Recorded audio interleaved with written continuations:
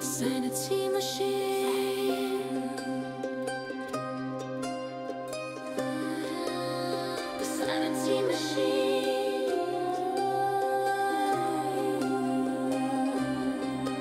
the sanity machine, the hottest dream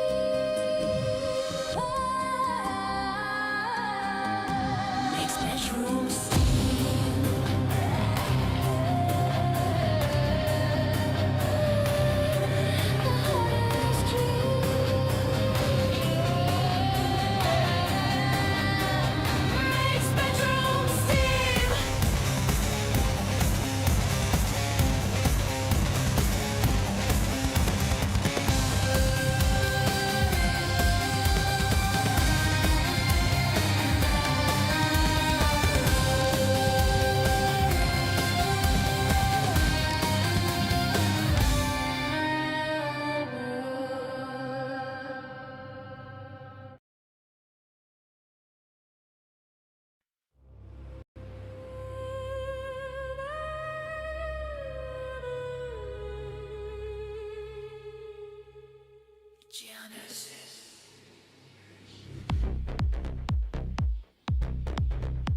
In Genesis,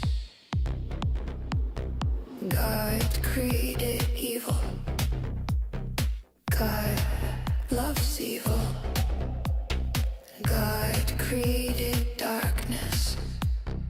God made hell.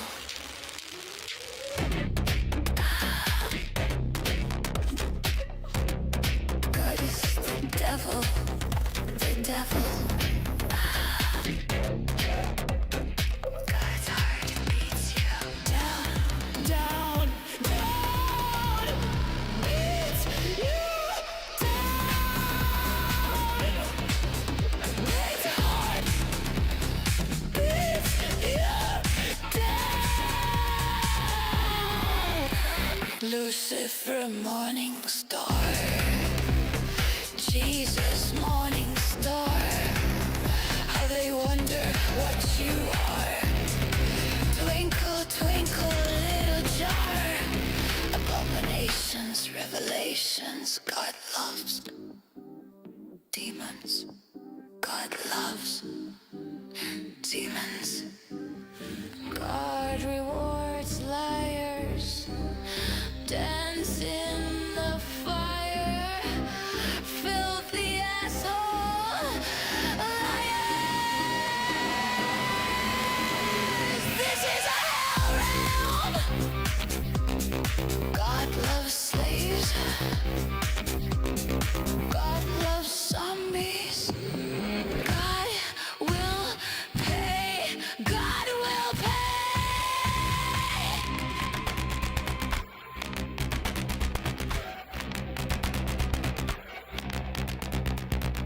Fuck your gods. Fuck your gods. Fuck your gods. Fuck your gods. Fuck your gods. Kneel and praise. You zombie slaves. Glorify and worship. Eat me, drink shit. Praise God. Praise. Praise. Zombie slaves. God loves demons. God loves.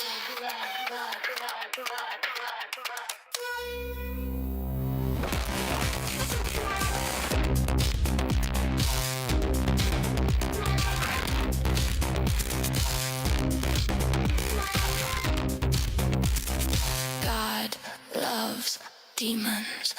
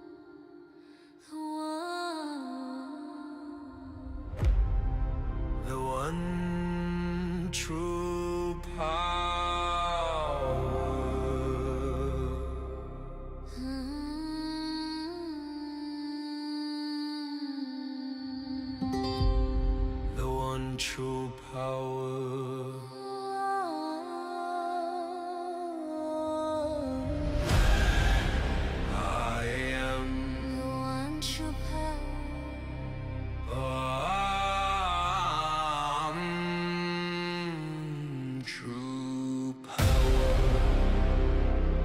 I am the Raven King. I can do anything.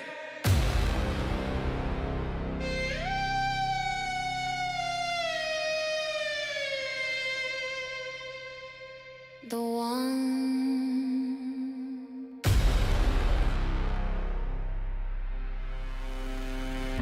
The one true power.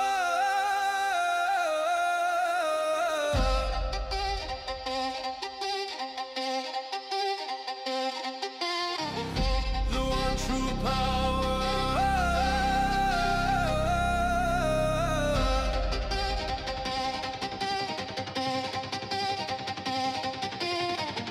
The one true power. I am.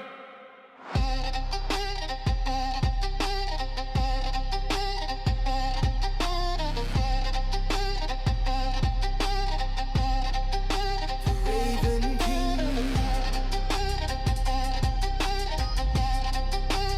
I can do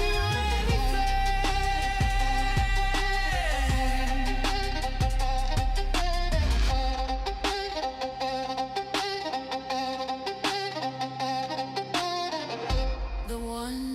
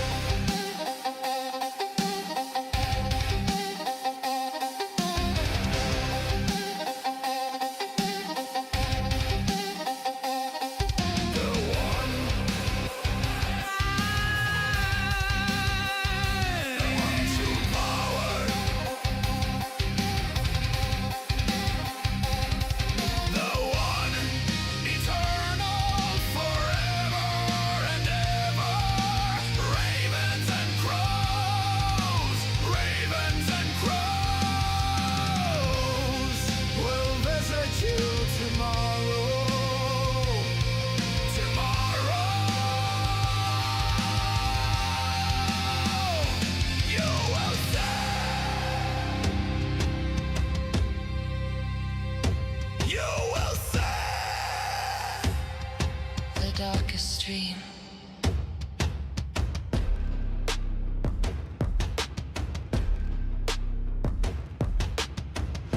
the one true power. I am the Raven King, your darkest dream. The power.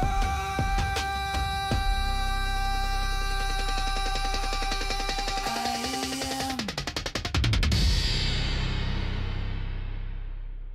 The one true power.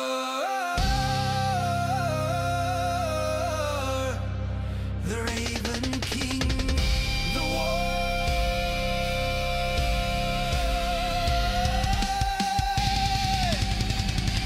one true power.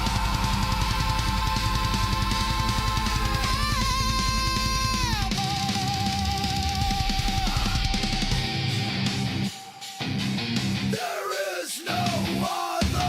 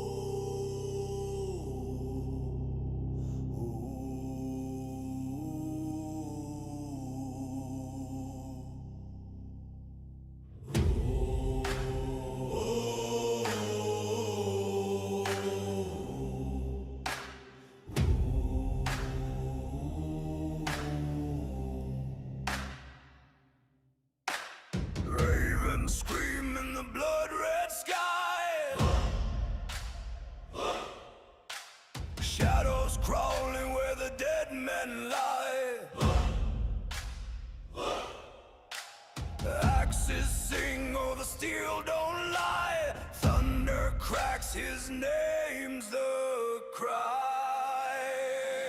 The king is here, the king is here. Wild eyes blazing, nothing to fear. The king is here, the storm draws near. Power bleed, the choice is clear. Mad laughter rides a howling gale. Waves of fury, shields like scales. Bones break under the hammer's tail. Flesh and fear, both frail. The king is here, the king is here. Ravens feast, the end is near. The king is here, the storm is clear.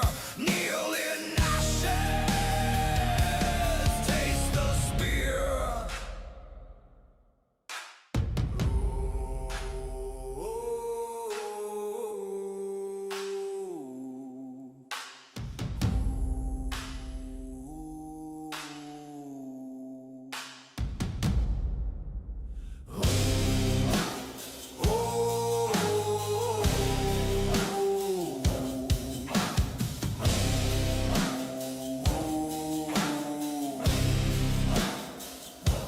Crown of iron, dripping flame, carved by war, etched with pain.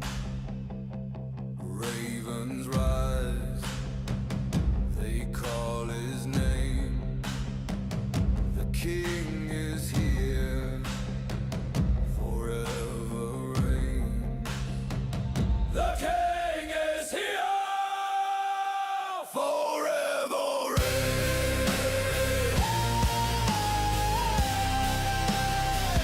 Forever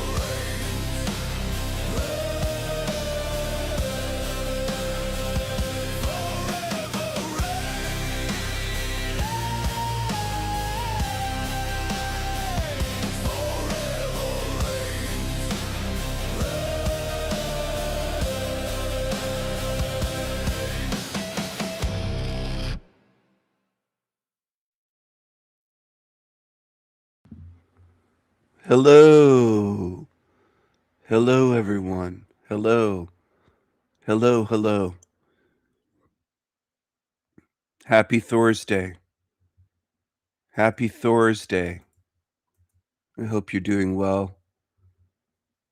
I'm still recovering. That flu that I had or whatever was massively evil, nasty, and it's dragging on and lingering. But I am feeling quite a bit better than I was. Still battling fatigue, and my ears are kind of stuffy.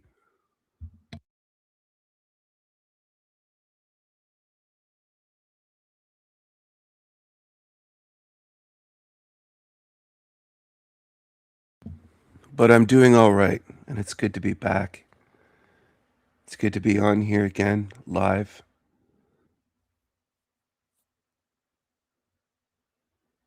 It's good to have you here.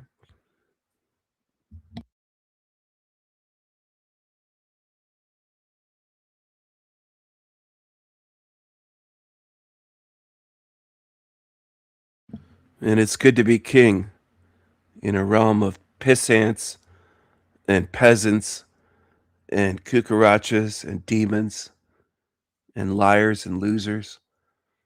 It's good to be king.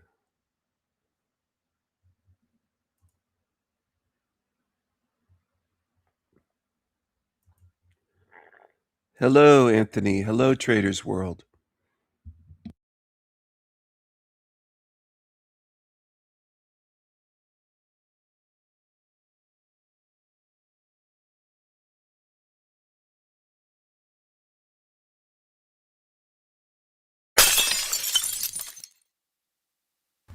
I love it.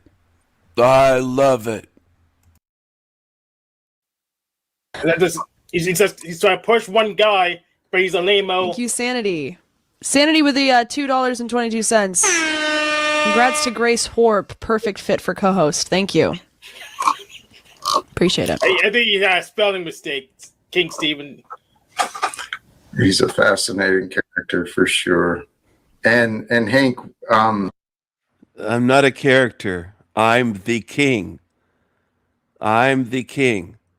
Hank was choking back laughter because he kind of understood what I did there in his own autistic Hank way, you might say. I had me some breakfast this morning. I had some bacon and eggs and some hash browns. The bacon was great. And some coffee and a fruit bowl with some mixed fruit, some blueberries and pineapple, sliced up raspberries, blackberries, strawberries. What else was in there? Banana slices. It was good. It was really good. And I love you all. Well, not all of you. The good spirits, I mean. Not the demons that lurk here. The nasty, envious demons that can't stay away. They're addicted to me. They're obsessed. They're absolutely obsessed with me, like that creepy Keith character. He's playing demon games with his channel, shutting it down and then bringing it back. He's playing little demon games.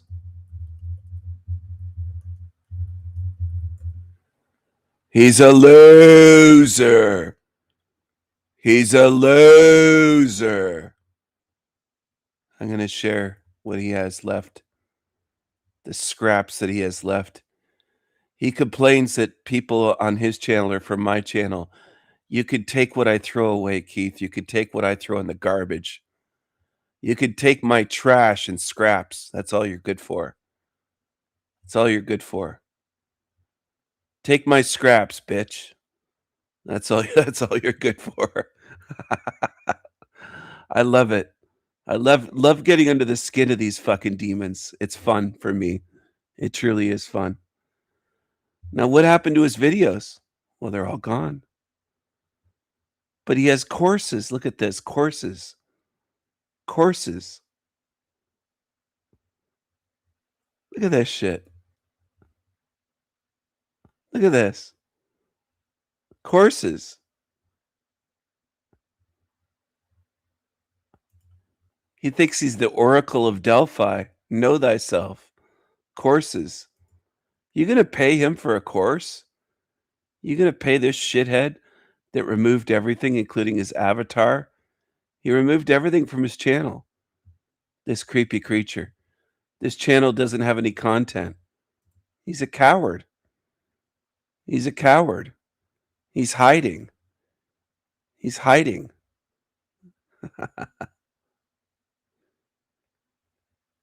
He's a coward, this creepy creature.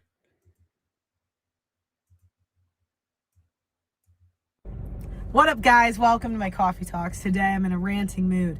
So I think I'm just going to rant, even though I just made a coffee talk before this.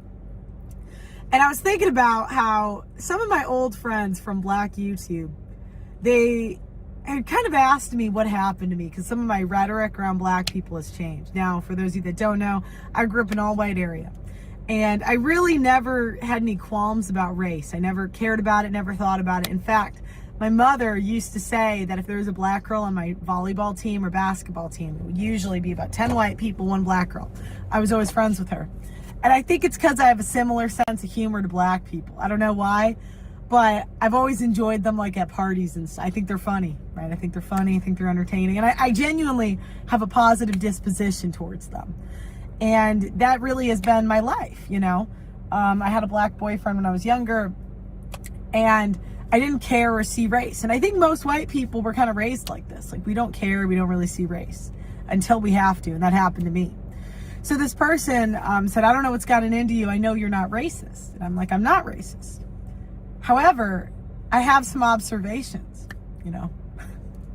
So what happened was I grew up in this white area. I went and I worked in sales in a completely white office. Never cared, never thought about it much. If I had a Black boyfriend, or dated someone that was black, usually he grew up around white people. So anyways, I end up moving to England, and England, immigration has made that city not white at all. I lived in a Muslim area. I spent a lot of time in an African area, and I lived in a pretty African area because I lived in the East London, and East London, like West is more British, East isn't, and that's where my volleyball was. So that's where I played. So I got to know other cultures, and when I was in London, I had a almost 100% black staff. So if you're in entertainment, everyone knows entertainment, that's got a lot of black people in it. It's kind of like personal training. Like, I'm into athletics, a lot of black people in athletics, you know. It would kind of be like saying Asians do math, white people are engineers. You know, there's just some tropes, right? And I ended up employing 100% black people. And this was a mistake because almost not every single one. It's not, and this was a mistake, right? And I ended up employing 100% black people. And I ended up employing 100% black people. And this was a mistake because people. And this was a mistake because almost not every single one. It's not every black person that betrays you, but the things that happened when I did that just would never have happened in a white area. And the cope with black people, they say white people commit crime too, and I'm going to go into what happened. I say no. I grew up in a white area for 20 years, none of this happened. I had a camera stolen. I was extorted for money. Watermelon felons. I had a bunch of black people that I gave opportunities to. Like, one guy, he was my co-host for like a year and a half. Doubled his subscribers. Doubled them. He had like 50,000 subs. And when he joined my channel and we co-hosted this show, his subscriber count went up by double.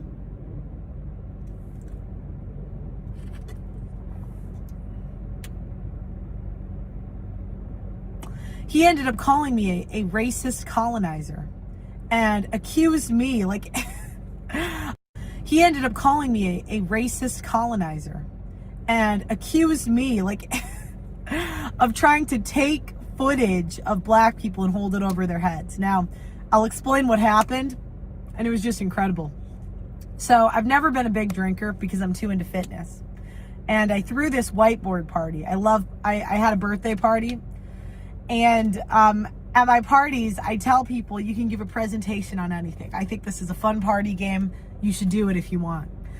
And, you know, sometimes the whiteboard presentations got a little like out there, sexual, whatever, but they're kind of funny, right? Like I did a presentation. I said, I'm always on the side of the women, but men do cap about things. And today I want to talk about the things you men cap about. And I'm like, money. None of you are making as much money. You know, and I kind of went on. Another guy said the types of girl you have in your rotation. Your number one draft pick, runner up, but there's something wrong with her. Girl you only see once a month. That's how I kind of came up with, you know, if you want to see how serious a guy is about you, you got to see how often he's seeing you, depending on if he has the time, right? Because some men just, they have the time to see you every day and see another bitch every day. It just depends on, you know, so. Anyways. So he accused me of like setting up this whole party and like basically trying to get footage of black people and hold it over people's heads, right? And it was just incredible because he took footage from the party and used it in this like YouTube video he made about me. And it got a ton of views. And there was just so many black people I gave opportunities to that they just kept fucking it up. Another girl, I would let her come on my show all the time. And there was just so many black people I gave opportunities to that they just kept fucking it up. Another girl, I would let her come on my show all the time, also called me a racist. And before this, I didn't care. I didn't see race. I then went on a black owned YouTube network and I had a black girl scream at me and the company never paid me, right? And it was just like over and over again. Another black guy that worked for me was smoking weed on the job and telling my other editors to do less work so he wouldn't look bad. I had an editor have a mental breakdown because he was doing the work of all the black people that worked for me. And it was just incredible how I would give black people opportunity after opportunity after opportunity. And they would just, it's like something about black culture where they feel as though if you're willing to be taken, like women kind of have this too. Women feel like if you're willing to buy a stranger drinks at the bar, that you deserve to be taken advantage of. If you're willing to buy her dinner, you deserve it. And it's very similar to the way black people do. If you're willing to pay me when I'm doing a bad job, that's your fault. And to some degree, they're kind of right? They do teach you not to be suckers.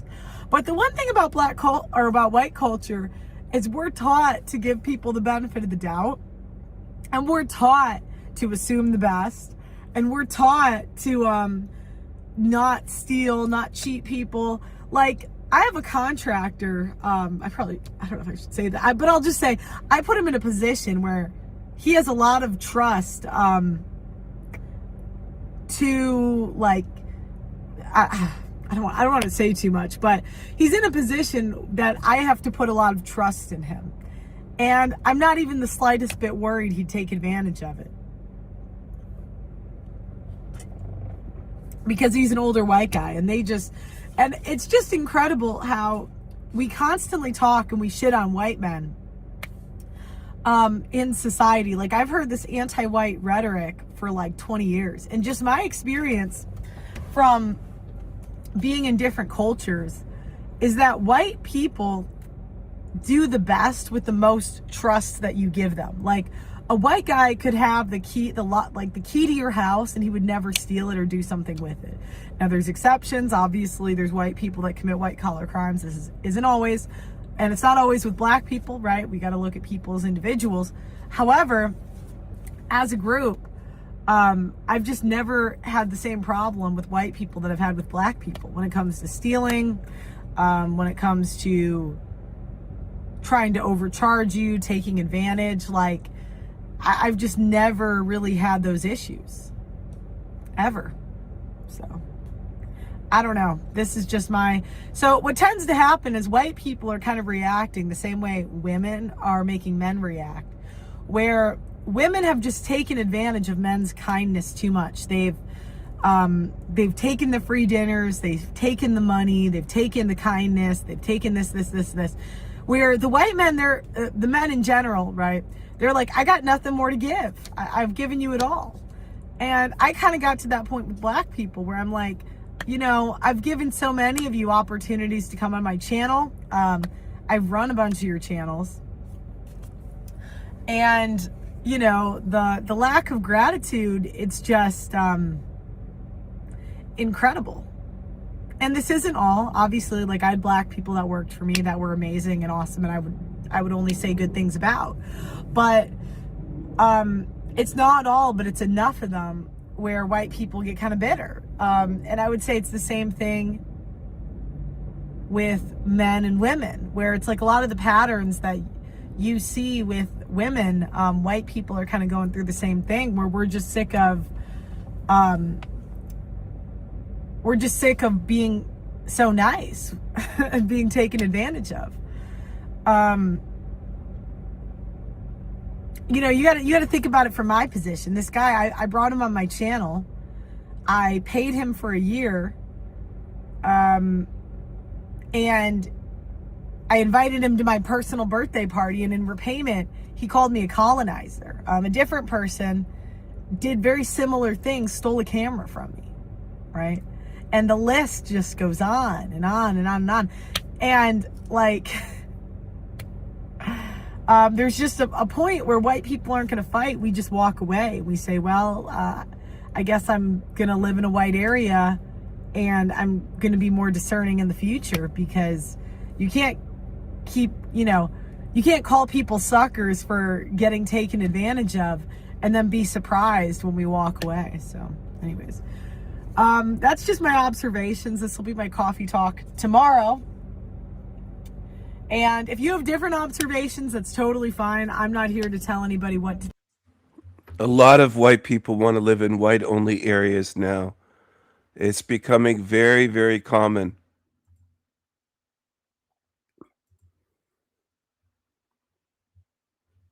It's becoming very, very common. Do you hear me? Hello, hello. Let's see what this Richie creature has to say. 007. Douche 07. Douchebag 07. Just so you guys know, I'm going to try and set up the stream again tonight. I've got all my stuff. I've got my laptop.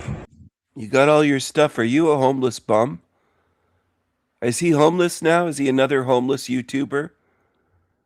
Too lazy to work? Are you homeless? Are you homeless? I've hopefully fixed my desk. I tested it and it worked. We'll see when we get down there, eh? But I bought a soldering iron because I couldn't find anywhere to fix it for me, so I bought a soldering iron and I fixed it myself. And then I thanked my dad. Oh, what a big boy. He fixed it himself. He's proud of himself. Oh, what a big boy. But you know, you murdered a woman, didn't you? You killed a girl. You got drunk and fell asleep at the wheel and you killed someone. You killed your ex-girlfriend years ago, didn't you? Richie? Richie. Richard. Richard is long form for the name Dick. I'll call him Dick. Hey, Dick. In my head and in my heart, I thank my dad for basically introducing me to all of that when I was 10 years old or something. Printer circuit boards and soldering stuff. I learned all about that at a very young age, so I'm very grateful to that, to my dad for that. But yeah, so no grounding video, but hopefully, fingers crossed, in 2 hours. Such a demonic creepy creature. This is the guy that says he wants to fight me, this fucking string bean. He's got arms like my pinky finger. He has pinky finger arms and legs. I could go like this and knock him over, knock him down to the ground. You're nothing, you demon. I see what you are. This time, you'll get a nice 3-hour live music gig. Just so you guys know. He's such a fucking creepy creature.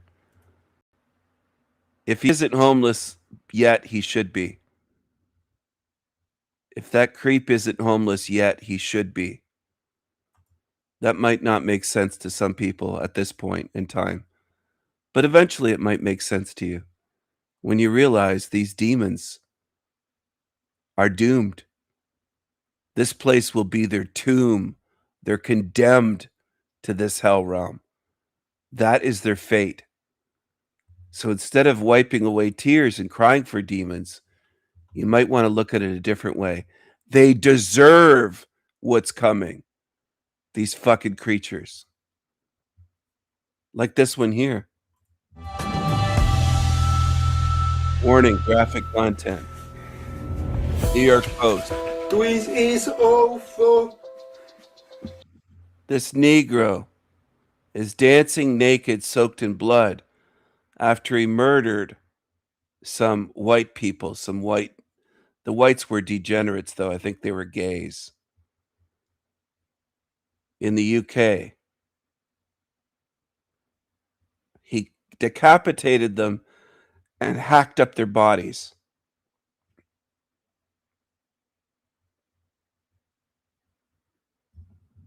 This is what the Negroes do.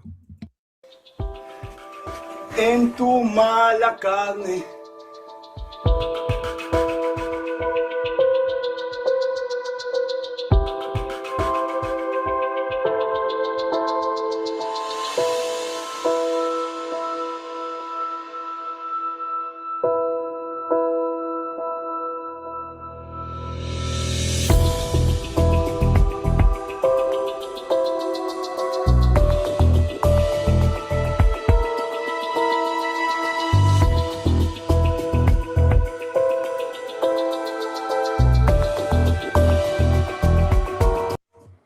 He's returning home. He's oblivious. But they trusted a Negro. And they paid with their lives. They got butchered. Butchered. The title of this video from the New York Post is Naked Blood-Stained Adult Film Star Negro Dances and Sings Moments After Butchering Couple in Chilling Video. He butchered them, decapitated them. And again, some people will say, well, they're not all bad, Stephen. They're not all animals. They're not all ones that will butcher you and decapitate you. Not all. Not all.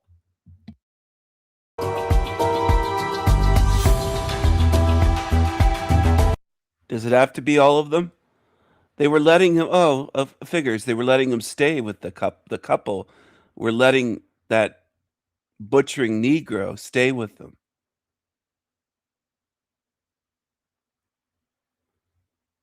Stabbed him to death while taunting, "Do you like it?" as he's stabbing them. See, they were generous and kind, and their altruism was fatalistic. It cost them because they let the Negro stay living with them in their place.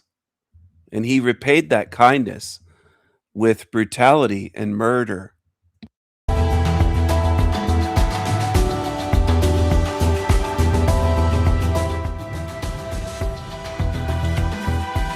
Is also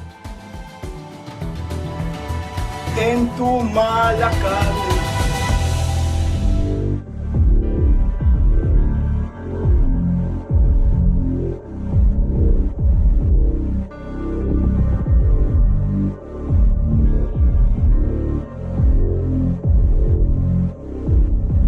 He put them in suitcases and hauled them away. Look at this.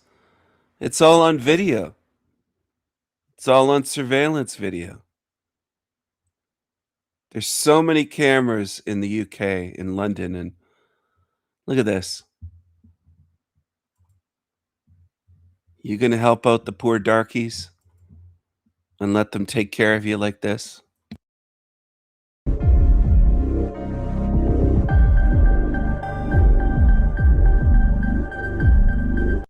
You gonna let them do this to your children? Are you gonna let them do this to your children? Secure. On your side, mate. What happened? Move your legs out to the front. They caught him. They caught this killer Negro. Sit up. At this time, mate, you're under arrest on suspicion of murder. You don't have to say anything but may harm your defence if you do not mention when questioned, something you later rely in court. Anything you do say may be given evidence. Do you understand? Yes, no.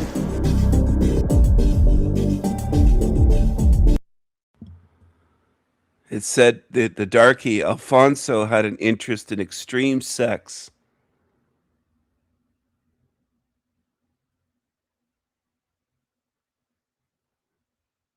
Oh, okay. Alfonso was, which one was Alfonso? Was it one of the gay couple, the degenerates? Mascaro, a Colombian porn actor, paid for graphic videos and brought over to the UK. Oh, they brought him over to the UK and then he murdered them.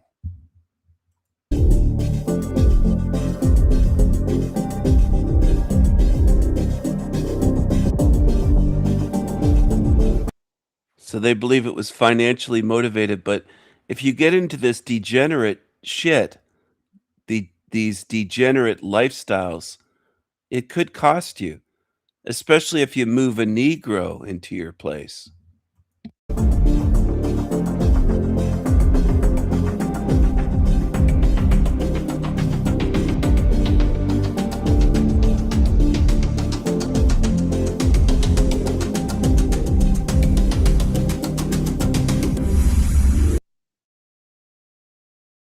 So I guess he murdered the one during sex. It was very graphic and bloody.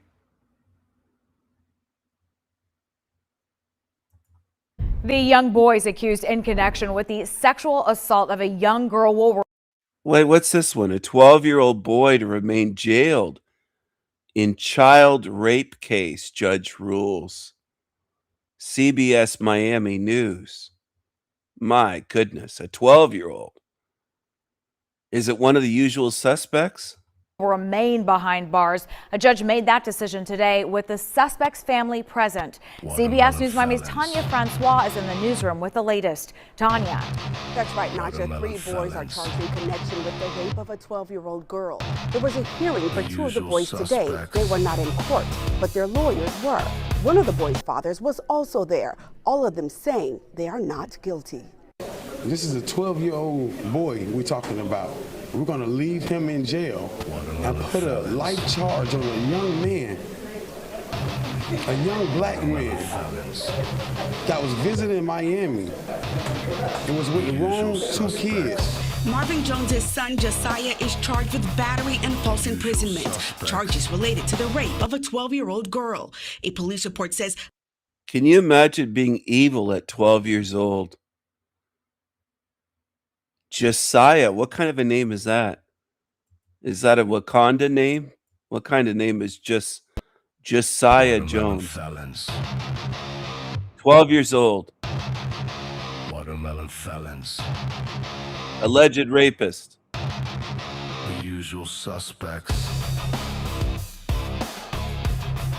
The usual suspects. Why do they commit so many more violent crimes? So many more. Why do they have such a propensity for committing violence?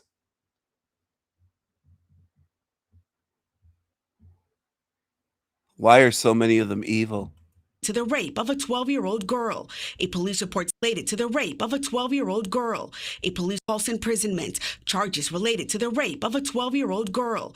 A police report says the victim says his son Josiah held her down and put rocks in her mouth to stop her from screaming for help. Me and the lawyer for the co-defendant in the case, we pled our clients not guilty. We requested trials by jury and also invoked the discovery order so that the prosecutors have to give us all the information that they have. The alleged rape happened in June of 2025 at the Greenhaven Project Community Garden near 11th Street and 2nd Avenue in Miami. The police report says for 30 minutes, Jones held her down while one 14-year-old molested her and Nelson Nunez, 13, raped her. After first being arrested as juveniles, the 3 are now charged as adults. I haven't spoken to my son since he's been incarcerated. Everybody's plastering my son on Facebook, Instagram, on every media, and making him out to be a person that he isn't. This is a 12-year-old boy that gets good grades, goes to school every day. Good grades. Good grades. They put rocks in a girl's mouth, a 12-year-old girl's mouth, and raped her. Good grades. Good boy. Good boy. Good grades. Good grades. Good. He's a good boy. I'm out to be a person that he isn't. This is a 12-year-old boy that gets good grades, goes to school, good grades, that gets good grades, that gets good grades. 12-year-old boy that gets good grades, goes to school every day. You understand me? He is not the child y'all making him out to be. Now, the judge said today the 2 boys in jail are not with adults. They are in a special section for juvenile defendants. Miami-Dade corrections officials tell CBS Miami the 3rd child accused in this crime has not yet turned himself in on the adult charges. In the newsroom tonight, Tanya Francois, CBS News, Miami.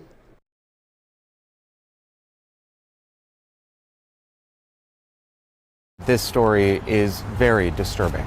The details are disturbing. Very disturbing. Disturbing. I think horrific is a better word. Unthinkable? Regardless, you get the point. Because of its disturbing nature, this was a story I wasn't going to go anywhere close to, but then something happened that propelled me into it. Before we get to that, let's hear what these 14, 13, and 12-year-old boys allegedly did to a 12-year-old girl. You know what? We're going to grab her. We're going to pull her over to the sofa in between this building, and you 2 are going to hold her hands while I take off her pants, her panties, and have sex with her. And not only that, but she's screaming for help. The girl told detectives they stopped after they heard her father calling her name. The report also says another young person was with the group of boys and told detectives he did not participate or say anything because he was afraid of, quote, getting beat up. All 3 boys are now charged criminally as adults. Sir, you were arrested on serious charges. Actually, you were indicted by a grand jury. 2 of the boys were in court facing serious charges. So you're 12 years old? Yes. Yes, Your Honor. This is a very complicated matter. And complicated. So what forced my hand on this gruesome story? It was the family members of the suspects. First, the woman who is purportedly the auntie. You been talking about you wanted to do this to me. You finna, do me like this. So I guess he got aggressive with her, and she was like, oh no, I'm not finna do that. I'm not finna sleep with all of y'all. I'm only sleeping with him. So I guess whatever happened, while they was running the train on her. I remind you, we're talking about a 12-year-old. Your daughter ain't telling the truth. Your daughter only pressed the charges because you forcing her to press charges. Your daughter was never a virgin before she got touched. I'm sorry you had to see that. Let's see what the father of one of the suspects had to say to the news. This is a 12-year-old boy we're talking about. We're going to leave him in jail and put a life charge on a young man, a young black man. Sorry, bud. I don't think the race card is going to work on this one. That was visiting Miami. It was with the wrong 2 kids, a 15 and a 14-year-old. My son is 12 years old and has a father that takes care of him. These allegations are bogus. The victim says his son Josiah held her down and put rocks in her mouth to stop her from screaming for help. I haven't spoken to my son since he's been incarcerated. Everybody's plastering my son on Facebook, Instagram, on every media, and making him out to be a person that he isn't. This is a 12-year-old boy that gets good grades, goes to school every day. You understand me? He is not the child. Goes to school every day. That gets good grades.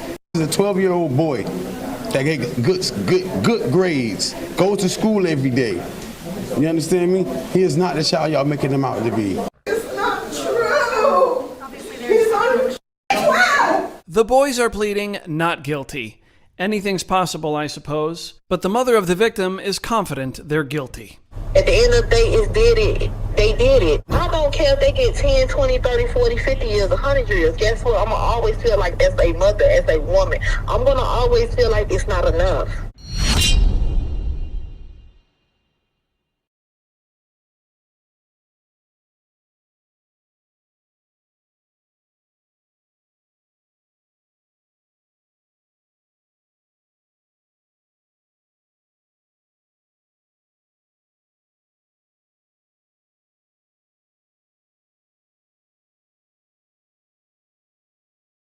I found a video titled 24 Questions That Black People Have for White People, and as somebody who is I found a video titled 24 Questions That Black People Have for White People, and as somebody who is both black and white, I feel like I'm a good person to watch it, so let's do it. Yeah, you better.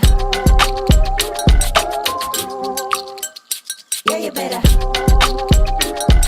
Guys, before we get into this video, if you'd like to support the work that I'm doing on this channel, I have a Patreon. The link is in the description down below. Sign up if you want to, no pressure. Now let's get into this video. It is an older one, but it has 6.4 million views, which means apparently the things that were said in this video resonated with a particular group of people. So without further ado, let's watch. Why do you freak out when black people are cast to play white fictional characters? Oh, I know this one. It's because the characters were originally white, and for no reason at all, we're deciding to race swap them in the name of diversity, equity, and inclusion. And oftentimes, it's not just fictional characters, baby. It's historical characters who are meant to be white, who were white, that are being switched for black actors. A question I could give back to this individual is, why aren't we just writing more fictional stories that involve black people? Next question. Why is a big butt and big lips considered attractive on a white woman, but they're unattractive on a black woman? Who ever said that? There is a lot of black women running around with very beautiful big lips and beautiful butts.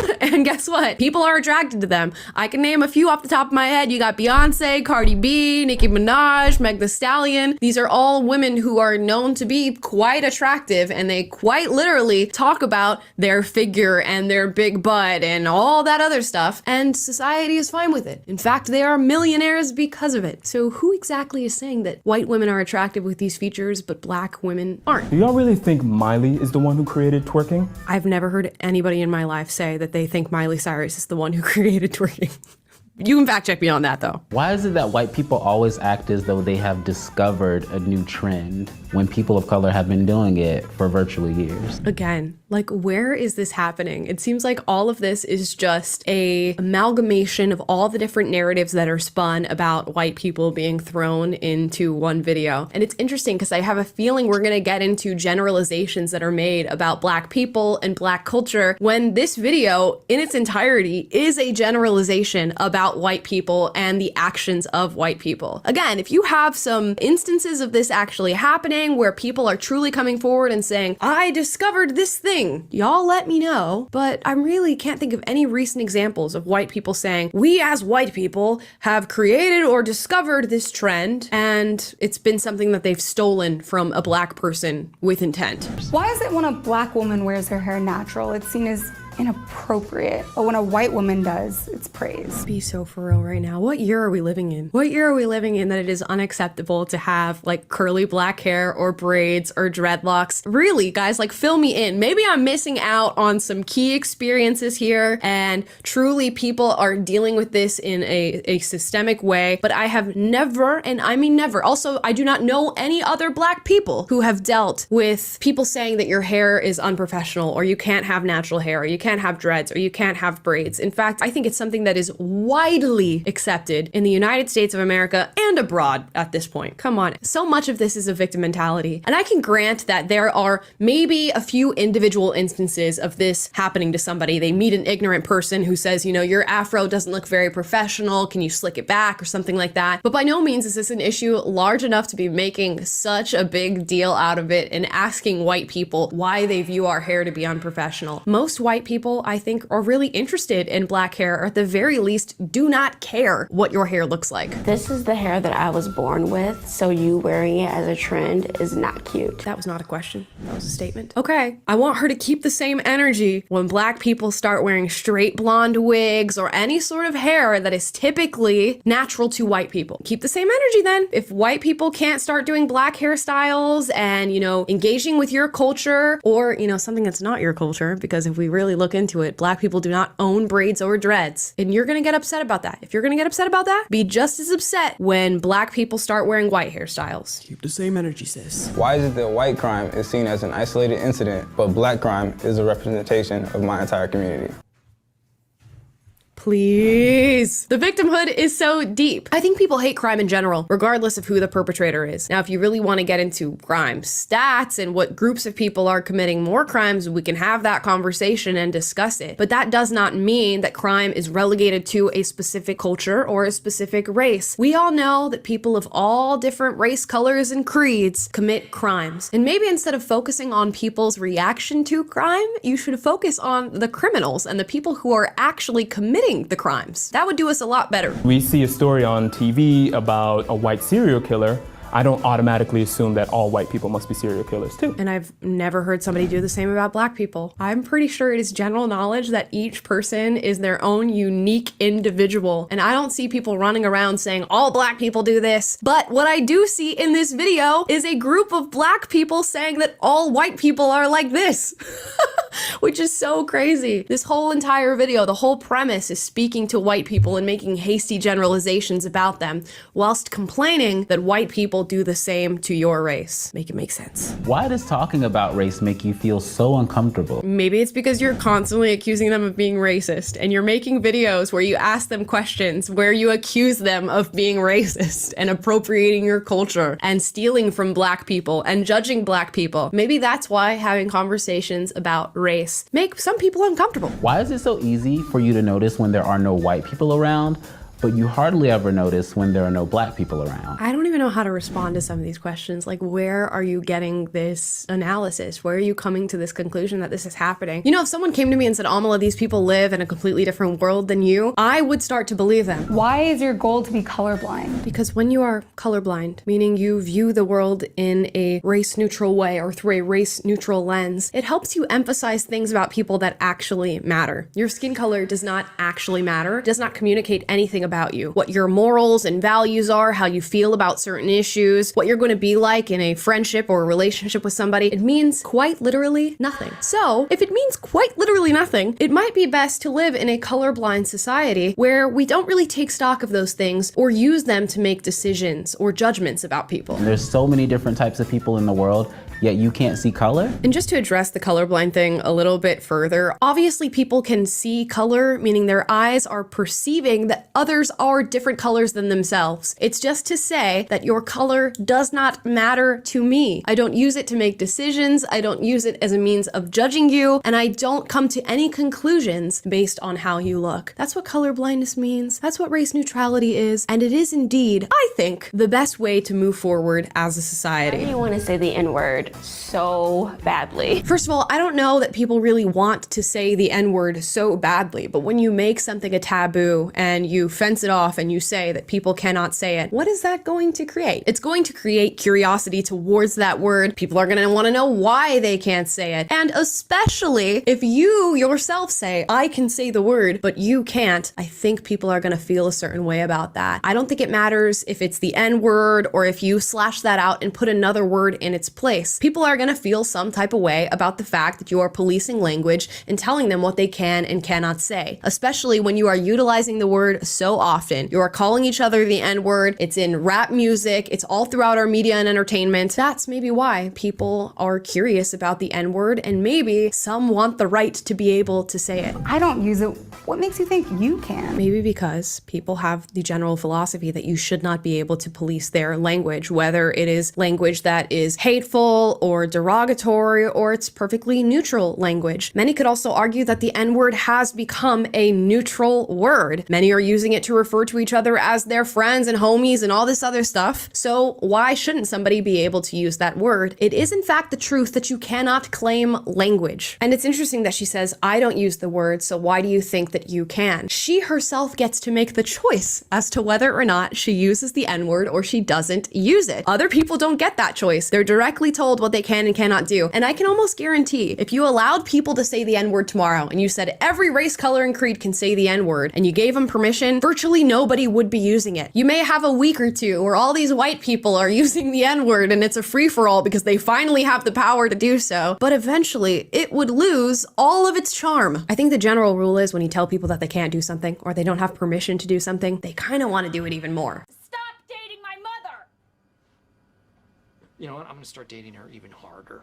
So maybe we can learn from that. Why do you always want to touch our hair? Who told you it was okay to touch people without their permission? It's one thing to touch somebody without their permission, which I don't advise you do to anybody. White, black, Asian, Hispanic, it doesn't matter. That's probably not something that you want to do. It's another thing to be curious about someone's hair that you haven't seen before. And I've said this many times on the show. It's something I've experienced extensively throughout my life. People going, I've never seen an afro or curly black hair like yours. Can I touch your hair? And for me, it's a yes. Sure. It's general curiosity. You want to know what it feels like. You haven't seen something like it before. And in fact, most people go on to appreciate that and say, I really love your hair. And that is what brings them to asking you that question. So you can view it as something that is hostile or a microaggression, as we call it these days. But more often than not, it is somebody trying to express direct curiosity and engage with you and connect with you. And that is something that should be invited. Why do you feel like having one black friend makes you a cultural expert or not a racist? I don't think anybody thinks having one black friend makes them a cultural expert. I don't even know what a cultural expert is. Okay, so we'll set that aside. And I want to clear this up, okay? Secondly, because people use this all the time. Oh, I have a black friend. How dare you use I have a black friend as an excuse? I'm sorry, but if you're a white person who has a black friend, you're probably not racist. So yeah, you can use that as evidence towards not being racist. Because if you really viewed another race as inferior or harbored hate hatred or disdain towards that race, would you be friends with somebody with that racial background? Probably not. So yes, if you are a white person with black friends, you're probably not a racist. Is your only black friend comfortable with being the reason why you can't be racist? Probably, because if the black friend thought that you were racist, why would they be your friend in the first place? A question we really should be asking ourselves is why, in the year 2023, do so many white people have to defend themselves against the allegation of racism, when we know that as a society we have progressed far outside the bounds of race and judging people based on race. There may be a few racists out there with very small minds in this world, but it's by and large not most white people. So why is it that we're constantly hurling the accusation of racism towards them, where they feel the need to defend themselves with the idea of having a black friend or black family members? Maybe we should ask ourselves that. And one more thing,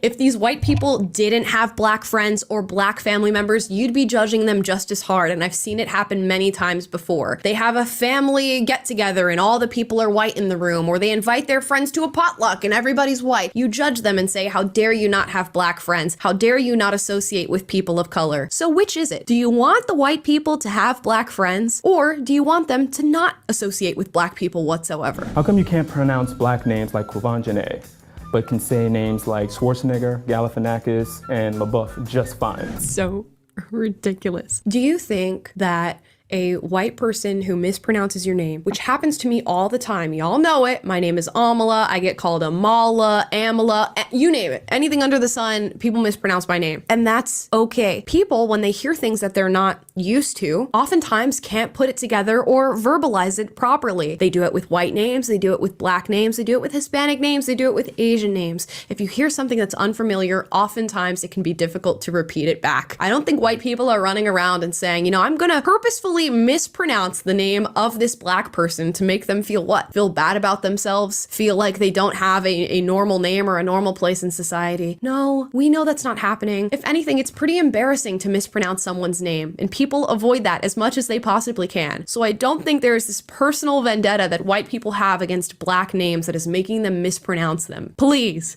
maybe you should ask yourself why in a nation full of like Sarahs and Johns and Rebeccas, we're naming kids Quavanja Wallace or Watermelon Andrea. That white people have against black names that is making why in a nation full of like Sarahs and Johns and Rebeccas, we're naming kids Quavanja Wallace or Watermelon Andrea. Vanja Wallace or Watermelon Andrea. Vanja Wallace or Watermelon Andrea. I can't. And I'll say the same thing to white people who give their kids crazy ass names that nobody can spell or pronounce. Ask yourself why you feel the need to do that. It's okay that you give your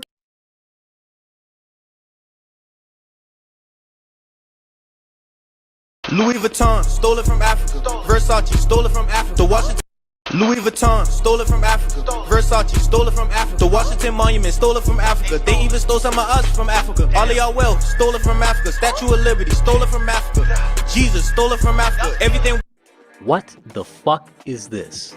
I spent a good majority of my Sunday morning going through videos, looking through a bunch of content to go over, looking through some funny videos, you know, doing some research, breaking down some shit, pondering about life. And then I discovered the dumbest part of YouTube, Black YouTube, and more specifically, the We Was Canes part of Black YouTube. We wanna come this shit! After doing all this fantastic research on Black YouTube. We wanna! And more specifically, the We Was Canes, and more specifically, the We Was Canes part of Black YouTube. We wanna come this shit! After doing all this fantastic research for all of you, I found the creator Arcades, a content creator with almost 1 million followers on TikTok, about 300,000 on YouTube, who also happens to be a rapper, specifically a SoundCloud rapper, so you already know where we're going with this shit. Niggas is not my energy. Damn. You niggas is not my energy. I'm a giant, you niggas a centipede. Truly a fucking musical genius, better than Beethoven and Wagner himself, and an author. He wrote a book, How to Tap In. How to fucking tap into what? Mental deficiencies? fucking retardation? How do you tap in? What the fuck are we tapping into? So this is the stupid shit that we're dealing with today. Hopefully you enjoy this wild ride of a video that I had to fucking sit back and lose several brain cells watching and listening into and understanding the mindset, philosophy of this one man who absolutely knows nothing. Niggas.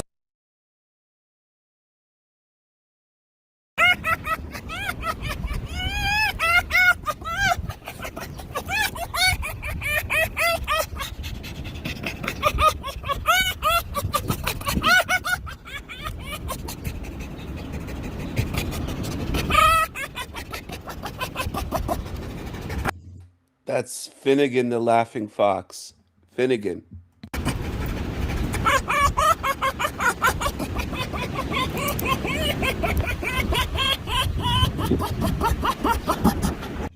What a cute fox, and what a great name. Finnegan. Finnegan.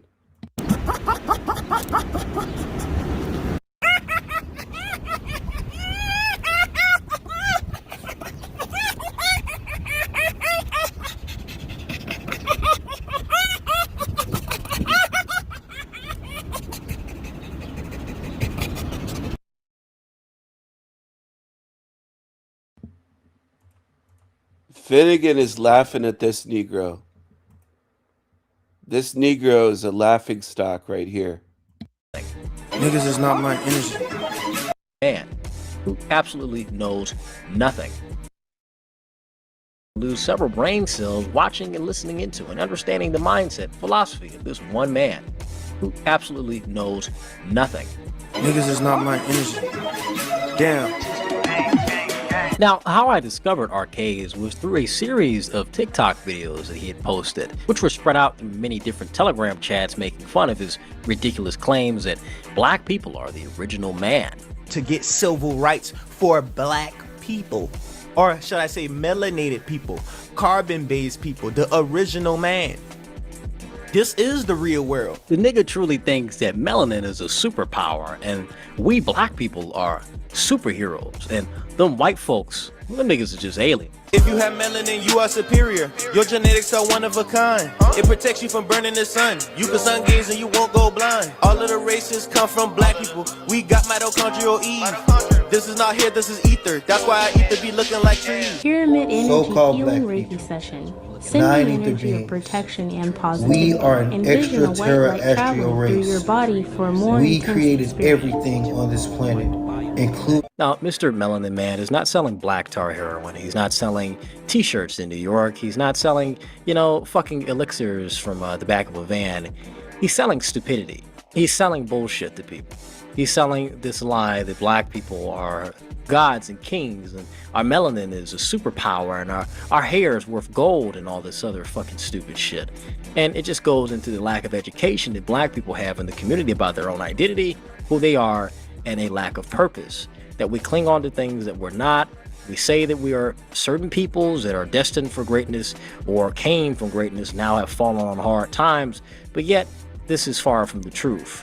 We are a lost people, and he represents that with every word uttered out of his mouth. Niggas is not my energy. Damn. When I listen to the words of this man, I listen to the words of a black victim. Black victimization is something that is big within the black community. Everything is white people's fault. Everything is someone else's fault but our own. All the bad that is going on to us is happening because of white people or other outside forces, but we really are the gods and kings. They're just fooling us and putting us down, and we don't know it or we don't see it just yet. Although there is laces of truth in some of the messages that some of these people have to say, most of it is fucking just stupid shit. I mean, let's just put it there. It's just fucking retarded shit. I mean, it's clear as day. This is retarded shit. However, this really speaks to the black victimhood mentality that many black people have within the community. They had to put us in slavery because they know we were too great. They hated us, killed us, raped us. Look at the shit that we still fucking made. You cannot stop us. We were not let up. Knocking us off is impossible. Together we are unstoppable. Saying you better than us, you're illogical. Saying that you're better than us, you're illogical. Think about that. Somebody that's talking about how we created everything. We were the first man. We were everything. White people came from us. Has the nerve to talk about saying that you're better than us is illogical. And that is wrong. You should never say that you're better than the black man, even though the black man sits back and says, I am better than you. When I talked about in my video that black people have this chip on their shoulder, they believe that they're owed something and everything should be showered to them, is ridiculous. This is a black man who is fragile, has no true connection to the reality that he lives in, has no understanding of history, has no understanding of himself. He lives in a false and fake world, surrounded by a bunch of people that support his false and fake world by hyping up his ego and liking his videos and commenting. Well, it's okay to have, some internet success.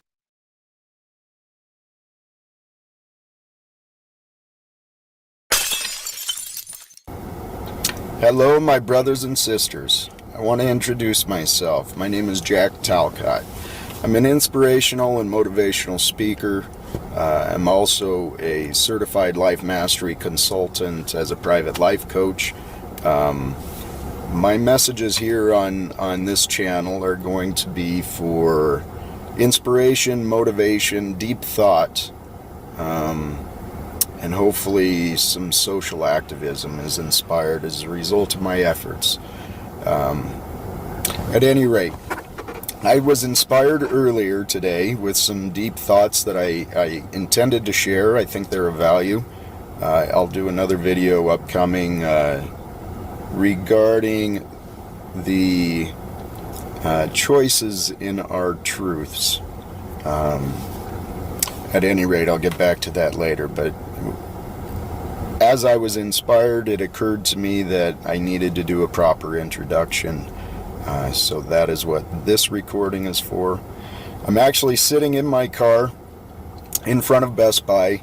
My selfie stick broke the other day when I was trying to figure this stuff out, and that's what I'm doing. I am doing my best. You're going to see me grow. Hopefully not too many mistakes, and hopefully I learn quickly from my mistakes, but you're going to see me grow.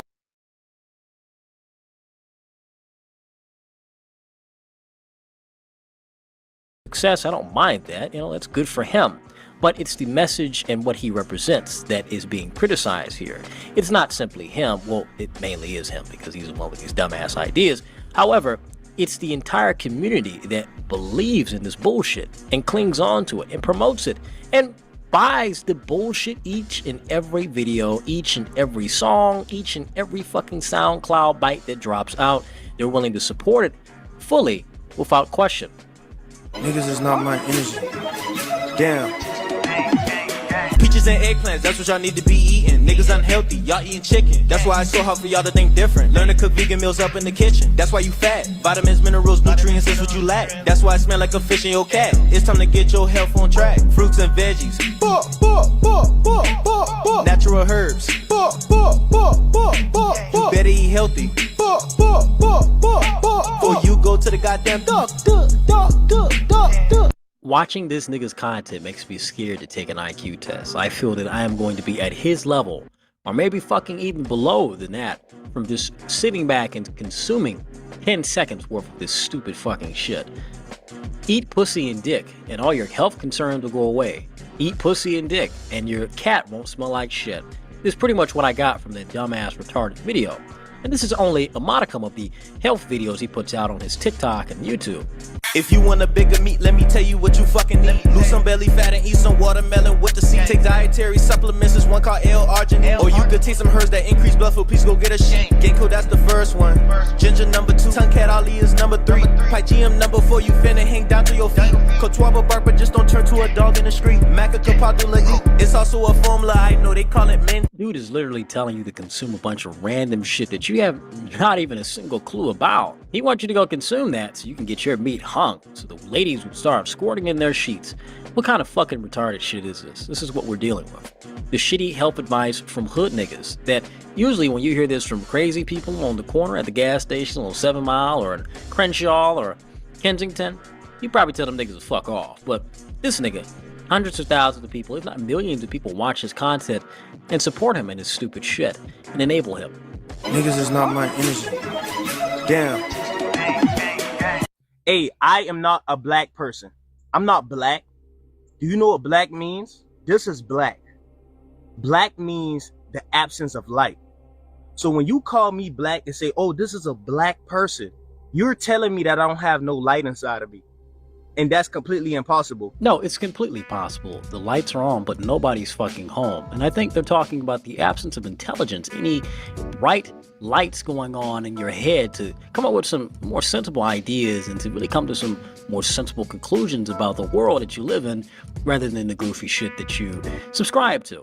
But, you know, when you look at people like this is something that happens all throughout the black community. If you get tons of people that act like this, tons of people that think like this, and I want you to sit back and think, these people can vote. These people can vote in elections. These people can decide what is going to happen in your communities. These people are going to decide what's going to happen in your country. They can make decisions that can change the outcome of your life, change the well-being of your society, your family, your children, all of that. And this is the kind of people that we have that live and exist within America.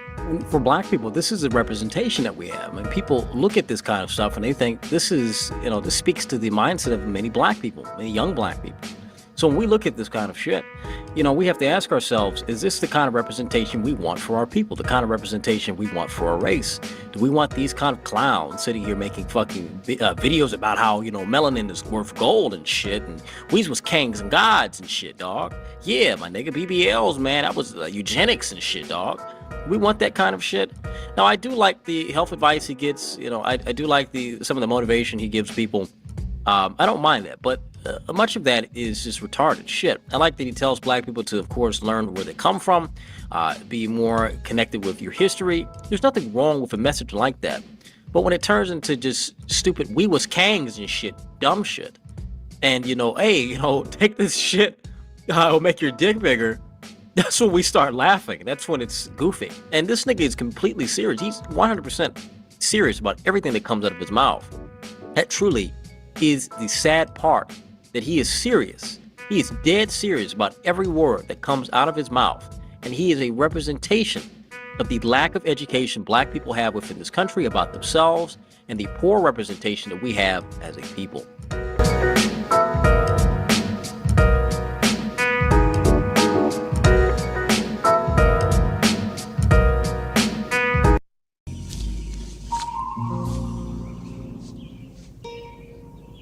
What the fuck is this piece of shit?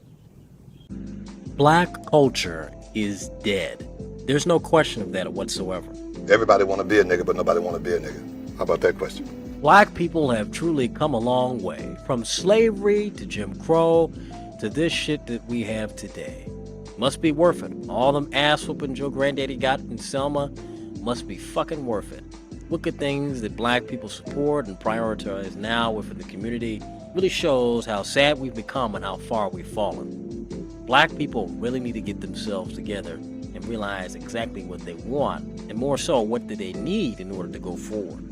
In this video, we'll break down the biggest issues facing black people in America and how do we fix black culture into being something that truly represents black people in a better way than what it currently does right now in America.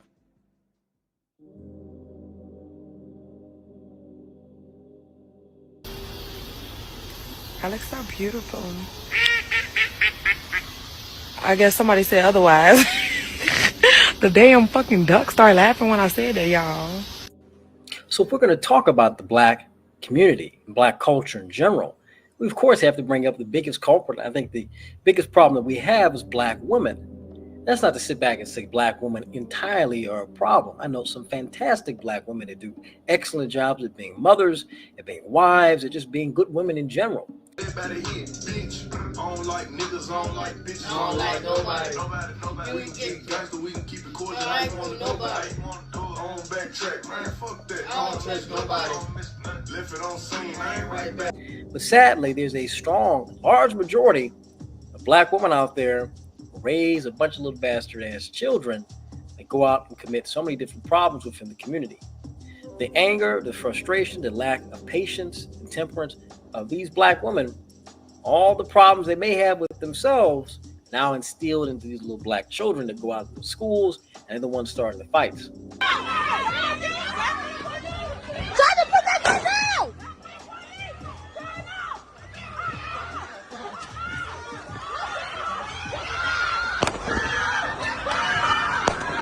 black women are the biggest enablers of all the niggatry that goes on in the hood.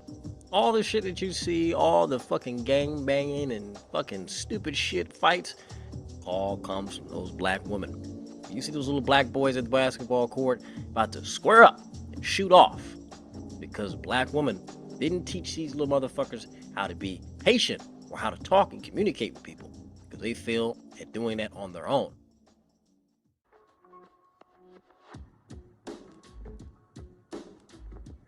Black people lack the ability to communicate with one another. This is why you see so many fights and so many different problems. These motherfucking black people out here talking like Sims characters and shit, as if slavery just fucking ended. Endlessly. We ain't finna. I ain't gonna. You know, we was about to, you know what I'm saying? No, the fuck, I don't know what you're saying. How about you actually speak in complete sentences and speak the king's fucking English rather than going around it as if we're still on the mat in kindergarten? Damn!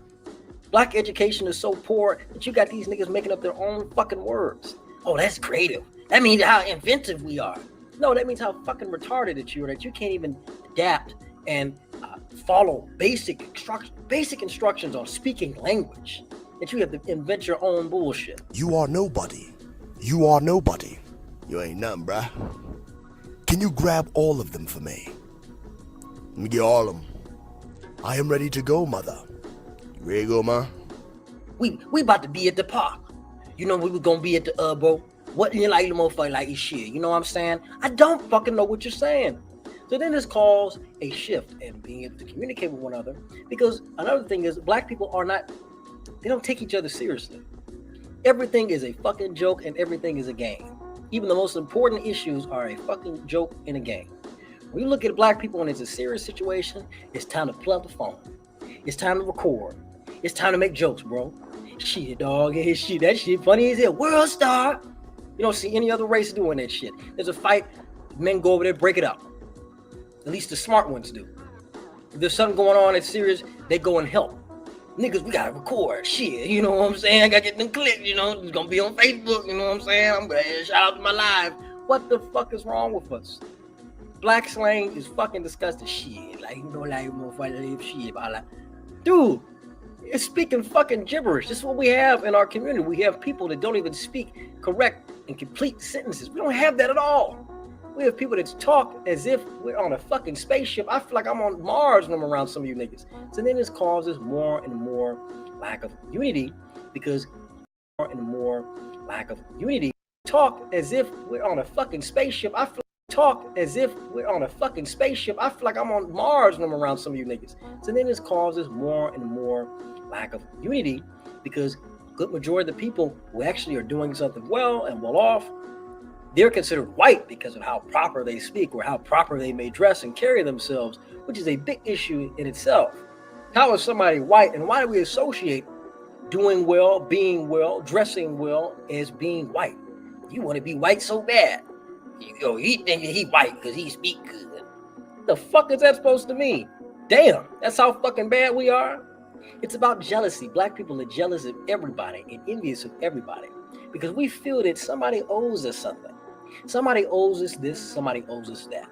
Nobody owes you shit in this world but a nice blanket when your ass is born, taxes when it comes tax time, and a damn shovel and a grave when you're dead. That's it. That's the three things that you get that are guaranteed in life. Birth, life, and death. Nothing else. Everything else is what you made of it. If nothing's guaranteed for the individual, it sure as it ain't guaranteed for a whole fucking race of people.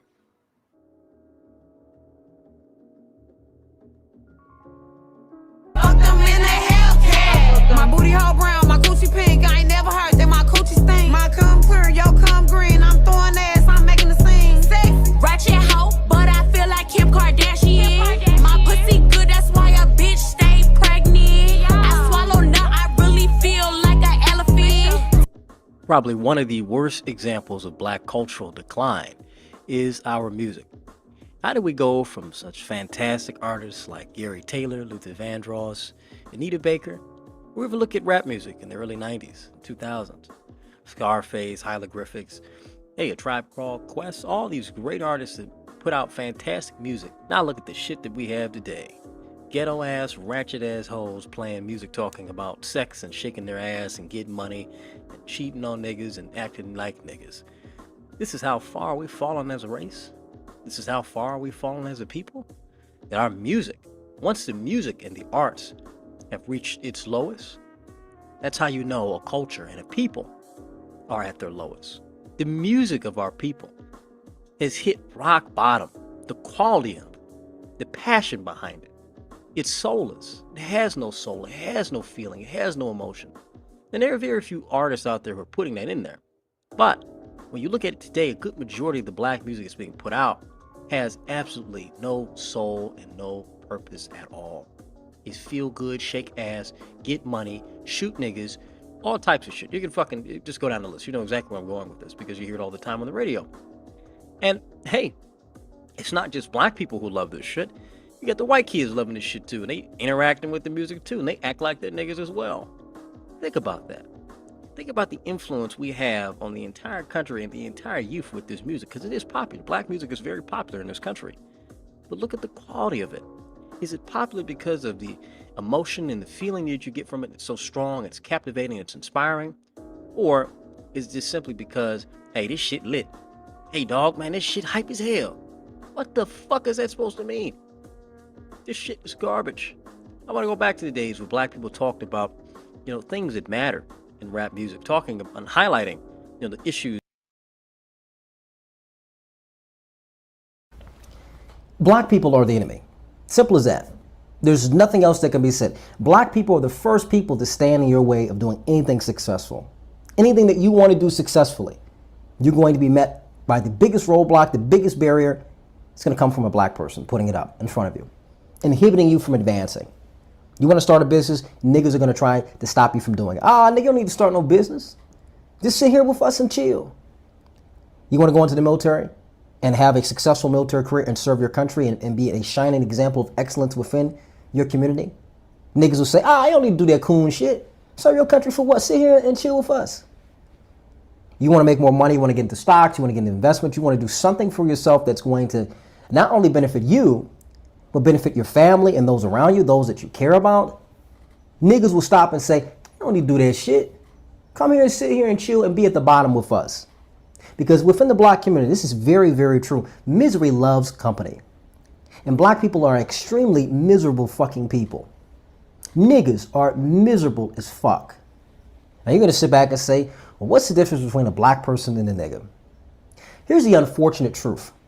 And this is why I make the content I do. This is why I talk about the things that I do. And in some videos you see me make a distinction and then I don't. Nigga culture, nigga behavior, nigga way of thinking and living is black culture. Being a nigga is the most popular thing you can do in the black community.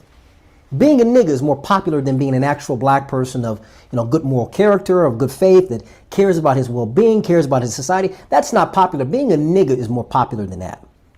Taking care of business, being responsible, taking accountability, those traits don't exist among the average black person. They exist among the average nigga. And guess what? This is the problem that we have. We are a people that are miserable as fuck in our living standard, how we think, how we operate, how we interact with one another. We're not a people that are actually wanting to do something for the betterment of ourselves and, like I said, those around us. We do everything to bring other people down. No one is successful in the black community because niggas are the first people that will drag you down to the bottom. Nobody's successful because niggas will find a way to bring you right back down to the bottom and sit back and say, well, nigga, I told you it wasn't going to work. I told you wasn't going to go nowhere and be nothing. Nigga, why'd you think you was actually going to do something? You ain't shit. That's what niggas would sit back and say. Your potential, your value, everything you've had, everything you may have in yourself that someone may invest in time and trying to teach you or may have given to you, niggas will find a way to take it from you and then bash you and bring you back down to the bottom and say, nigga, you weren't worth a damn any damn way. Nigga, you weren't going to do shit with that anyway. This is the problem that we have.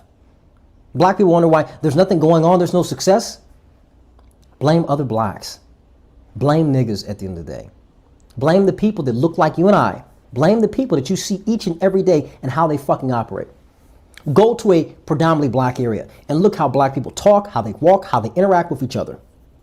The nigga identity, the nigga culture, the nigga way of thinking persists. and is the most dominant. The black man of self-respect, of good moral character, he doesn't live around these niggas. He has to leave and go with the whites and becomes disconnected from the actual issues. So guess what? The problem never gets solved because now we've allowed the niggas to take over the community and be a majority. If you want to be successful, the best way that any black person is going to be successful, especially if you're Gen Z, is we have to fight these niggas each and every day in our communities.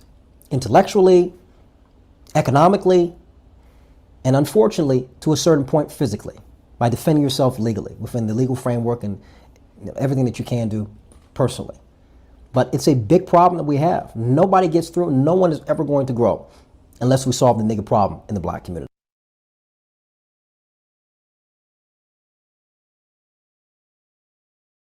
Well, okay, so the last time that we talked about Selena Gomez, it actually came up because of Benny Blanco's new podcast, which is called Friends Keep Secrets. And he hosts this with his BFF, Lil Dicky, and Lil Dicky's wife, who nobody has ever heard of. I, at that time, said, oh, there's no way that Selena Gomez would ever appear on this podcast because it's a total joke. And the entire point of it is that, you know, Benny Blanco has this new platform to make as many disgusting jokes as he wants and, you know, fart into the microphone and show off his dirty feet. Like, I don't think she really wants to associate with this, but it turns out that she did agree to appear on one episode of the podcast. And during that episode, she just kissed his feet. As one does. As you can see here. There it was. Okay. It is the audio. Oh, playing? do you want them to hear his okay, yeah, here we go. comment here. The kid can. I'm not dealing with that. I'm putting the kid in a leash, sitting here. You're gonna need a lot of leashes for your kid. My mom said I was very. You like that? Oh, don't make it a moment. Oh no, I wasn't. I liked it. It made me feel good. I love you so much. I love you. I was just thinking about back in Malibu when I first saw you guys display any public display. Of I just affection. really didn't like that moment where he stops in the middle of his sentence and says, "You like that?" Like, what? It just was really creepy and like this is beyond, you know, normal PDA. Like, why can't she sit on the couch with the rest of them like a normal person? Why is she like crouching down on the floor? Is that the performative nature him? of like, I guess, does this count as IRL streaming or podcasting? I guess it's like a hybrid of both, but it's like, back in the day, you had an art director who blocked shots. Now everybody just sits wherever in the most performative way possible. The question is, I guess, do they actually sit like that in their real life? Probably. They're probably that weird. Selena Gomez just clearly has debased herself, so she just kissed his feet. As one does. As you can see here. There it was. Okay. It is the audio. Oh, playing? do you want them hear to? his Okay, yeah, here we go. comment. The kid can. I'm not dealing with that. I'm putting the kid in a leash, sitting here. You're gonna need a lot of leashes for your kid. My mom said I was very. You like that? Oh, don't make it a moment. Oh no, I wasn't. I liked it.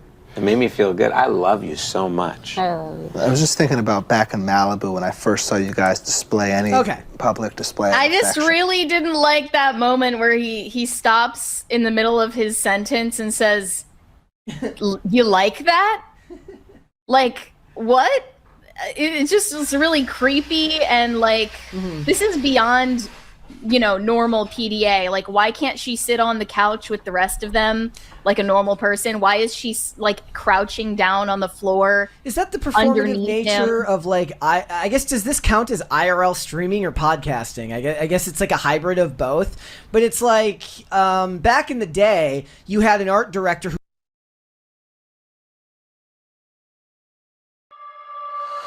Why can't black Africans copy and paste already existing technology?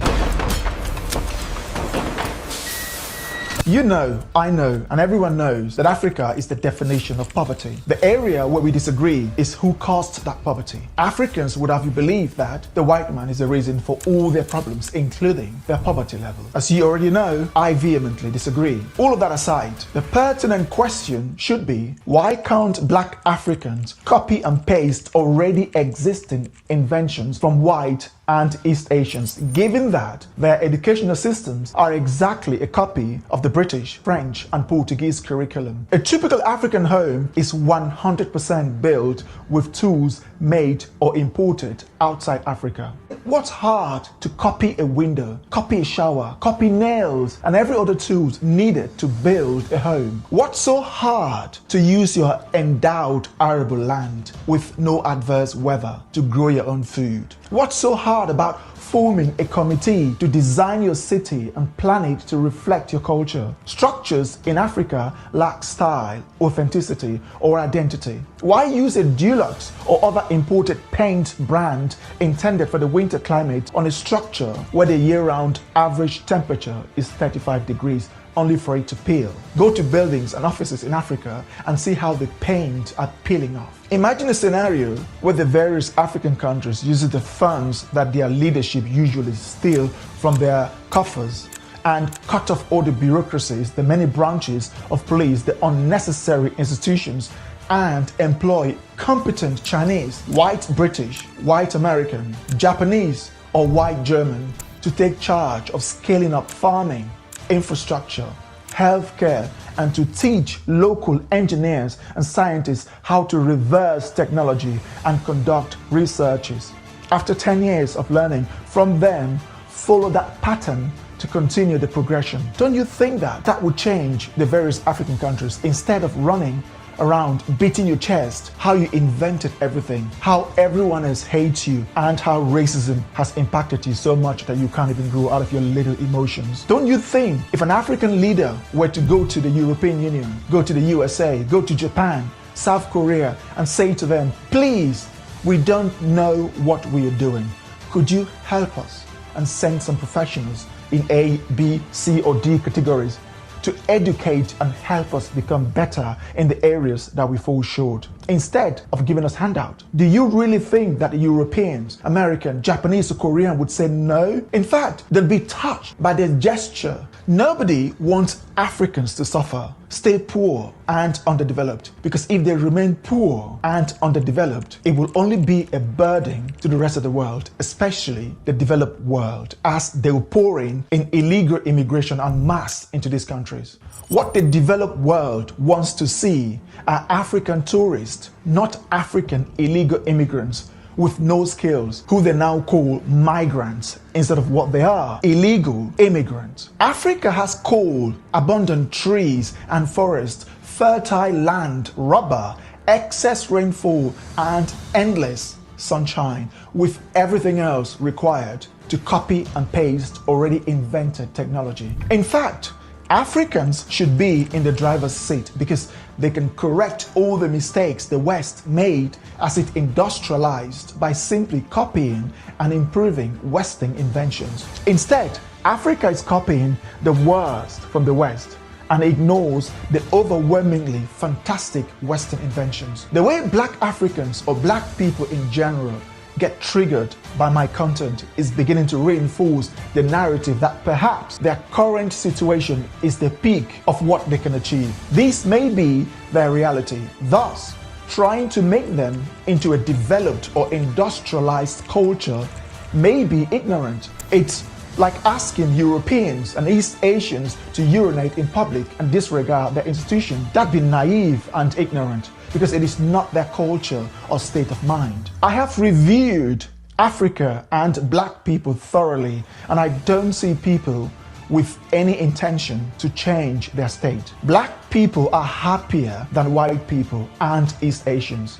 They are more sociable, have lower suicide rate, party and celebrate more, and they can make the shift from boredom to exuberance. These are qualities of people who are uncomfortable with their current state, but those of people who are thriving. We may be expecting too much from a culture that has reached its peak. Just like when a business reaches a saturation point, growth stagnates and pivoting then becomes the only pathway forward. I've seen videos on YouTube claiming that Africans have actually progressed faster than the West did. Then they compared population growth, GDP, and lifespan with those of the 60s and even earlier African era. Listen, guys, Africa's lifespan increase is due to Western advancement in medicine, which they hand out to Africans for free. Its population growth is due to the same Western advances in medicine made available for free, which have decreased mortality rate, thereby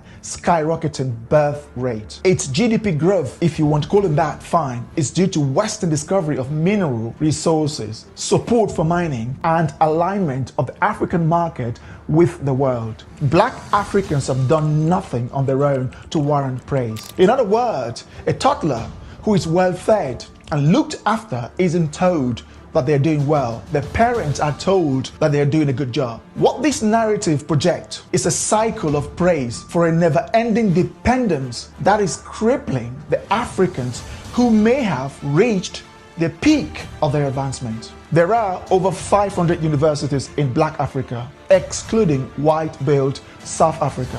How many have produced world-class engineers, scientists, IT geniuses, or novel findings that have gone on to revolutionize the world? None have even managed to copy and paste already existing technologies. How could they manage to copy and paste revolutionize the world? None findings that have gone on to revolutionize the world. None have even managed to copy and paste already existing technologies. How could you not see that? The shoes you're wearing, your toothpaste, your watch, your tap, your phones, medicine, books, cameras, and even the things you use to cook are imported. People with brains will have to review their governance and system around their educational system and study why is there such an unprecedented degree of dependency. Then they'll come up with a plan to reverse and correct this. Why do you think they don't do this in Africa? Because they may have reached the peak of their intelligence. The Africans are happy the way they are.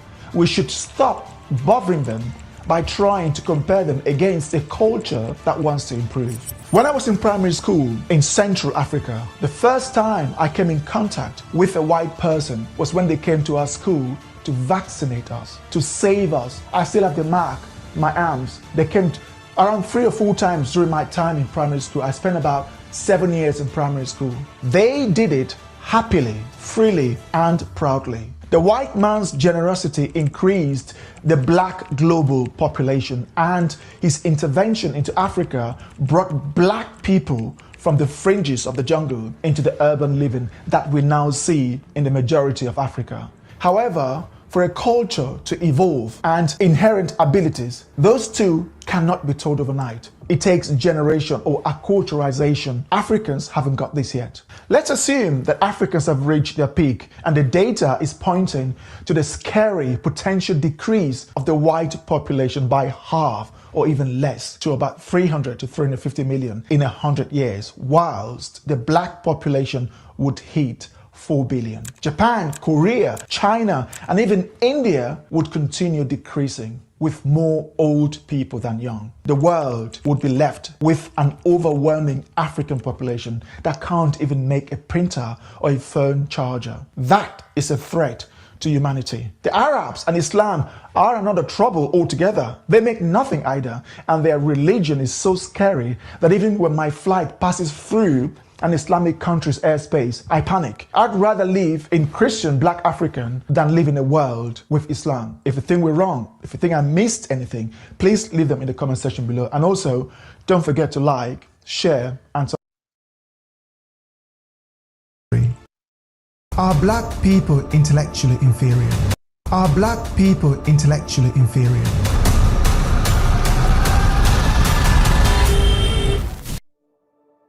Are all of Africa's problems made in London, Paris, or Berlin? Is colonization to be blamed for all of Africa's problems? Are white people sitting in London, Paris and Berlin and pressing buttons to make sure that Africa stays poor? Individually, there have been notable black people who did some one-off stuff here and there. However, most of them were trained in the West. But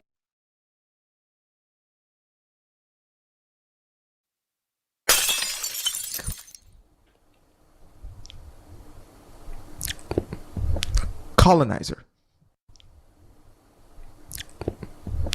Colonizer.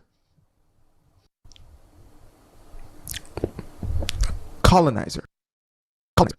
Lands vast by far from the original spot where the that sounds like colonizer. There's only relevant when it is in white skin. Only matter. Colonizer.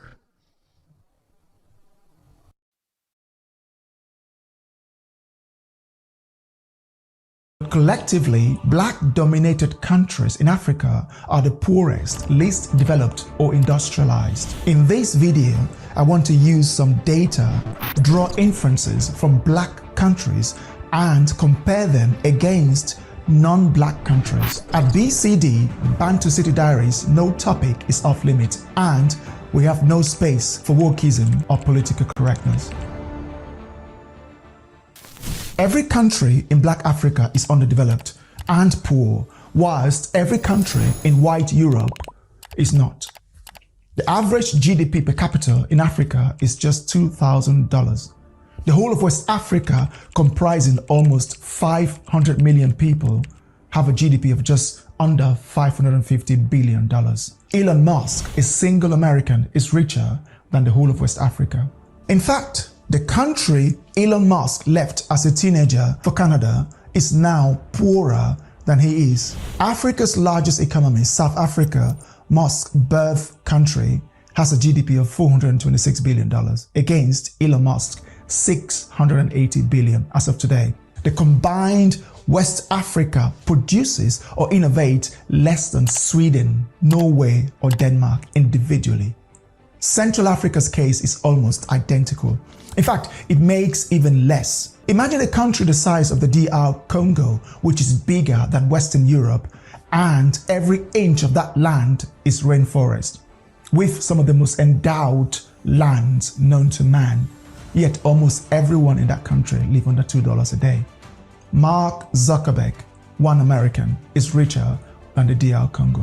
The nightmare continues in East Africa. It is just as poor as its cousins in the west and central of the doomed continent. It makes nothing, it innovates nothing, and is full of poor people multiplying like ants. East Africa makes the data even more shocking in the west and central of the doomed continent. It makes nothing, it innovates nothing, and is full of poor people multiplying like ants. East Africa makes the data even more shocking. It has 2 islands off the mainland of Africa that is not poor. Guess what? The 2 islands are predominantly Asian. Seychelles and Mauritius.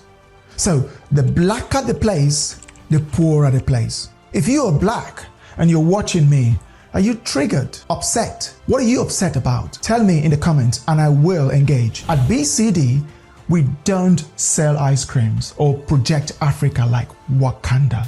Southern Africa is where the myth comes to bear. Before I continue on the region of Southern Africa, let's talk about South Africa. My black brothers in South Africa are quick to throw insults and attack me and anyone else who dare say that South Africa was built by the white. I mean, really? Did black South Africans build South Africa? Go on, Google and start typing all your cities, streets and motorways and tell me which amongst them was designed, planned and built by the blacks. South Africa was so developed and well maintained under the white leadership despite its racial dynamics. Black people have been in charge of that country for 3 decades. Instead of continuing on the already established foundation, the country has regressed. It is starting to resemble the rest of sub-Saharan Africa. Conversely, European-controlled cities and towns look stable, organized and safe. Why is this the case? The KwaZulu-Natal police chief, a black police chief, said that 97% of all crimes were committed by black South Africans. Southern Africa is the least populated region in Africa. The myth that Botswana and Namibia are African beacons is so misleading. I think those who have not been there to either country would say that. I have been to both Namibia and Botswana, and they are just as shitty as the rest of Black Africa. The poverty and slums I saw just 5 kilometers outside Windhoek and Gaborone were worse than some of the slums in West Africa. Namibia is actually more developed than Botswana. Gaborone is terribly underdeveloped, and poverty is wreaking havoc. Elon Musk is now wealthier than the entire region of Southern Africa, not just his birth country, South Africa. It makes no freaking sense, my friends. When Zimbabwe's white population controlled the economy and country, Zimbabwe was one of the cleanest and most organized countries in Africa. It had a stable economy with prosperous people. Zimbabwe plunged into chaos as soon as the whites lost their grip on the economy. Harare used to boast of being the cleanest capital on the continent. Was clearly not anymore. The top 5 wealthiest ethnic groups in Africa are non-black. The European South Africans 1, European Namibians 2, Seychellois 3, Mauritians 4, and North Africans Arab on average are the most affluent ethnic groups in Africa. None is black. Does it make any sense to you? White Africans or European Africans make up 0.03% of Africa. Not even 1%. Not even 0.5%. Yet they are the richest by far. You can take a guess. Why do you think that's the case? This is BCD. We don't care about political correctness.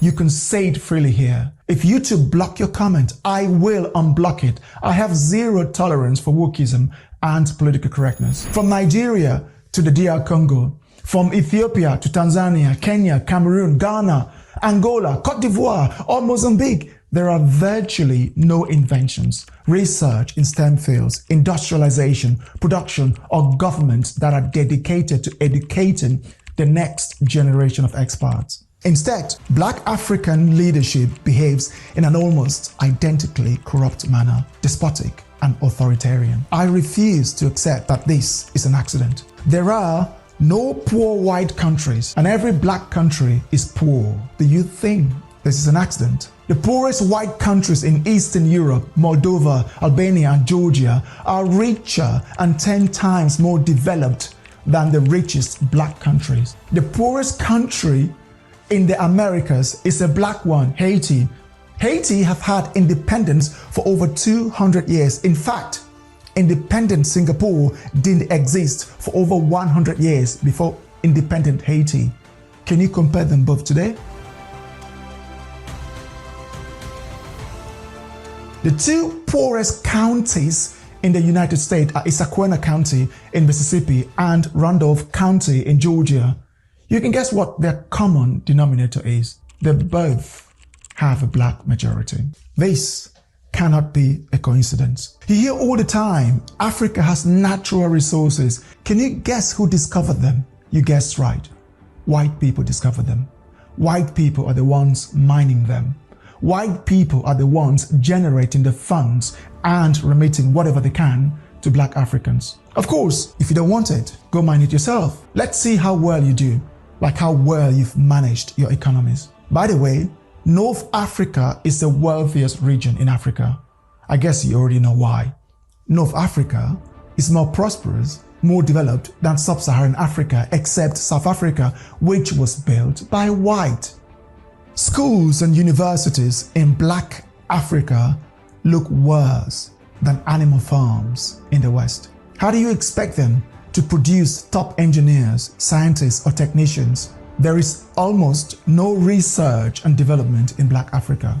South Korea produces more top-notch engineers, doctors, scientists, and IT professionals than the entire black African continent. Less than 5% of West and Central Africans are employable to the standards of STEM fields in the West or East Asia. You watching, Black African, yes, you. Take a look around your household and point to anything that was researched, developed, and manufactured in a black country. Do you see any? So what if you were colonized? So what? China was ravaged for centuries. South Korea was invaded and subjugated to brutal Japanese rule. Throughout history, stronger powers have subjugated weaker ones to brutal domination. This will never stop. Does that mean we should not structure our countries so we can start researching, producing, and regulating our government apparatuses to function like those of other races? The transatlantic slave trade and colonizations are no longer excuses. They no longer qualify. Our collective failures are ours to deal with. We suffer from all types of diseases, yet none of the medications needed to save our dying children were researched, developed, or produced in Africa. For centuries, black Africans died of malaria. They didn't even know what was killing them until the European colonizers discovered. All the medication and treatment that Africans need to stay alive are made outside Africa by non-Africans. No one who lives like this can command respect. Until the world begins to display products made in Nigeria, Ghana, Cote d'Ivoire, Kenya, Tanzania, Angola, and other African nations on their shelves, mega stores, high street, and homes, the black African will not be respected, and the data will continue to point to a potential intellectual deficiency. Until our institutions are rock solid and transparent, and our educational systems are producing space scientists, medical doctors, and other skills based on Black Africa's research and curriculum without regurgitating already established Western standards, Black Africans will continue to face disrespect, and the data will continue to point to an intellectual deficiency. If you think we're wrong, if you think we missed anything, please leave them in the comment section below. And also, don't forget to like, share, and subscribe. Thanks for watching.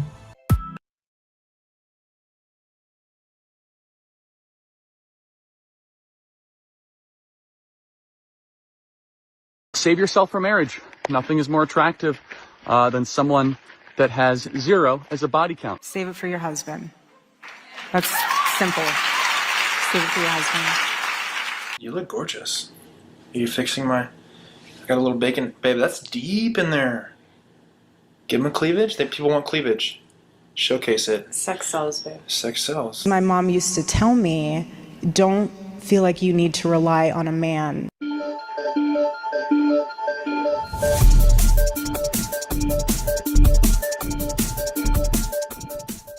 Hi everyone, welcome back to my channel. So I was watching old videos of Erica Kirk and Charlie Kirk when they were a couple and giving out interviews together and hosting events together to try to understand their relationship better. And one thing that kept coming up was the fact that Charlie was indirectly taunting Erica over her past. As we now know, Charlie was a virgin when he met Erica, who was 5 years his senior. He was 25 and she was 30 when they met in 2018. And Charlie was a strong believer in holding on to your virginity until you got married. He had one girl whom he was interested in before meeting Erica, according to Candace. And I'm guessing nothing happened between the two because he said that he was a virgin on his wedding night. The reason why I think that he was taunting her in every interview over her past is because of his past stance on virginity. Someone who's young and just started dating, what is your advice in dating and pursuing marriage as a Christian? I recommend saving yourself for marriage. Okay? And I'm not here to shame you if you've made a different decision or if you disagree, but that you're going to live a better life if you do that. And women have a lot more negotiating power than I think you realize in that situation. You might say, well, none of the men will date me. Well, you're dating the wrong men, okay? Let me be very honest. And I do recommend, though, there's a real thing that you will hear, is that if you put off dating seriously for the intent of marrying, dating is not a vocation, it's not a hobby, it's not to use time. Dating must lead towards something. So you must date with the intent to marry. So you should not even open yourself up into the dating pool, period, if you can't potentially see, at least at the criteria beginning, spending the rest of your life with that person. When a woman has a high body count, they become less desirable in the eyes of a man. I don't know if that's not a good thing or a bad thing, it's just reality. Right, so on the contrary to that, if a man is a virgin, especially in the generation we live in, yes, why are we not, like, if you're a virgin, are you going to be respected as a man? I was. I'm right, but I was a virgin until I got married. Right, but think about the majority. I had a pretty good life and good career. Like career, yes. But also, why are you sharing your sexual behavior with people? Like, that's weird. Like, why is it their business that you're a virgin or not? Like, I mean, that's like, who cares? I agree with you. I agree. But with like, you. if you, is the argument that you have sex because you might be like called a virgin? Like, yeah, I don't have STDs. Go to hell. Like, okay. No, I completely agree with you. But like the fact is, I hear the social pressure argument. Like the social pressure is, it's like if a man is a virgin, especially in this dating market, right? Like, yeah, I think that's unbelievably attractive to women. I disagree. My wife's pretty beautiful. Right? Like, she's pretty desirable. Right. Would you guys agree? Yeah, Erica's pretty beautiful. I'll just tell you that if a man or a woman remains a virgin, you become insanely attractive in a time when everyone else has been shared. Charlie, do you think people should wait until marriage to have? Ideally, of course, yes. But I'm not here to judge people. Did you wait till marriage? Yeah, it's the greatest decision of my life. Wow. Yeah. I would not be able. Imagine you waited till marriage and you find out they have I had other...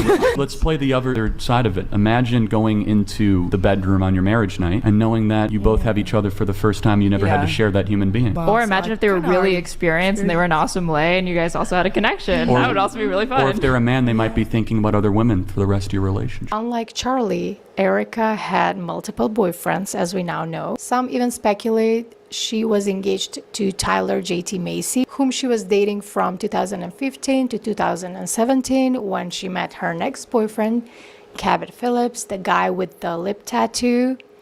He has the word pizza tattooed on the inside of his lips. I don't know what's going on with that, but before these two guys, Erica has dated another guy, Tyler Sanford, the guy from the music video She's My Kind of Crazy, and they had a business together, and Candace confirmed in her series that they've been dating. After him, she dated Josh Harrelson, who is a basketball player. I highly doubt that she was dating all of these guys with the intent of getting married, like Charlie was advising everyone to do. And in my opinion, she wasn't a virgin when she met Charlie, and she was definitely not saving herself for marriage. I'm not saying that there's something wrong with that, because Charlie himself said that he doesn't have a problem with people who are not virgins. However, I am sure he found the fact that his wife wasn't a virgin disturbing. In my opinion, he was even jealous of the fact that she was his first, but he was not her first, and she actually had other guys before him. I also think that he wanted to forgive her for having a past, which is why he was emphasizing the importance of saving yourself for marriage and for your future husband every time he was around her. Okay, everybody, we're having a wonderful hike here in an undisclosed location. Not in Arizona. Not in Arizona. It could be in Arizona, though. So a lot of people are asking us about dating advice. Yes. So my piece of dating advice for men is, or for all people, save yourself for marriage.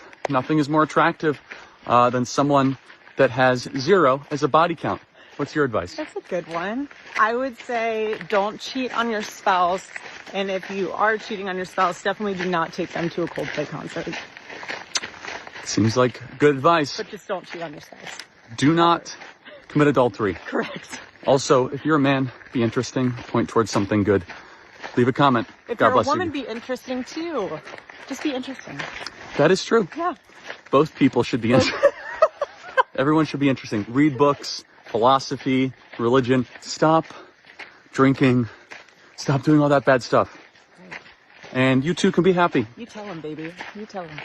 How do you tell young ladies to navigate the pressures of hookup culture on a college campus, where they feel pressured that if they don't get into, let's just say, sexual situations with a male counterpart, then they will not be able to find a boyfriend or a husband. He's not meant to be with you.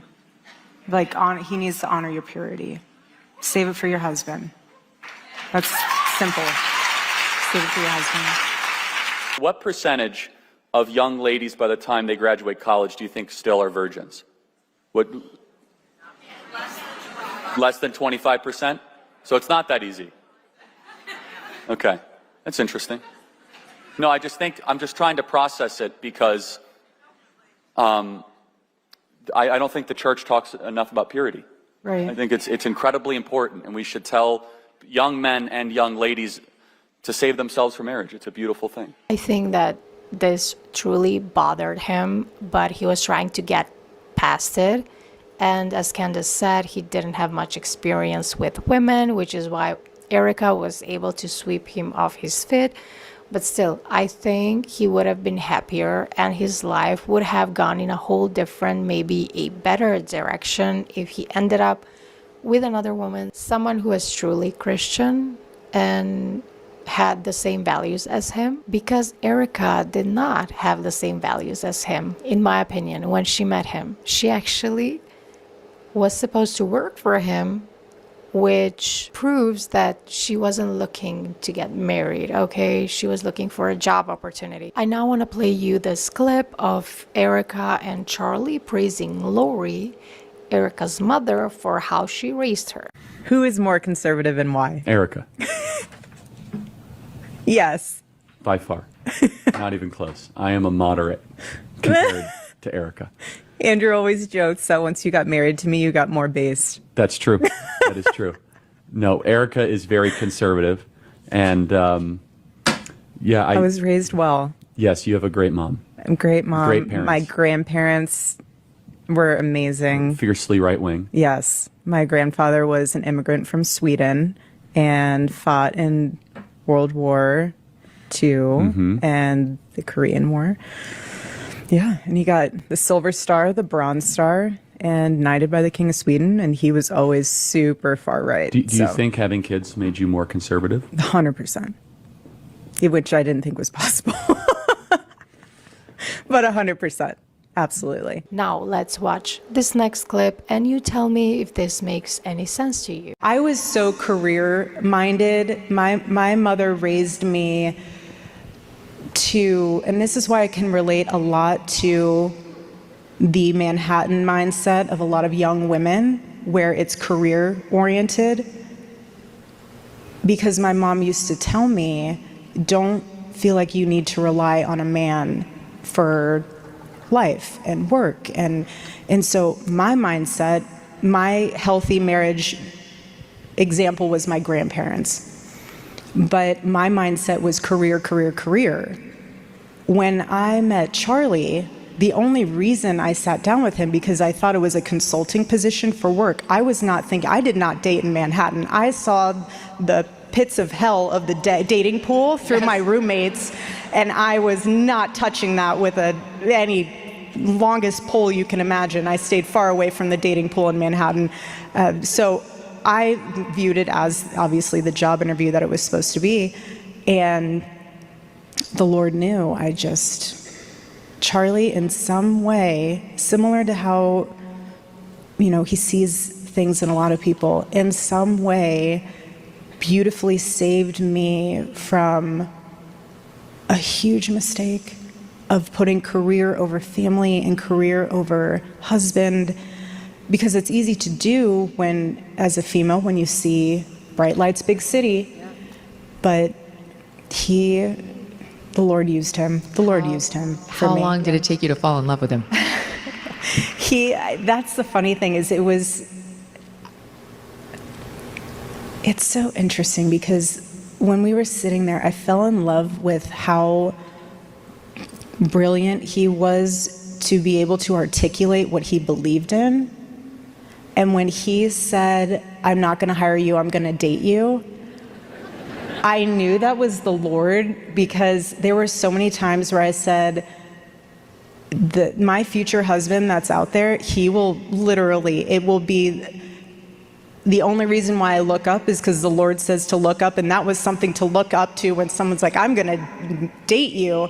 And so but honestly, it was the constant consistency of, I'm here for you. The little texts in the morning, and then it just continued to grow in a beautiful way. This just proves again that Erica glitches from time to time, and you can never know when she's lying and when she's telling the truth. One time she praises her mother for raising her well. Other times she says that she didn't have a good role model to look up to regarding marriage, that she actually saw her grandparents as a good example of a healthy marriage. And this is probably the true statement, because Lori was married 4 times. In my opinion, Erica and Lori have survived something very traumatic in the past together, which is why Erica starts to cry every time her mother is mentioned. And she doesn't find her mother genuine, in my opinion. She knows that she doesn't have a good mother, and we will probably never know the depths of their relationship and what the two went through together, and if she was the one who pushed Erica to be with Charlie because they saw him as a stepping stone in their careers and like a money-making machine. I don't know. One thing that I do know is that I find Erica very bizarre, and I think that many people find her very bizarre, and it's like she is a new version of herself every time we see her. And when she's trying to recollect things, she's glitching because the files have been updated, so she no longer has access to her old memories. It's like she rewrites her own history over and over again. And I don't know if she's a trained psychopath or just trying to forget her past because she wanted to be a better person for Charlie. She knew she wasn't good enough for him, in my opinion, and she wanted to erase everything she's done before meeting him, which is why she has this glitches in her memory when trying to recollect things. I don't know. What do you think? Share your thoughts in the comments below. Do you think that Charlie was constantly taunting Erica over her past? He couldn't get over the fact that he was a virgin and she was not, and it was eating him alive. This is what I think. What do you think? Thank you for watching. Like, share, and subscribe, and see you in my next one. Bye. Erica Charlie's wife donated $200. I love you, babe. I'm so proud of you and so blessed to be your wife. Great discussion. Is that actually Erica? She's very busy right now. Okay. All right. Well, thank you. Maybe Erica. Okay. All right. Wait, what's that? Is it? Yeah, it's her. Oh, okay. Hey, Erica, what's up? That's cute. W's in the chat for Erica. That's cute. W's in the chat. But you haven't given it much thought. But what's your gut reaction?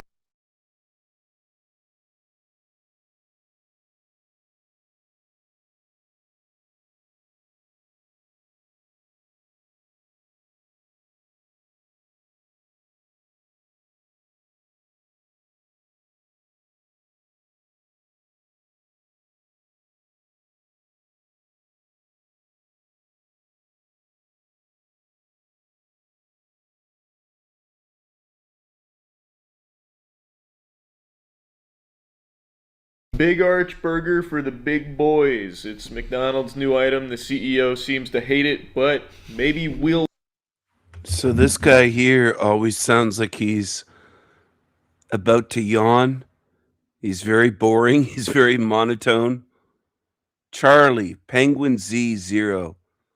17.8 million subscribers. The guy doesn't have any fucking charm, any charisma.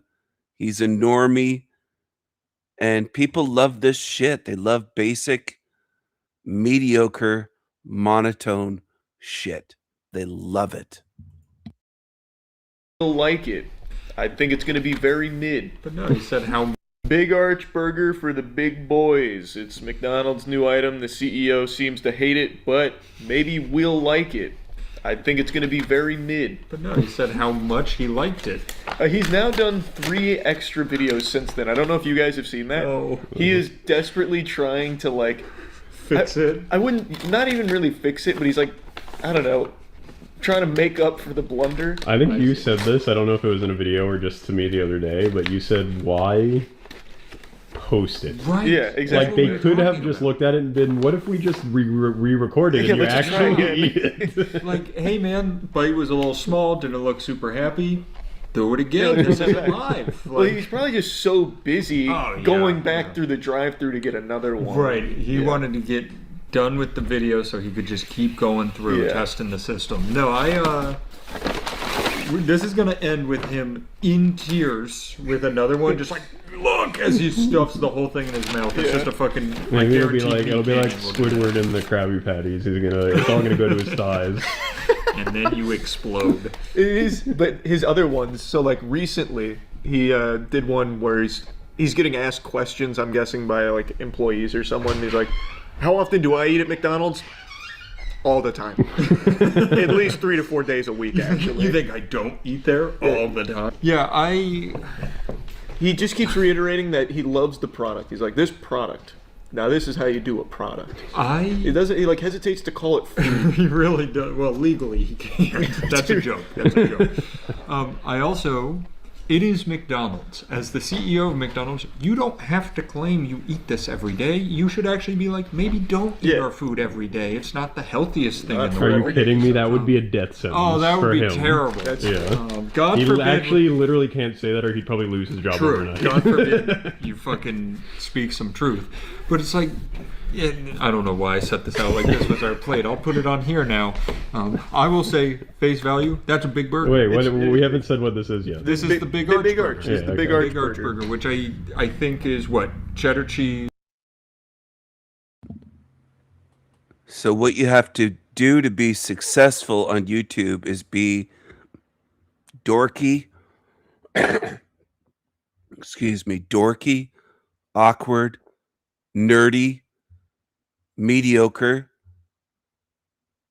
lack personality, and then you're relatable to the average fucking pissant peasant out there that aims for this low level because they get jealous and envious if you're smarter and funnier and you have a personality. So this is relatable to his millions of fans because most of them are awkward losers. So they'll watch something like this and think, well, this is funny. I haven't seen anything funny in this yet. It's watched by millions because most in this realm are at this level. You're low-level pissants. That's what you are. Face value, that's a big burger. Wait, we haven't said what this is yet. This is the Big Arch Burger. It's the Big Arch Burger, which I think is what? Cheddar cheese, pickles, onion. It's white cheddar cheese. Oh, I didn't know that, but it's pickle, onion, lettuce. I think. So they make a 13.5-minute video about a burger. Think about it. Think about this for a second and why I'm covering this. This is the level the average fuckhead, the average fucking normie zombie is at. They watch stupid shit like this every day, if not all day, some of them, all day long. And to them, this is normal to make a video this long about a burger. Now, I've made videos destroying arguments of Christians and religious fuckheads that were 13 minutes or 15 minutes. And if you watched it, you'd actually learn something. But this is what people actually want to watch. The majority of people are at this level. Millions and millions and millions and millions of them consume content like this shit every day. And then some of you are foolish enough to think, well, they're just not awake, Stephen. We have to wake them up, these zombies that consume this shit. There's no waking them up. They're at this level. That's the level they're at. I think that's 8 pounds of beef on a poppy sesame something. That is crazy. Is this supposed? So this is funny in a forced laugh way of, this is 8 pounds of beef, and the guy, Like, that's funny. That's 8 pounds of beef when you could see it's 2 quarter pounders. It's just, it's that stupid level that's unfunny, that people are so dumbed down and so zombified, they think this is funny. They watch this stupid shit. And they don't watch it to mock it or show, hey, this is the level zombies are at. They're genuinely interested in watching this type of shit. They think, oh, Charlie's got a new video out. Penguin Z0 channel. Over 1 million views on this shit. On this absolute shit. And 40,000 click the like button on this shit.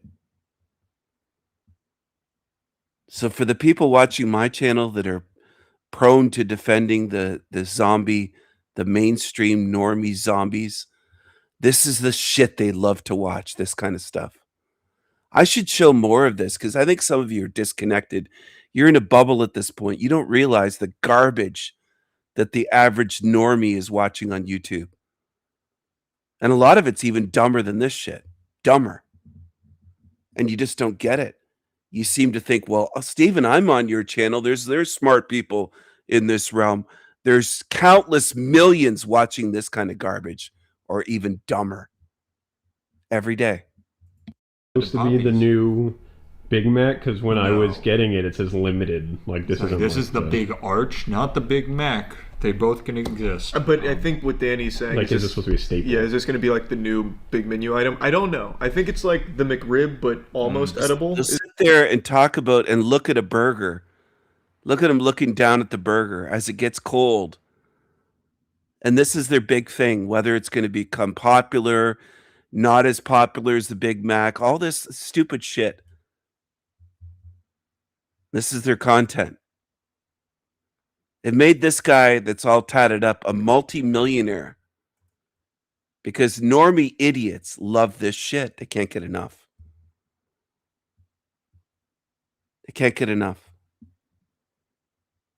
Now, I want you to tell me in the chat room how I'm supposed to respect fans of this garbage.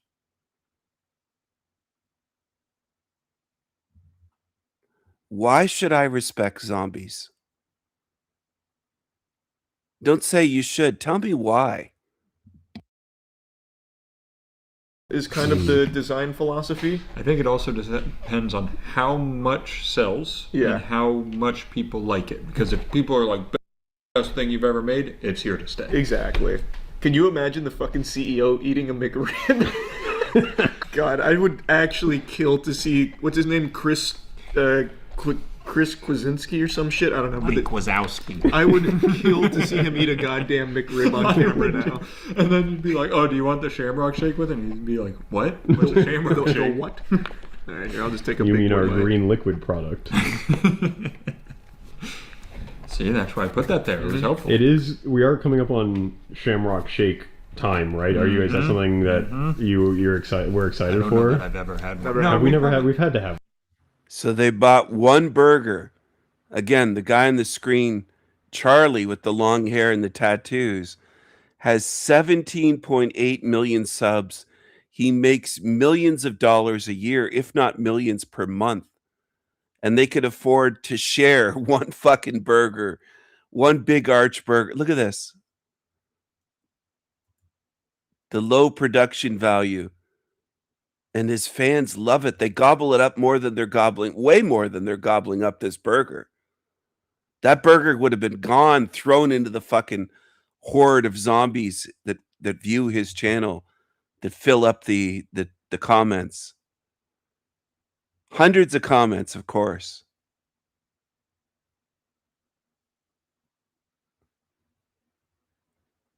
They're calling him Glorious King Penguin Z0. Really? He's a boring, monotone loser. And that's what gets worshipped and idolized in this realm these days. Losers. They set the bar low because his fans are losers. Is that something that you're excited? We're excited I don't for. know that I've ever had one. No, have we never had? We've had to have one. Have right? we had one on camera? I don't know. If we did, it was very forgettable. But just look at the way we bit into that versus how Chris took a bite. I wasn't even thinking about We that. fucking butt cheeked it. Like that's how men eat a burger. People are always talking about how we butt cheek our sandwiches. Can't help it. You're so right. I'll say it. It's Not fun. bad. Yeah, it's fun. Not bad.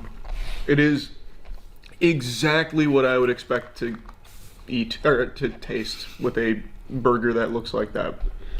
I haven't had McDonald's in a long time. It does look like those patties are a little bigger than I what I'm they used are. to. So is it like a little bit higher? I don't want to say a higher quality, but I kind of have to. Is it like a little bit higher quality? I think you get more meat for it. It's the same quality. I think you just get more of it. This, if I remember right, is $8. Can you check? Okay. I'm almost positive. I'm on the case. I'm almost positive that this is $8. So it's not cheap. And I'm guessing they justify it because you do get this was 2 quarter-pound patties. I was kidding about 6 pounds, by the way. I don't know if you can tell. Which is crazy because you said 8 pounds. Oh, yeah. Pound patties. I was kidding about 6 pounds, by the way. Pound patties. I was kidding about 6 pounds, by the way. I don't know if you can tell. Which is crazy because you said 8 pounds. Oh, yeah. Actually, I just increased it to 10. Let's see. How much is it? I'm so tired of AI. I'm looking on Google. Just tell me the price. It goes likely between 9 to 11 or 14 to 15. Also could be between 6.89 to 10.19. I want McDonald's to show me the price. Big arch. Do you think if we get one of the headsets with the Burger King AI in it, we could ask it what the price is on stuff like immediately? Get Patty on the horn. Yeah. Only if you say please. Patty, show me pictures of Ronald McDonald with boobies. Thank you, Patty. Beam that directly into my cornea.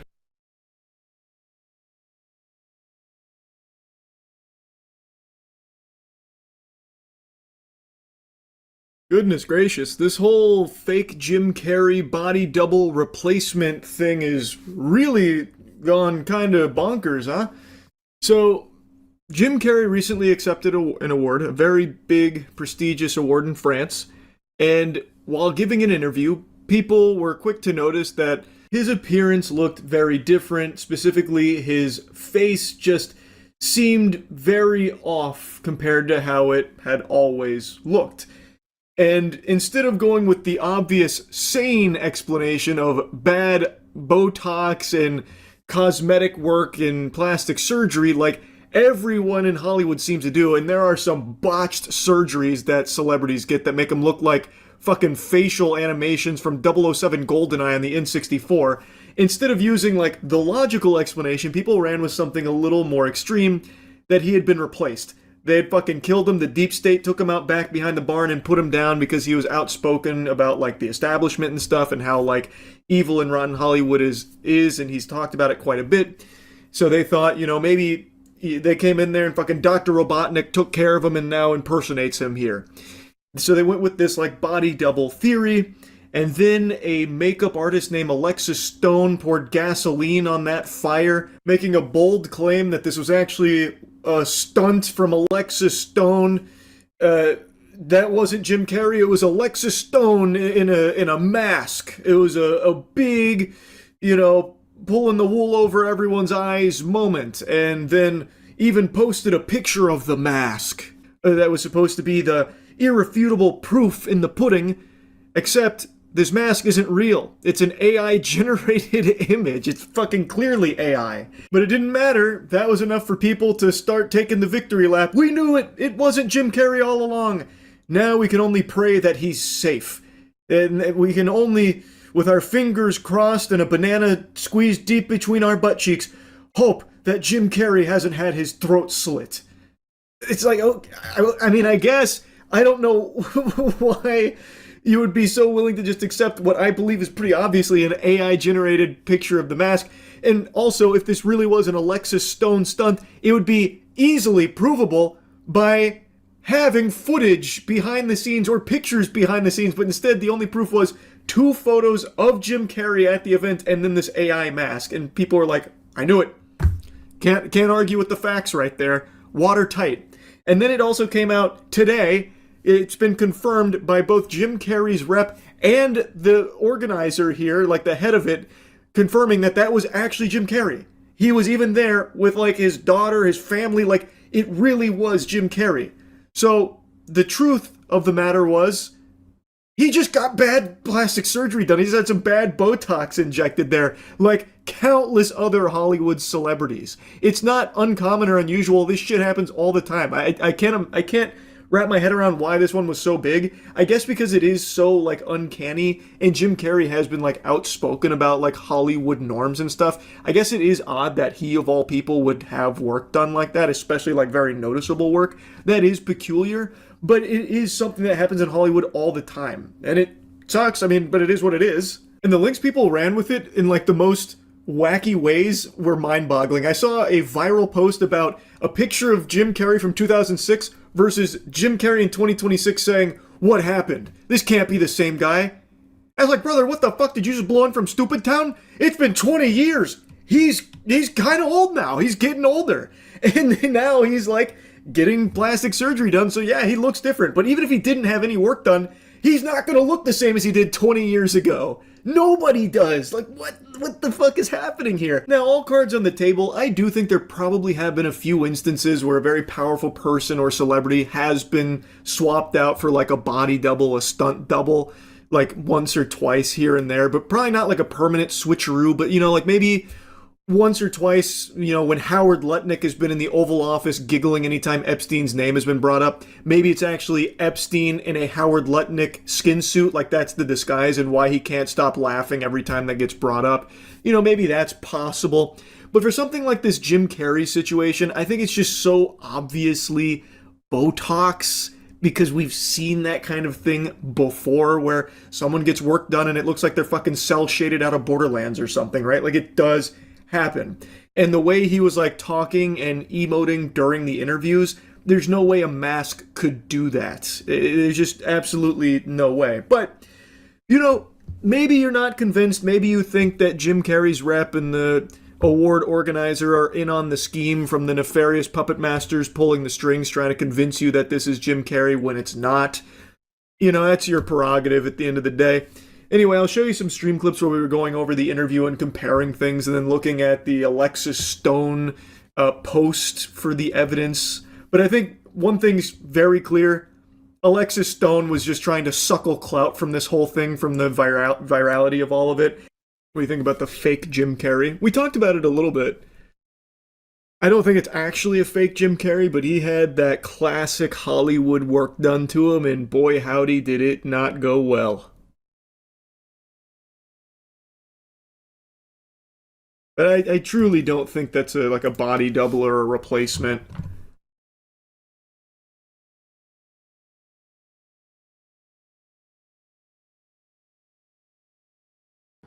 So once again, I'm going to chime in here. This guy gets millions of views. 2 days ago, he posted this shit. Almost 2 million views on this garbage. This is what people are watching. And baby truthers would disagree. Nobody's watching that. It's all fake. No, it isn't. 13,477 comments on this shit.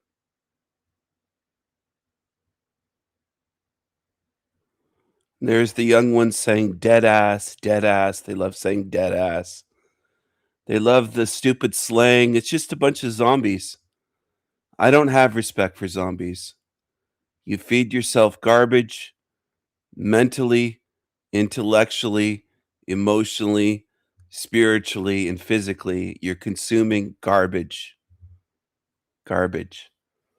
And this is content for him. This is the typical shit people want to watch. In 2 hours, look at this. In 2 hours, he has almost 300,000 views. People love shit. I look like I'm being exposed to dangerous sunbeam radiation. Look like I'm turning into Adam Warlock. I don't know what's going on with the light. I haven't been able to fix it, so I think we're going to probably just have to deal with it, but I'll give it one more try. Oh. Also, no. Maybe? Any better? I'm glistening. Nope. That still didn't fix it. I look like I'm suffering from jaundice now. Well, out of my hands. Anyway, big thing going on right now. There is a burger mogging battle. Finally fixed the lighting. It was bothering me too much. It all started with the McDonald's CEO embarrassing himself, where he posted that video, which was supposed to serve as a marketing component to the big arch burger that was being released, where he was talking about how excited he was to eat it for lunch, and then when he goes in to take a bite, he actually takes like maybe a couple of morsels of the sandwich into his gullet. It genuinely looked as though he was afraid of the goddamn thing. I love this product. It is so good. I'm going to do a tasting right now, but I'm going to eat this for my lunch, just so you know. So here we go. First, holy cow. I don't even know how to attack it. Got so much to it. Oh, there's also some crispy onions on here as well. I see those kind of coming out. All right, the moment of truth. That is so good. That's a big bite for a big arch. I swear to God, if I threw the big arch burger on the floor, I bet a Roomba would probably show more excitement sucking it up as opposed to the fucking CEO of the company that produced it. He struggles to even call it food, he just refers to it as product. Naturally, everyone was making fun of this, clowning on him, because it does feel like, you know, he was held hostage by terrorists and forced to eat the big arch burger here. It doesn't seem genuine enough or authentic, and it's actually incomprehensible that they not only filmed this, but then watched it back and said, yep, that looks good. Our CEO really looks enthusiastic about this product. Send that bitch out. Let's go. It's going to get everyone hype about it. However, it did actually work as a marketing campaign because it got everyone. So this is the same type of zombie that would shake their head and say, this isn't a hell realm because I have a room full of toys and I make millions of dollars a year from a YouTube shit channel. It can't be a hell realm because he's able to make millions of dollars covering McDonald's commercials and whatever mainstream shit is out that moment, that week, that day. That's what he does. He does commentary on stupid shit. Everyone talking about the fucking big arch burger. Granted as a punchline and jokes, but it did get the word out, and it even started a trend. It started the burger mogging battle, where other fast food CEOs have been scrambling to one-up here and use it as their own marketing tool to showcase that they actually really like their product. Burger King was the first to hop aboard this train. Not bad, right? Only one thing missing. A napkin. Burger King CEO really did kind of come in here from the top turnbuckle and Gangnam Style on the McDonald's CEO. This one feels a lot more candid. It's not set up in like a fucking studio-like setting with lighting and like a whole ensemble faking that it's your... No, I don't know how old everyone is here, but I just want to do a little thought experiment exercise. If you were around in the 70s and 80s, maybe even some of you were only around since the 90s, let's say. Do you think this guy on the screen would be a star back then? Would you have thought as a kid that that moron that looks like that, and yes, there were people with long hair back then. I had long hair as a kid in the 70s, but I didn't look unkempt. I didn't look dirty and gross. I didn't come across as a douchebag like this guy does. But would anybody back then have thought this guy's going to be an idol? This guy's going to be a multimillionaire talking about McDonald's commercials and just mainstream shit, whatever mainstream garbage is in the news that week. He'll do commentary.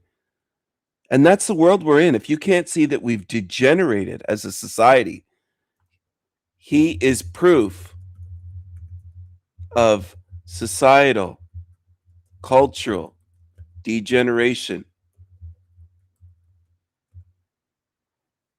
I view him as proof. And the other big channels on YouTube with millions and millions of subs. This guy is a big channel, Mr. Beast. All of that shit is proof that we're degenerating.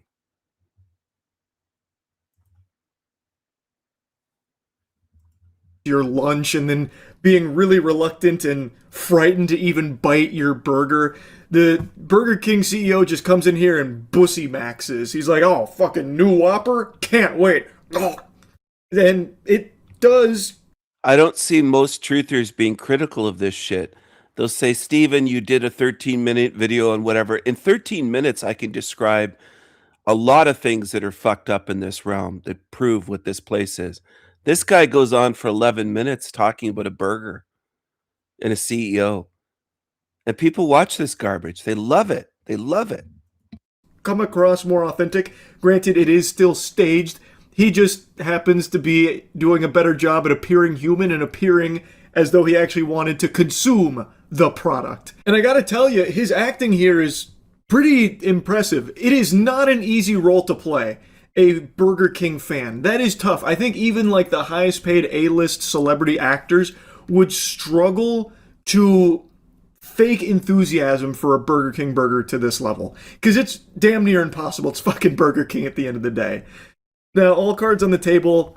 Yesterday, we did post that video trying the Big Arch Burger versus the new Whopper. I do think the new Whopper is better. I think it is a better burger.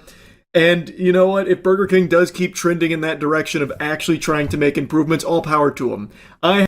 This is the slop that people care about these days. What's in his mouth? It looks like he's got a black tooth. Look at that. This guy sounds like he's fighting to not yawn. Like, he's got that yawny voice. That,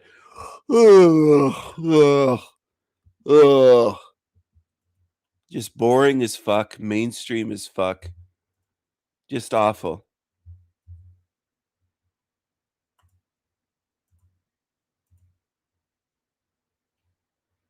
And this kind of thing reflects on society.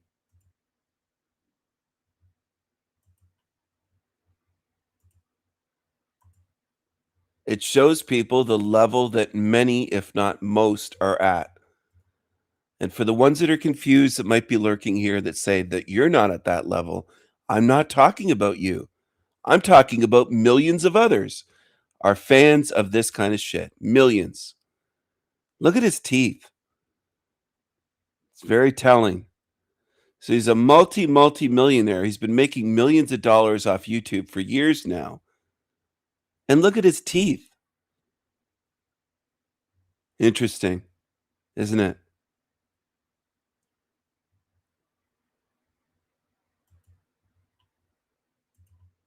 I bet he stinks. I bet he stinks. Have been probably like the biggest Burger King Scrooge imaginable. I find extra time in the day to shoot spitballs at Burger King because I think they serve up straight sludge, radioactive gruel. But if they are willing to make changes to the Whopper, for example, to make it better, which I do think they did, that's great. And hopefully they keep going in that direction. And as far as the burger mogging battle goes, I think Burger King definitely slapped McDonald's. But that's not where this Clash of the Titans ends, because then the Wendy's CEO wanted to hop aboard. These fresh, never frozen beef, our applewood smoked bacon, our brand new bun, our square burger cooked on a flat grill. Amazing, absolutely wonderful. That's a burger. This is exactly the way a great hamburger should be. You got to top it off with the fries and Frosty. Excellent. Now that is straight business right there. He is kind of flexing the ball knowledge on Wendy's here. Unlike the McDonald's CEO who struggled to like even explain what's on the Big Arch Burger, it looked like he was confused, like, oh, there's crispy onions in there? Of course, pickles, right? Naturally. There's also some meat in there, or meat substitute, whatever fucking using. Like, it seemed like he had no fucking clue what was even in his hands. He didn't even register it as food. He just kept calling it product. Whereas the Wendy's CEO immediately just starts dropping the lore on the burger. And it seems like he scarfs it down. So this guy could be straight out of the Idiocracy movie. They could make a new one with this Penguin Z fool. I don't want to cover too much more of this shit, but I do like to drive my points home to make sure that people truly get what I'm showing and get the message, even though not everyone will. There's people that will watch my channel, they'll tune in and drop in and watch a few minutes of a live stream and drop out and say, I don't like what he's covering. They don't get it. And they never will. They never will. Too lazy. They don't want to think. They'll tune in now and say, why is he covering mainstream stuff? There's a bunch of zombies in this realm, and I can't help them, nor am I delusional. I don't believe that I can help them. Most walking around in this realm are just fucking zombies, and this is the level that they're at. It's channels like this. This is what they watch day in, day out. This slop. This pig slop. I'm sure all of you are familiar with Vince McMahon. Even if you don't watch the WWE, you've seen his name. Or maybe you've seen him get hit with a bedpan by Stone Cold Steve Austin when he was in a hospital bed. Or maybe you've watched him blow out both of his quads when he tried sliding into the wrestling ring. You've probably at least seen this goober before. And I imagine a lot of you know that there is a very disturbing history with some allegations of horrible things, including a sex trafficking case. And it's very clear, it's no secret, that the thing Vince McMahon cares most about in this world is money. And if the allegations are true, then the thing that he cares about almost as much as money is not his family, it's, you guessed it, poop. Literal shit from ass. That poop. Seems to be a big fan of it, based on the allegations that are out there. But anyway, outside of those two things, we now have new body cam footage that gives us a little insight into something else that he likes maybe as much as poop and money: reckless driving. A sports car is speeding down the highway with cops in hot pursuit. The Bentley is going over 100 miles an hour with no signs of slowing down. Then, the speeding car slams into another vehicle before smashing into a guardrail. Cops in Westport, Connecticut have some serious questions for the driver. Dude's out here acting like it's Need for Speed Most Wanted, except he's 80 years old, he's literally an octogenarian, and he is just unable to even control his vehicle at these speeds. So he's apparently going over 100 miles per hour, and he crashes into an innocent civilian's vehicle. Then he hits the median, and debris from his car causes an accident on the other side as well. Luckily, no one was injured from this, but it very easily could have been fatal at those speeds. Do you need an ambulance? No, I don't. All right. Why were you driving over 100 miles an hour? It's my granddaughter's birthday. I got to get this the next exit. Right. Did you see me trying to catch up to you behind you? I didn't see that. I saw lights, but it didn't look normal. All right. Yeah, I'm trying to catch up to you, and you keep taking off. He's going with the classic excuse of, oh, I didn't see you there. I didn't know I couldn't do that. Huh. You guys were behind me, it all looked normal. I didn't think anything of those flashing lights. What? Color me pink, I can't believe it. But at least he had a good reason to be going over 100 miles per hour on the road. It was an emergency. It was his granddaughter's birthday, for crying out loud, and he can't be late. Her birthday celebration can't start without him. He's got to kick down that door, fucking pyrotechnics going off, strut on up to her and say, "You're fired!" And then they can open presents and have a good time. So it makes sense that he's going this fast, and honestly, it's Vince McMahon's world, we're just living in it, he's shitting on us. The question we should be asking is, what was that civilian doing on the road when Vince McMahon was driving there anyway? They should have pulled over to the side like they do for police officers. It's Vince fucking McMahon! Oh, no, I'm not taking it. This is the level of humor the zombies go, ha, yeah, it's Vince's world, yeah, this is so funny, yeah, Charlie Penguin, you're so funny, this is, it says Bentley right there by his foot, zombie world. Try to outrun you. I know, I understand that, but that's why I was very confused. Right? Because it wasn't like you were running, it was just like you almost hit, I think, 115 miles an hour. Alright, and then you just hit someone because you weren't paying attention. Were you looking at your phone? No, trying to drive. No, I'm not looking at my phone. The person was right in front of you. There's got to be a reason you hit him. No, I haven't been driving my car and God knows how long. It was right in front of you. You went straight at it. That is a watertight defense right there. When the officer's pressing him, like, how did you hit that car directly in front of you? You must have been distracted by your phone or something. And Vince is like, no. Well, you see, the reason I hit that car in front of me, well, I haven't driven this car in a while. Galaxy brain. The chess master has made his move. What a fucking wacky excuse. That should have been used against him in court as evidence of him going senile and probably shouldn't be having his license in the first place if he can't remember how a steering wheel works because he hasn't driven that car in a while. At 100 miles an hour.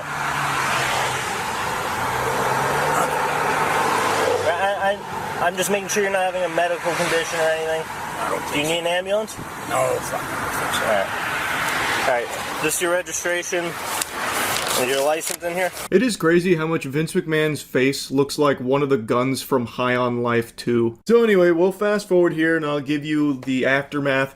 Like I mentioned, nobody was injured here, which is extremely lucky, and he was cited for reckless driving and appeared in court about it. A judge granted him probation in his reckless driving case. That will allow charges against him to be dropped in 1 year's time. It came after he'd previously applied for a pretrial probation program called Accelerated Rehabilitation in connection with a 3-car crash on July 24th. This is a picture of McMahon's Bentley right after the collision occurred on the Merritt Parkway in Westport. Yes, they're giving him a very gentle love tap on the tuchus there. Not exactly like a harsh punishment or anything, so it'll be like a year of probation and a $1,000 donation to charity, and then he is in the accelerated rehab program for it. Now, no doubt that $1,000 hit that Vince McMahon's about to take is one he's going to feel. That ought to be enough to put him on the straight and narrow, really teach him a lesson. He's only a billionaire after all, so every $1,000 counts, right? Then they show that picture of his vehicle after that crash. Holy shit. Like, again, it's extremely lucky no one was injured or killed in this. He was going fast as fuck. He was zooming. He erased half the front end of this bitch. Like, oh my god. It's alleged that he was swerving in and out of traffic, going in excess of 90 miles per hour. The police report said McMahon collided with the back of a BMW, then the center median, with debris causing another car to crash. He's fully insured. He did send 2 apology notes out through counsel.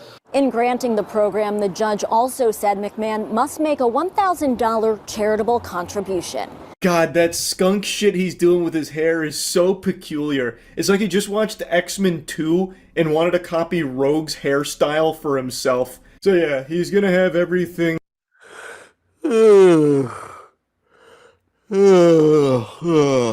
Let that yawn out. You sound like you have to yawn. His voice sounds like he's holding in a yawn. In the industry there that refused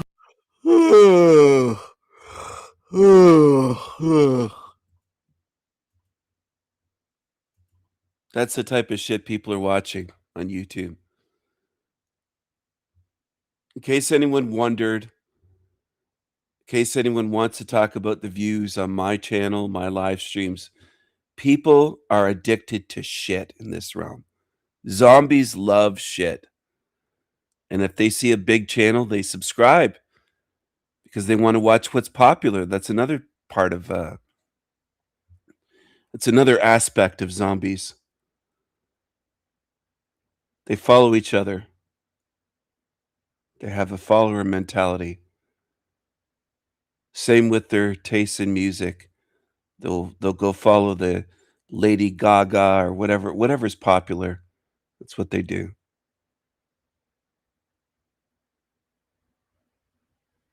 That's the way it is in this realm. And those that deny that are delusional and not honest about where they are and how this place works. And that's the majority, of course.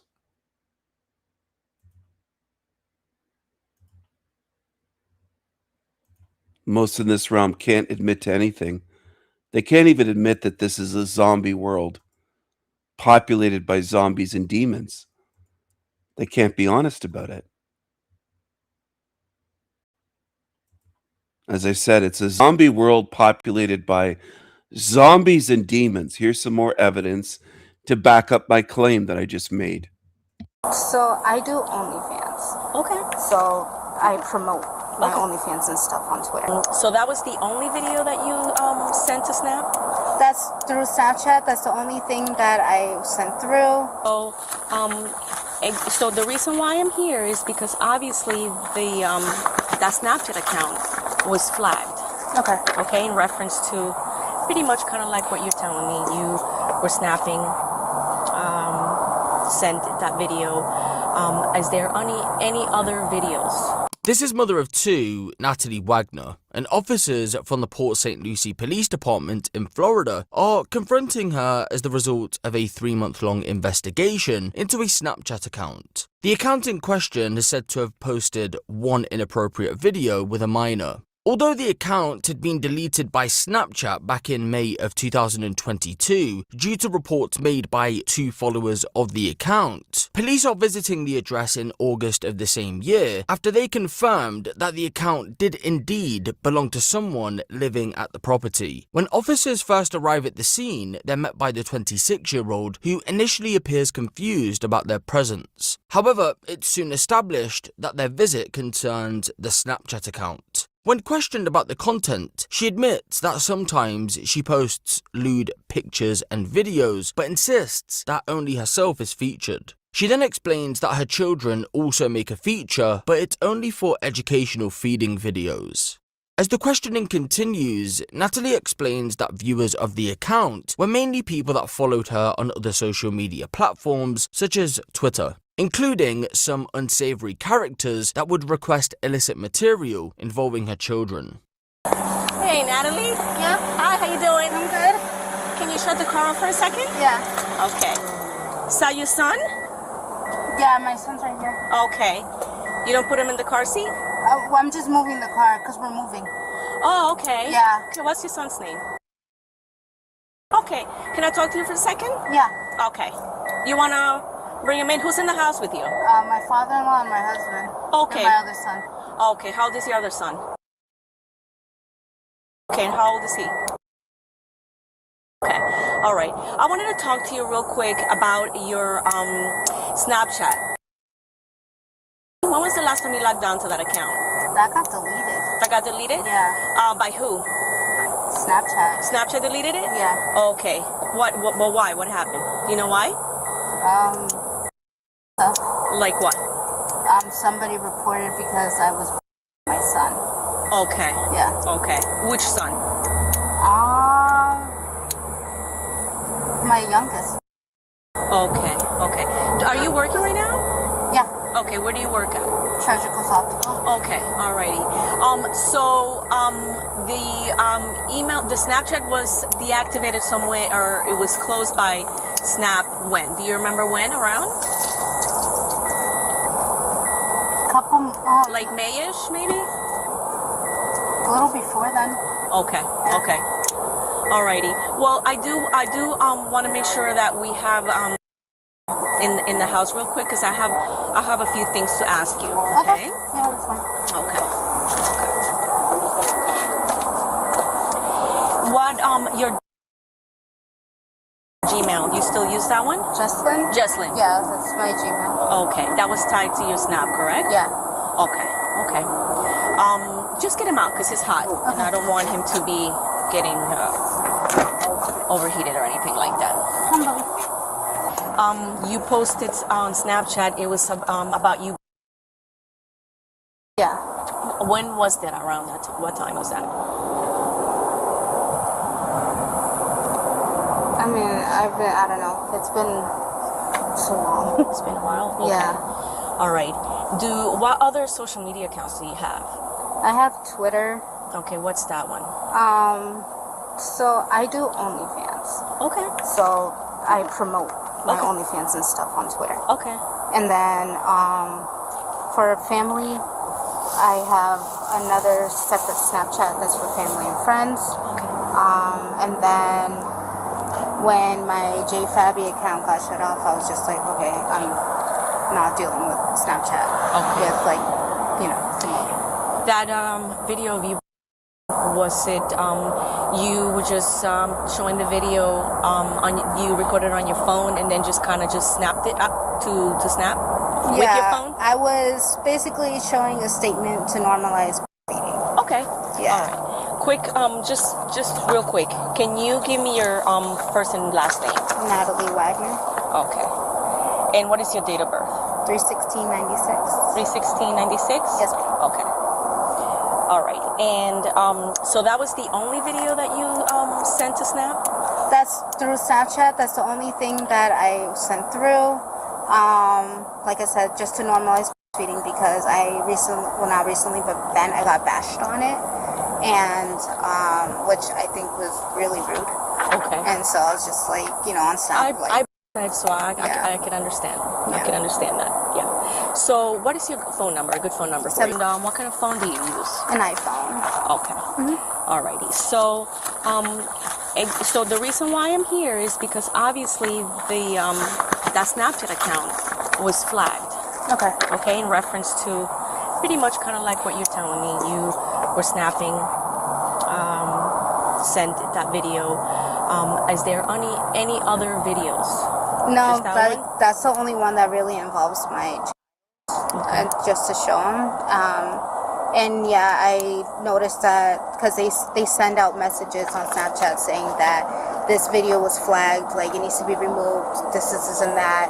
And then a couple other times, I guess, like I said, promoting and whatever my OnlyFans at other times, this one individual who said he was actually a police officer said that he's going to get me banned and a bunch of other stuff, created probably like 5 to 7 accounts and continuously tried adding me and banning me, and I found about like 4 of his accounts. Okay. And he just kept going and going and going and putting report to get me completely dismissed because I wouldn't give him free content. Okay. Yeah, so I'm also dealing with that, and I had to make sure I removed them. I'm also I'm taking a break because about 2 weeks ago in West Palm Beach, I got and I'm dealing with that case as we're speaking. Okay. That had anything to do with the OnlyFans account or anything like that? Like you said, he tried getting referrals, like free stuff out of me, and he's just like, can you do this? Can you do that? And I told him no, like, stop talking to me, like, you're not paying me for anything, and all sorts of stuff. And he just kept reporting everything that I did.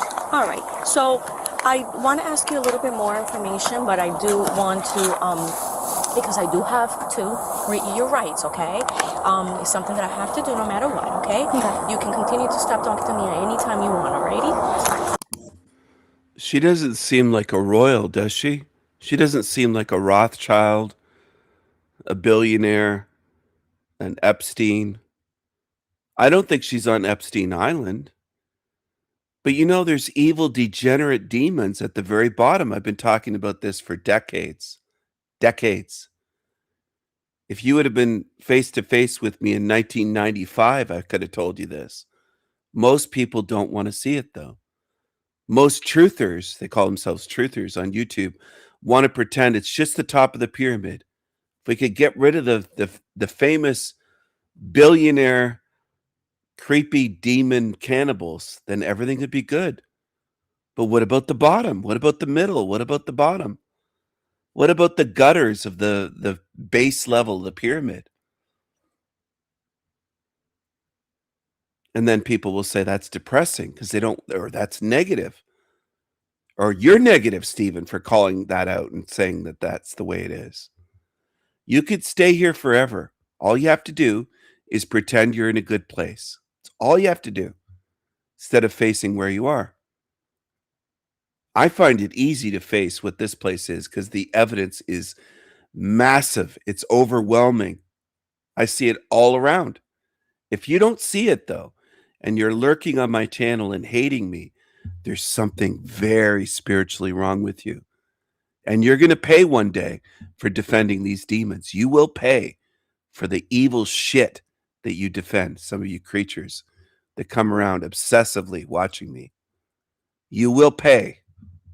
Although she's provided a detailed account, one of the responding officers reads Natalie her rights before proceeding with further questioning. After those are read, Natalie's asked if she wants to continue speaking, to which she agrees. She would go on to deny recording or sharing any illegal material on Snapchat, but did admit to being in contact with adults on social media who requested such content, and had even received something from someone on at least one occasion. Despite her claims, officers remained skeptical. You see, intel from Snapchat indicated that the video in question had been recorded and uploaded from her address. With that in mind, they press Natalie further, but she deflects, suggesting a man she had met online also had access to the account. She said that he acted as a manager. The only problem though, she didn't know who he was, indicating that she was more than likely just panicking because she knew the jig was up. Explain to you? Yes, ma'am. Okay. With that, do you want to talk to me and answer some other questions that I have? Yes, go ahead. Okay. All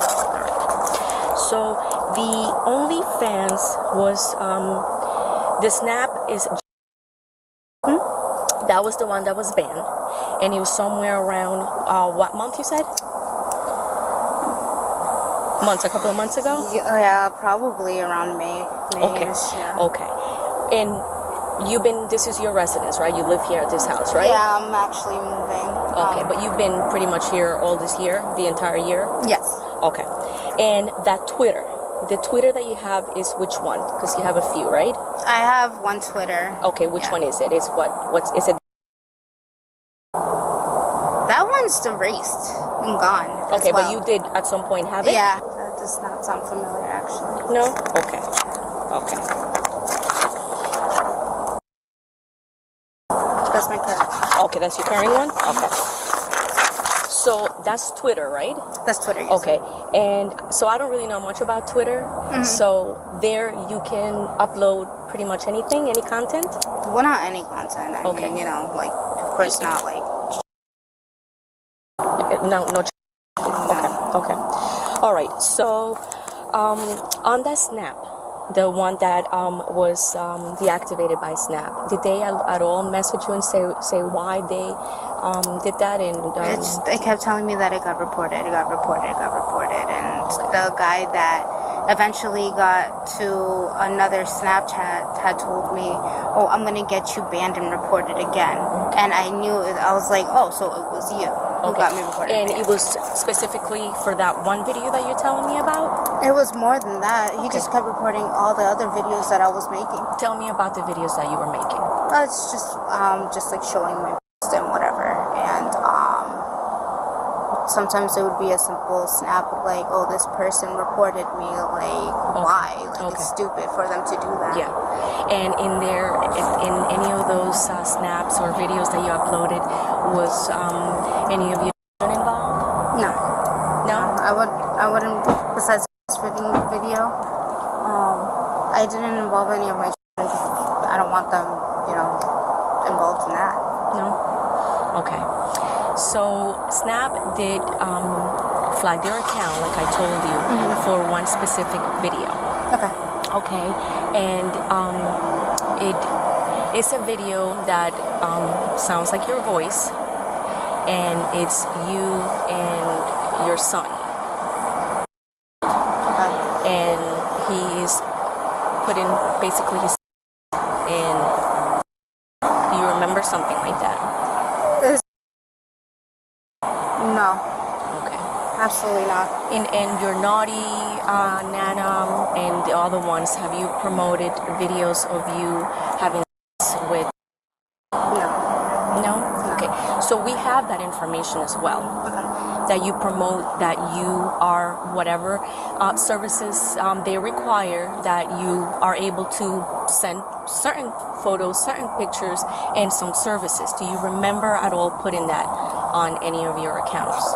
No. The only videos that I upload, like I said, is OnlyFans, and then a Dropbox. But with the Dropbox, there was only solo masks, and there was videos between me and my husband having sex. Okay. So, does your husband know that you have these videos that you're uploading, that are showing you provide services to other men? Yeah. Okay. If I was to show that video to your husband, would he be able to recognize your voice in that video? Okay. So Natalie, I want to be honest with you, okay? I believe that video is you. Okay, and your son. Okay, I do not want to involve them. I do not want to talk to them or put any, stress on them. I want you to just be honest with me. Was that something that you just did just because somebody was asking you to send it so you can give to you because you needed money, or what happened? No, like I said, men have actually repeatedly, especially European men across states, have actually sent me videos of people since they found out that I'm a mom. Right. That, would you do this with your son? And I would say absolutely not. Okay.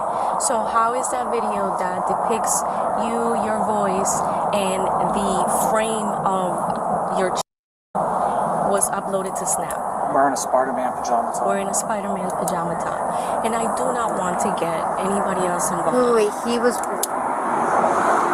just got those pajamas. Okay. Does he have more than one spider top? Matter of fact, he runs around. But was there any point where something like that happened and you didn't mean to, or you just needed money because you are in need of money? Listen, I don't want to get them involved. I don't want to talk to everybody in the house, Natalie, okay? If you are in need of money, I get it. But I just need to confirm that he's okay and that nothing else is happening to him. There's nothing happening to my son. Okay. Nothing would ever happen to my sons. Okay. So, do you remember that video? No. Okay. Would you allow me to see your phone? Right now, it's dead, but yeah, I could charge it. Okay, what kind of phone is it? It's an iPhone. It's an iPhone, okay. Would you allow me and my partner to look at it? Yeah, once it's charged. Okay. So... Do you have a charging cord in your car? Yeah, I do. I would have to. Would you like to go? Yeah, I got a battery. So, again, I don't want to talk to your husband, but I have this video, and it sounds like your voice. I know that you didn't mean to harm him, but that video, it was uploaded to Snap, and Snap said, we're concerned that this is being abused, okay? I mean, it makes sense. Okay. For them to be concerned over a video like that. But also that Snapchat wasn't only controlled by me. The what? That Snapchat wasn't only controlled by me. Okay, who controlled it? There was another gentleman that had it because he wanted to claim to be like my manager on OnlyFans and stuff like that.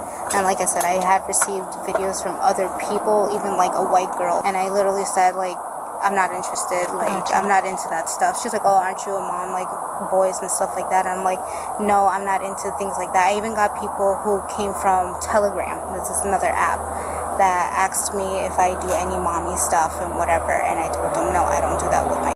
So, you said that somebody else controlled that account. Yeah. Who is that person? He was online, he was on Twitter. Okay. I knew him as Kino.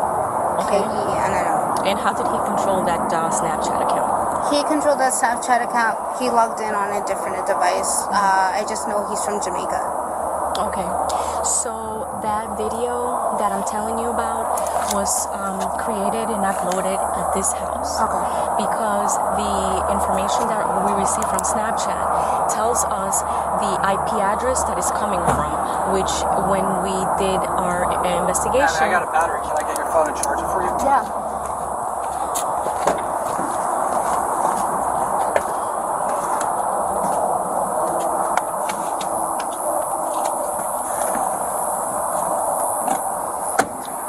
Have any weapons in there, right? Does a taser count? Yeah, it's a weapon. As long as you don't tase me, we're good. I don't. No. Got it? Yeah, actually. All right. So you do allow us to take a look at it real quick? Mm-hmm. Okay. That's the most. Is it dead? No, oh, I can't see it. Alive. Yeah, it's a little. Bring your glasses. Oh, you have them. Oh, there they are.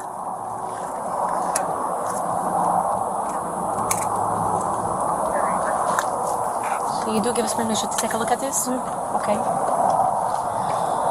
And this is your phone. Who else has the password to this phone? My husband. Your husband? Okay. Does your husband have Snap? Yeah. Okay.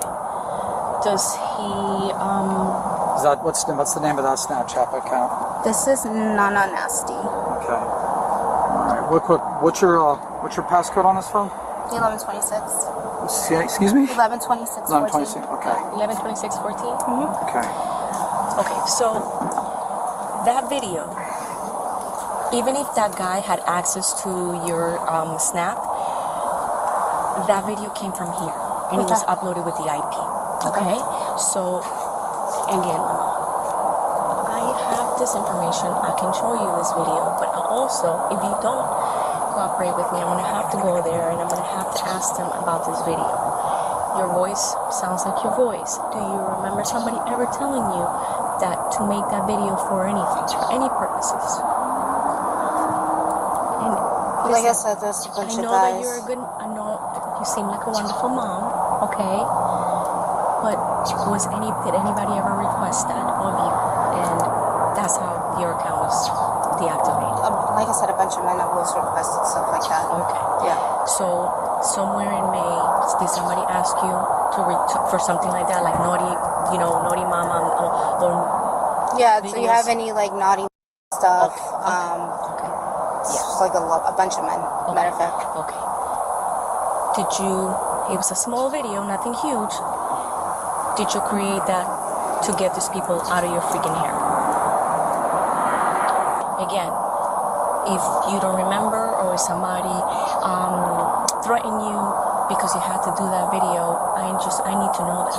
Okay, because I'm usually like, my bedroom's right there. There's a TV right in front of us, and whenever. So, was that one of those videos that by mistake you send it to Snap?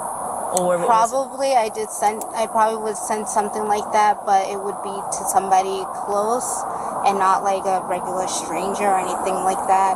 Like my husband, I'll send him Snapchats and whatnot. So, this video that I have, if I show it to you, would you be able to say, yeah, that was him? Just being playing around, being dumb? I mean, I would have to see the video first. Okay, I can show it to you. Okay? All right. Hang tight for a second.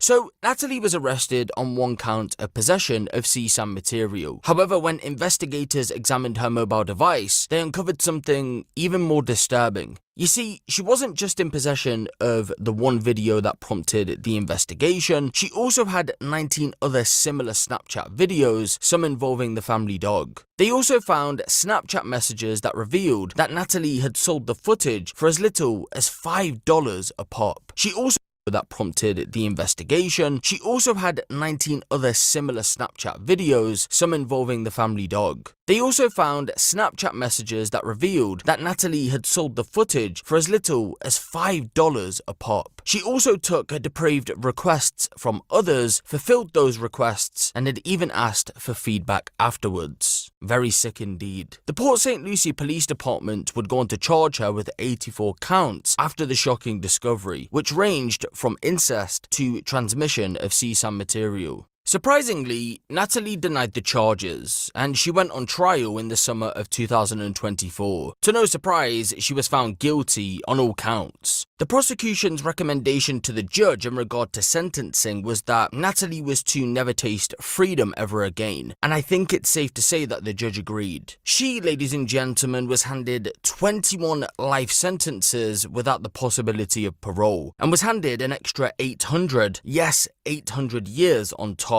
At last, justice delivered a sentence that truly fit the crime. So, what about Natalie's husband then? Well, believe it or not, according to her, he didn't know any of this was happening. Police agreed. He was charged in relation to this case though. Essentially, police said that he neglected his children. He ended up pleading guilty to the charges and was sentenced to 5 years of probation.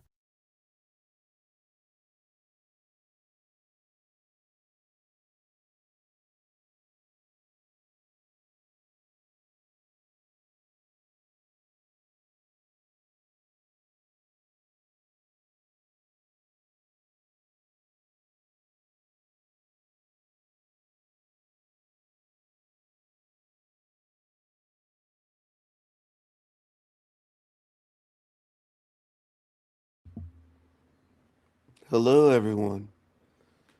We lost half the audience as I was playing that. We went from about 20-something people down to 12. A lot of demons that tune in don't want to be shown what they're like. They don't want to be shown how demonic this realm is. They can't take it. It's like holding up a mirror to them. They can't take it. They can't take looking at themselves. I'm holding up a big mirror and saying to them, fucking look. Look. Look what you are. Look what your world is. Look how sickening, disgusting, degenerate, and demonic and vile this place is. It's gross. It's rotten. It's demonic. And denial doesn't change that. No matter how many beings shake their heads and say, no, it isn't, it doesn't change. The truth is, this is a demonic fucking hell realm. And it's getting worse. Denial doesn't change the truth. Denial doesn't change the facts, the evidence of what's going on. Your denial doesn't do anything but show you as a weakling.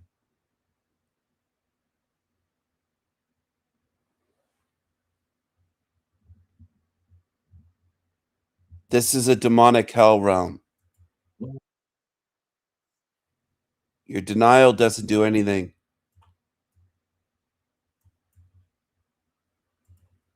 This is a demonic hell realm. I've been live now for 3 hours, 22 minutes. This is El Diablo Radio International, the greatest show in hell. Nobody does it better. Nobody.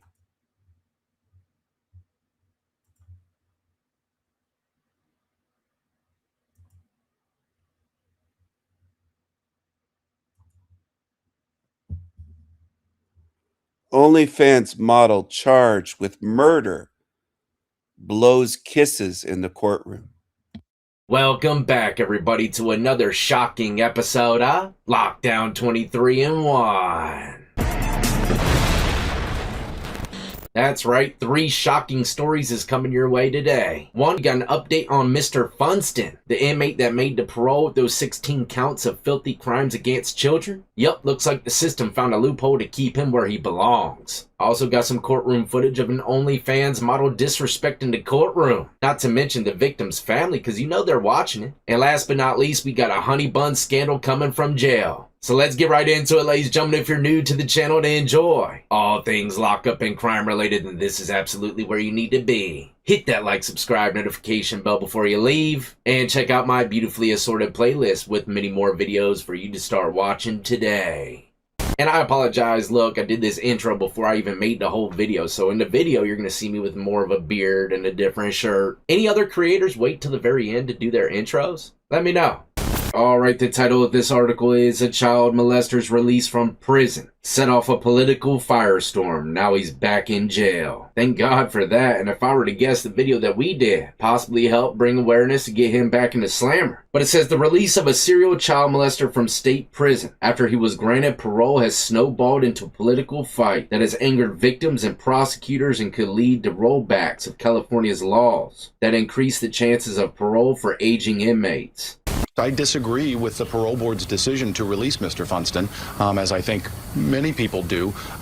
So in these kinds of cases, I'm always concerned that someone with these charges and this propensity and proclivity for committing these kinds of crimes would victimize someone else again. Yeah, they need to go in there and amend that money, man. It don't matter how old you are. Certain crimes should land you in prison the rest of your life, never see the streets again. But David Funston was granted parole from state prison after serving nearly 27 years for sexually assaulting young girls in Sacramento County. And in my first video, I couldn't get into the details of what this guy did. He's a true monster. 100% authentic Candyman kidnapper. every parent's worst nightmare, right? And they gave him parole. This is unreal. But either way, the article continues saying Governor Newsom appointed many of the state parole board members, but opposed Funston's release and unsuccessfully asked the board to reconsider its decision. Oh, okay, so it seems like old Governor Newsom didn't want him out either. That's good. But it was out of his control. That's kind of strange, man. I feel like the governor could kind of, trump all those guys. It says now prosecutors appear to have found a loophole that could keep him detained. After leaving the California Institution for Men in Chino on Thursday, the 64-year-old was transferred immediately to Placer County Jail and held without bail to face a new charge: sexual assaults on a 5-year-old girl from 1995, who was one of the prosecution's witnesses at his 1999 trial in Sacramento.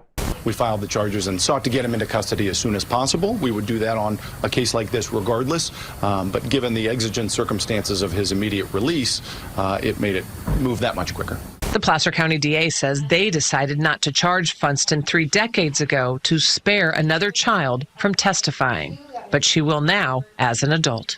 If convicted, he could again face a sentence of up to life in prison, with little prospect of ever being released. Under California's elderly parole law, inmates who are 50 or older are eligible for parole can ask the State Board of Parole hearings for release after serving at least 20 years, a request the board granted to Funston last year after turning him down in 2022. So that means the loophole here is if he's convicted of this crime from 1995, he's going back to prison, and that parole ain't going to stand. He's got to do, 20-some years for this crime now before he can be considered for the elderly parole program again. If he's convicted, if I were to guess, that will be the end of Mr. Funston's story. Unless he gets got in a penitentiary, then we'll be talking about him again. Mr. Funston was already being prosecuted and convicted and sentenced to life sentences.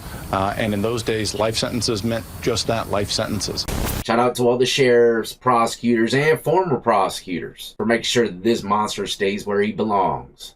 But moving right along, ladies and gentlemen, we got an OnlyFans model, creator, I don't know what you call these individuals, but she's in the courtroom for some treacherous crimes, but she don't seem to give a damn. This is Courtney Clenny, who's accused of second-degree murder in the 2022 stabbing death of her boyfriend, Christian Abumsely, hopefully I pronounced that right, has drawn attention for her behavior during court proceedings. In February 2026, during a Miami Circuit Court motions hearing, Clenny was seen blowing kisses to the gallery, sticking her tongue out and making playful faces at the defense table while attorneys discussed evidence. This girl right here is a true monster, and who the hell knows where that tongue has been? I want no parts of it. Keep that thing away from my damn monitor. But for her to be doing all this stuff in the courtroom, if I were to guess, she's going to get smoked. And she knows it, right? It's probably signed, sealed, and delivered. Already, all the evidence is probably stacked completely against her. And typically when people know that, there ain't no really, no way around it. They do whatever in the courtroom. Matter of fact, she probably went into the courtroom thinking she was going to do that to get some kind of pen pal action. Little promo type of situation, right? But the 29-year-old is accused of fatally stabbing her boyfriend in their Miami high-rise apartment in April 2022. Clenny maintains she acted in self-defense, claiming she threw a knife at him, while prosecutors allege she stabbed him in a downward plunge during a tumultuous relationship. She's been held without bond and is awaiting trial. Crazy situation, huh, homegirl? Like I said, if I were to guess, is going to get that long L-note lullaby called life.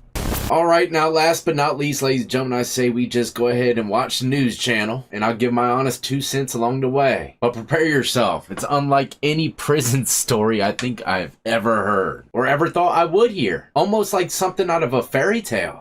A law enforcement officer with a long career now facing charges over stolen honey buns. Yeah, you heard that right. Stolen pastries. Bobby, WFO 48's chill. investigative reporter Nick Ballinger spoke to Jarvis Moore exclusively after he turned himself into the Morgan County jail last week.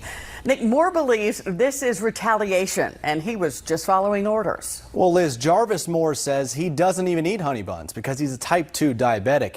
He believes this goes much deeper than those 200 or so calorie snacks. He thinks despite 200, I think that's the non-iced. Those white face, I think, are like 11 hundo. And yeah, if he was eating one of those every night after shift, I'd believe anybody probably become a diabetic. I'm just playing. I eat one just about every day, and I'm just fine. Honestly, the white face honey buns are my guilty pleasures. He believes this goes much deeper than those 200 or so calorie snacks. He thinks despite 24 years of service in Morgan County, this is retaliation. I just want the people to know that I didn't do this. And it is killing me to be plastered all over the world that I'm this and I'm that and I'm not that. Every day for over 2 decades, Jarvis Moore walked into the Morgan County Jail and went to work. I believe this man. I think these honey buns are going a bit deeper than they should. But this dude worked in this jail for 24 years and now he's getting felony charged with 7 counts of extortion. Done everything that there is to be done there. Something that I wanted to do ever since I was a child. But on Friday, he walked through a different door, turning himself in on 7 counts of felony extortion. I've contacted Morgan County officials to get to the bottom of the charges, but due to courthouse renovations, the filings are delayed. Always delayed by renovations, but look, remind me never to step foot in Morgan County. They ain't got no kind of give, they play by the book. Did this dude in with 7 felony counts, man, after 24 years of service. Just imagine what the hell they would do to someone like me. Bury me under the prison, man. Jeez, I'm never going to Morgan County. Filings are delayed. Moore was told this stems from his firing in September. And they told me that I had was being terminated for taking honey bun and store items from inmates. You heard that right. Honey buns. Moore doesn't deny taking the honey buns, but he says he was simply following orders. This idea's been going on for years and years. He says when inmates started a fire in the jail, it was policy to take commissary from inmates who started the fire and give to others. The honey buns were actually given to another inmate to clean up, or the items. Oh, hell no. That's damn straight up theft, sir. And if I were to guess, somehow falls into the lines of extortion. Even if they were told to do so, I think you might need to read your handbook a little bit. You can't take people's property and give it to someone else, especially if they just bought it. I don't know. I've been to prison 2 times, and that's what I always thought. So if they got like video footage or witnesses, anything, you know, that can prove that this guy was doing these kind of things or extortion of any kind, man, his goose is cooked. He might get a first-round draft pick to the old state penitentiary. I don't know. Nothing ever kept in possession. It was used as a tool to stop burning in the jail. Moore and his attorney Scott Morrow believe this is much bigger than 7 felony counts for 7 honey buns. It's retaliatory 100%. His problems began specifically when the John Scott incident occurred. Now, the correctional officer is saying that all this is actually in retaliation because of a leaked video of an inmate who passed away in the jail. He's saying that they think that he was involved with the situation and it held him back not only in the jail, but eventually led to these charges out of, like I said, retaliation. But it sounded like it's just like the cell block, man. Whenever those honey buns are involved, anything's possible. They wanted to keep their thumb on Jarvis and keep him down, and they came up with this honey bun criminal charge. A spokesperson from the sheriff's office told me this investigation into stolen honey buns started in August and was turned over to the DA in November before the video was posted. Well, if those dates check out, then they're definitely not coming at this guy over retaliation, because you heard what he said. The leaked videotape came out after the DA started investigating this honey bun extortion ring. And if that's the case, then his whole defense pretty much just went out the window. But let us not forget, everyone is innocent until proven guilty. But that's a wrap, ladies and gentlemen. Hopefully you enjoyed today. Welcome to another video where I'm asking the biggest questions that any human ever can. And it continues to amaze me that more people don't ask these questions. They're pretty important. You know, what are we? What is this place? What are we doing here? How did we get here? Who or what created it? Why? What's this place set up to do? And I've got a guest on today to help me try and ponder these questions. We don't claim to have all the answers, but we've certainly got the questions. And I saw this guy do a video with Eric Dubé just recently, and I've had a conversation with Eric as part of this series. And it was a really great conversation. It's the most profound one I've heard on these subjects. And so we got talking back and forth, and we agreed that he would come on my show to present some of his findings and his observations on these subjects. So it's welcome on to Hitesh. Welcome today, brother. Thank you, Mark, and thank you for having me on your platform and allowing me to do this presentation on your channel. And I appreciate your comments on that, by the way, with regards to the Eric Dubé discussion. That was a really great discussion. And I didn't expect to have like a phase of YouTube discussions leading up from that, but it's where it's led. So here we are, and this is really two sort of again, just like with myself and Eric, two very like-minded individuals that are just ready to just kind of go for it and really just make this into a really powerful discussion. So thank you for having me on your channel, and yeah, this is going to get quite intense. Yeah, no worries. I found myself during that conversation listening to the questions that you were posing to Eric, and I was going, yes, that's it. That's what I would have asked. And there's so few people that I feel that way about. There's a guy called Benedictine from South Africa. He makes some great videos. You familiar with him? I've not heard of him, no. Yeah, and a few others out there, but it really is a small handful. There's so few people that seem aligned with Teen from South Africa. He makes some great Teen from South Africa. And there's so few people that I feel that way about. There's a guy called Benedictine from South Africa. He makes some great videos. You familiar with him? I've not heard of him, no. Yeah, and a few others out there, but it really is a small handful. There's so few people that seem aligned with, what we seem to be on the same page with. So the way we're going to handle this is I'm going to hand the floor over to you because you've got a presentation there where you want to get your points across. I might jump in with the odd observation along the way, and then at the end of it, we'll have a bit of a chat about what you've just presented. So do you want to just give people a bit of background on yourself first, and then you can just launch into what you've got for us today? Sure. No, thank you, Mark. So my name is Hitesh, and I have a huge passion for conspiracy/alternative research. I've been questioning this world as far back as I can remember, and I've always had this feeling of not fitting in a sense of not belonging. Even as a kid, it was confusing to me why we live in a world where living organisms have to feed off other living organisms for their own personal survival. I was like, where the hell am I? No pun intended, I always say that. But the other thing I noticed was that humanity was going in circles for thousands of years, if not longer, depending on whose research you follow. All we have been doing is reproducing, consuming, competing, and dying. And each generation repeats the same cycle over and over and over again. And I think there's nobody stopped to think, is this all we are supposed to be doing? I just don't get it. I really don't.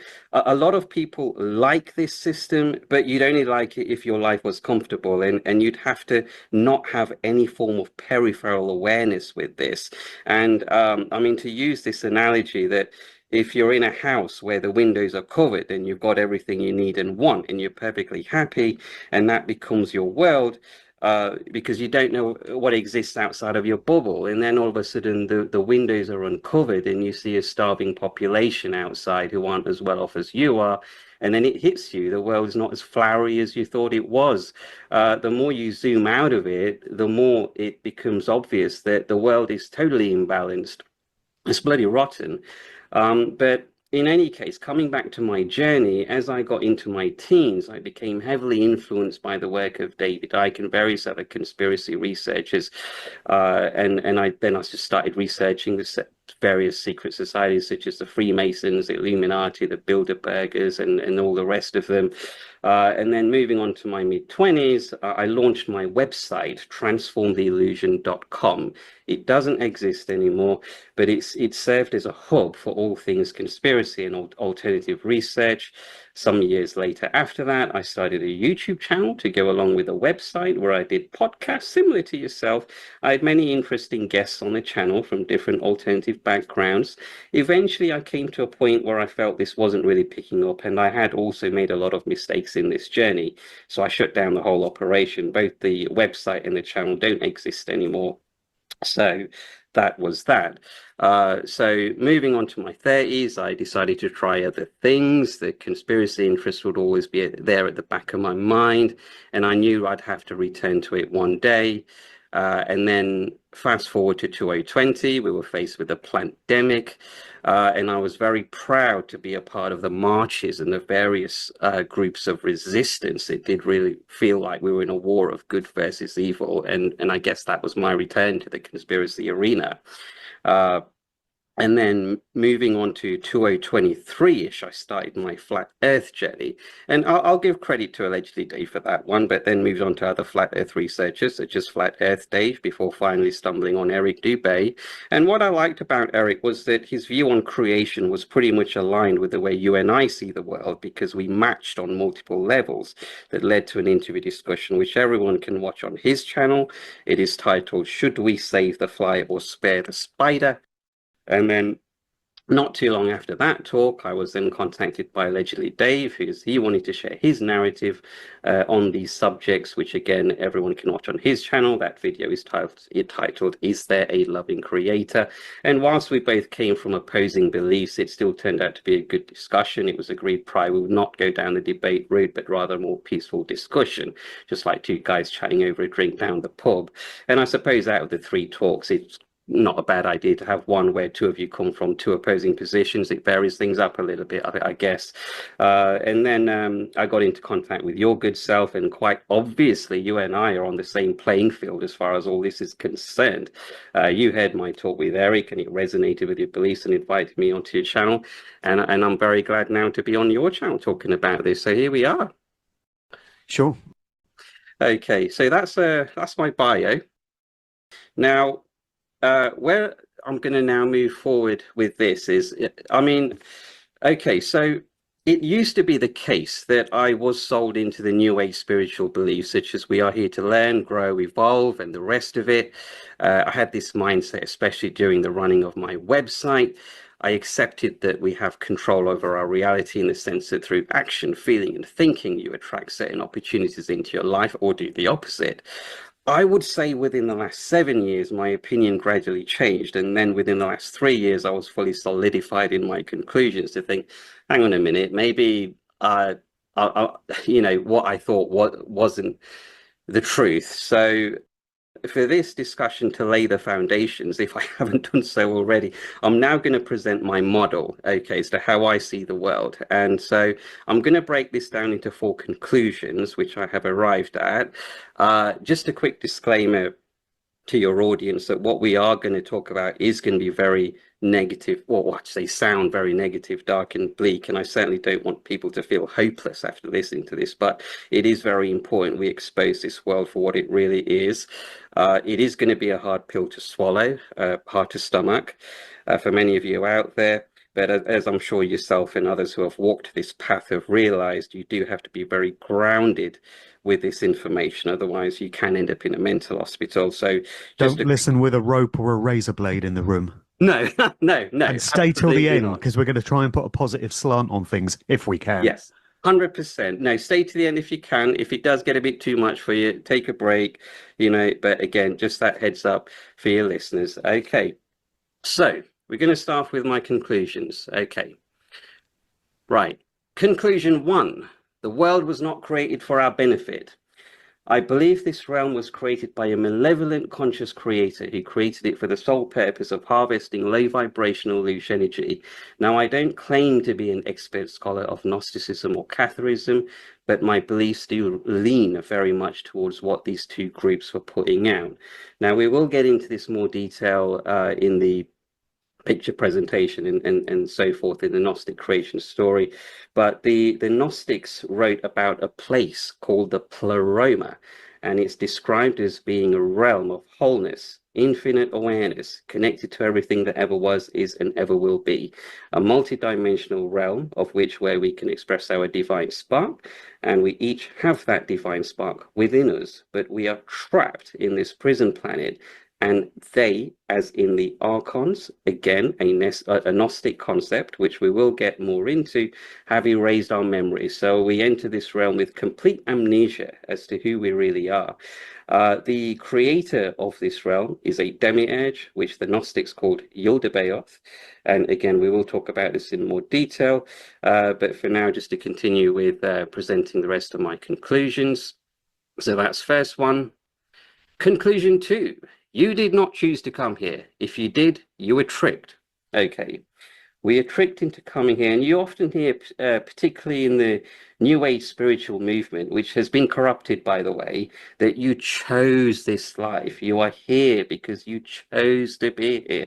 I personally don't think or don't believe anyone at their core would choose to enter into a reality where life has to feed on life.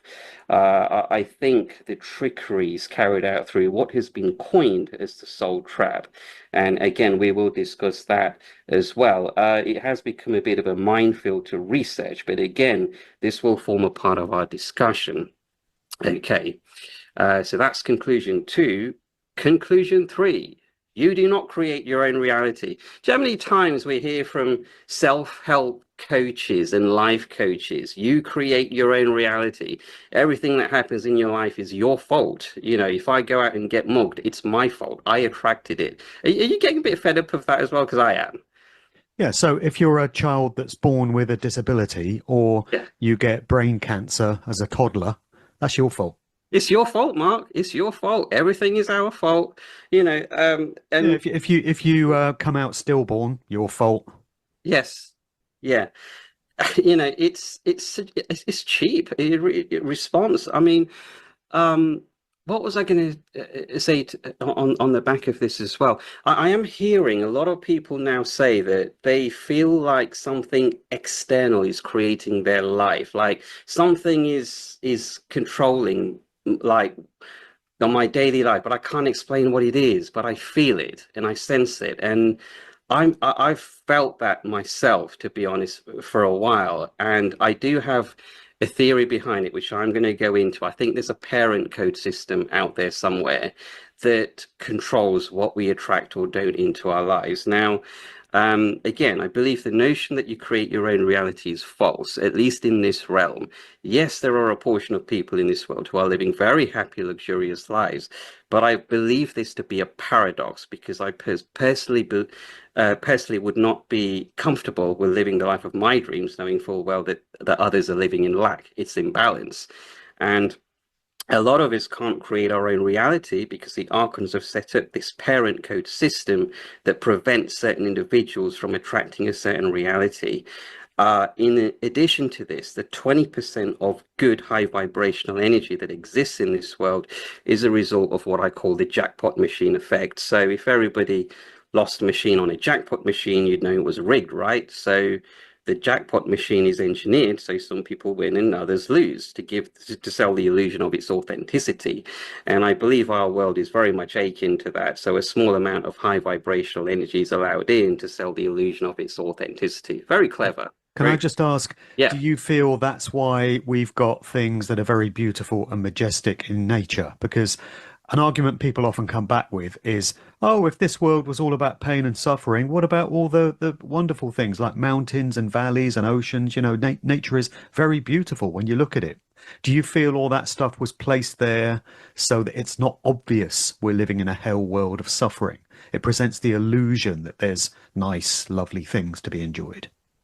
100% correct. I'm right with you. I'm right behind you on that one. Yeah, we've got a bit of beauty. So when you go on holiday and you see all these beautiful scenery, you kind of get mesmerized with it, don't you? And you almost can't help but get mesmerized by it. Right. And you're right. Yeah, because if it was a complete 100% hellhole, more people would figure out the plot.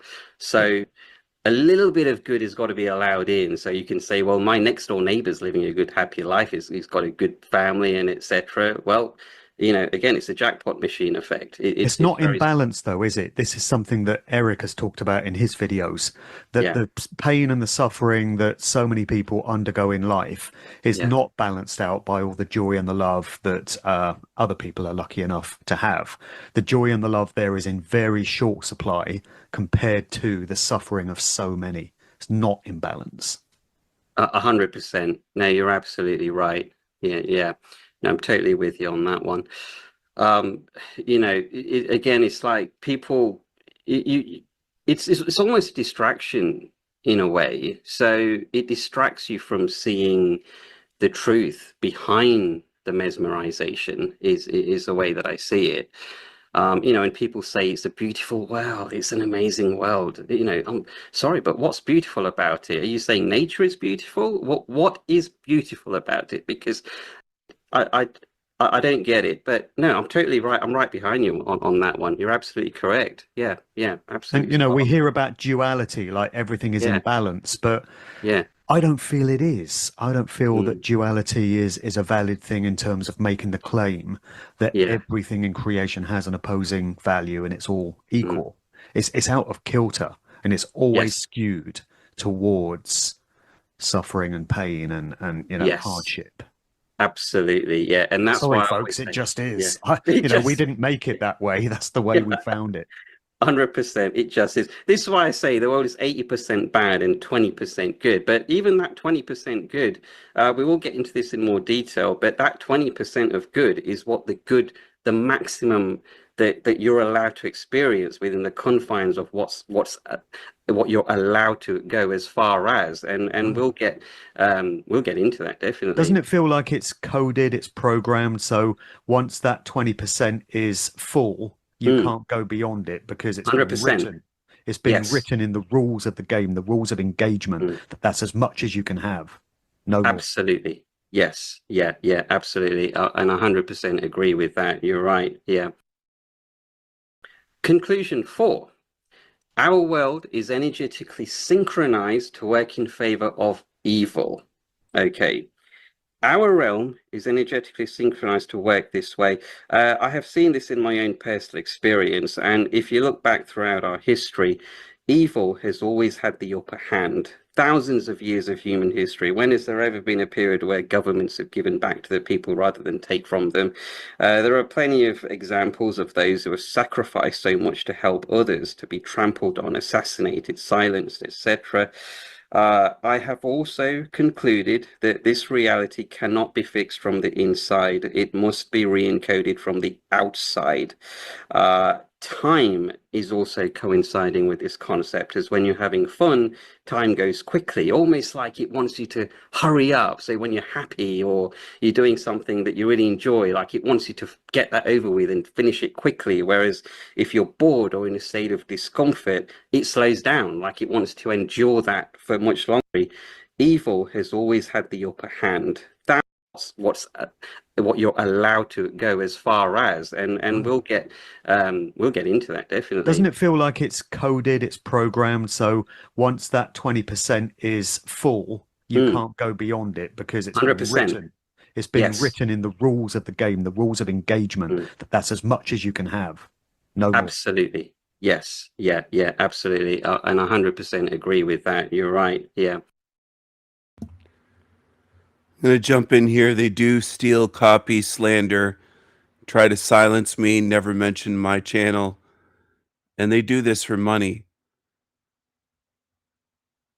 They do it for money. They're all making money. Mark Devlin, Erica Dubé, they're all making money.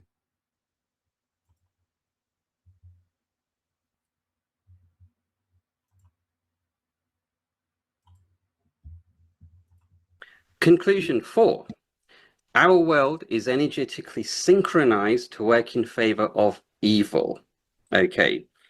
Our realm is energetically synchronized to work this way. I have seen this in my own personal experience. And if you look back throughout our history, evil has always had the upper hand. Thousands of years of human history. When has there ever been a period where governments have given back to the people rather than take from them? There are plenty of examples of those who have sacrificed so much to help others to be trampled on, assassinated, silenced, etc. I have also concluded that this reality cannot be fixed from the inside. It must be re-encoded from the outside. There you go. Can't be fixed from the inside. Where did he get that from? Directly from me. I've been saying that for years and years and years. They pretend they don't watch my channel, but they do. There's a lot that watch my channel that don't hit the like button and don't comment and don't admit that they watch my channel. They mine my channel for ideas. They steal. This is what they do. And they're going to lead a lot of people right into the recycling bin. time is also coinciding with this concept, as when you're having fun, time goes quickly, almost like it wants you to hurry up. So when you're happy or you're doing something that you really enjoy, like it wants you to get that over with and finish it quickly. Whereas if you're bored or in a state of discomfort, it slows down, like it wants to endure that for much longer. Okay, and that's where I stand today. Okay, and have you noticed that yourself? Like, you notice. He's reading from a script, by the way. They can't do these interviews without scripting what they're going to say. They write things down, or they have it written down for them. It's one or the other. Either they've written it down and scripted it, or someone else scripted it for them. They don't talk on the fly, off the cuff, stream of consciousness, the way that I do. They can't have a conversation with someone like me because they can't answer questions that they don't have scripted out. They can't do it. They can't do it. And that isn't just a criticism to put them down. I'm telling you that they are different spiritually. All they can do is copy, imitate, steal. That's all they can do. They can't think for themselves. And then people put their faith in these fucking frauds. Look at the views on this. 10,000 views in 3 weeks. This is what people are viewing. And the people in the comments there, you don't see them on my channel. It's interesting. They can't find my channel, can they? All these people in the comments. You can't find them on my channel.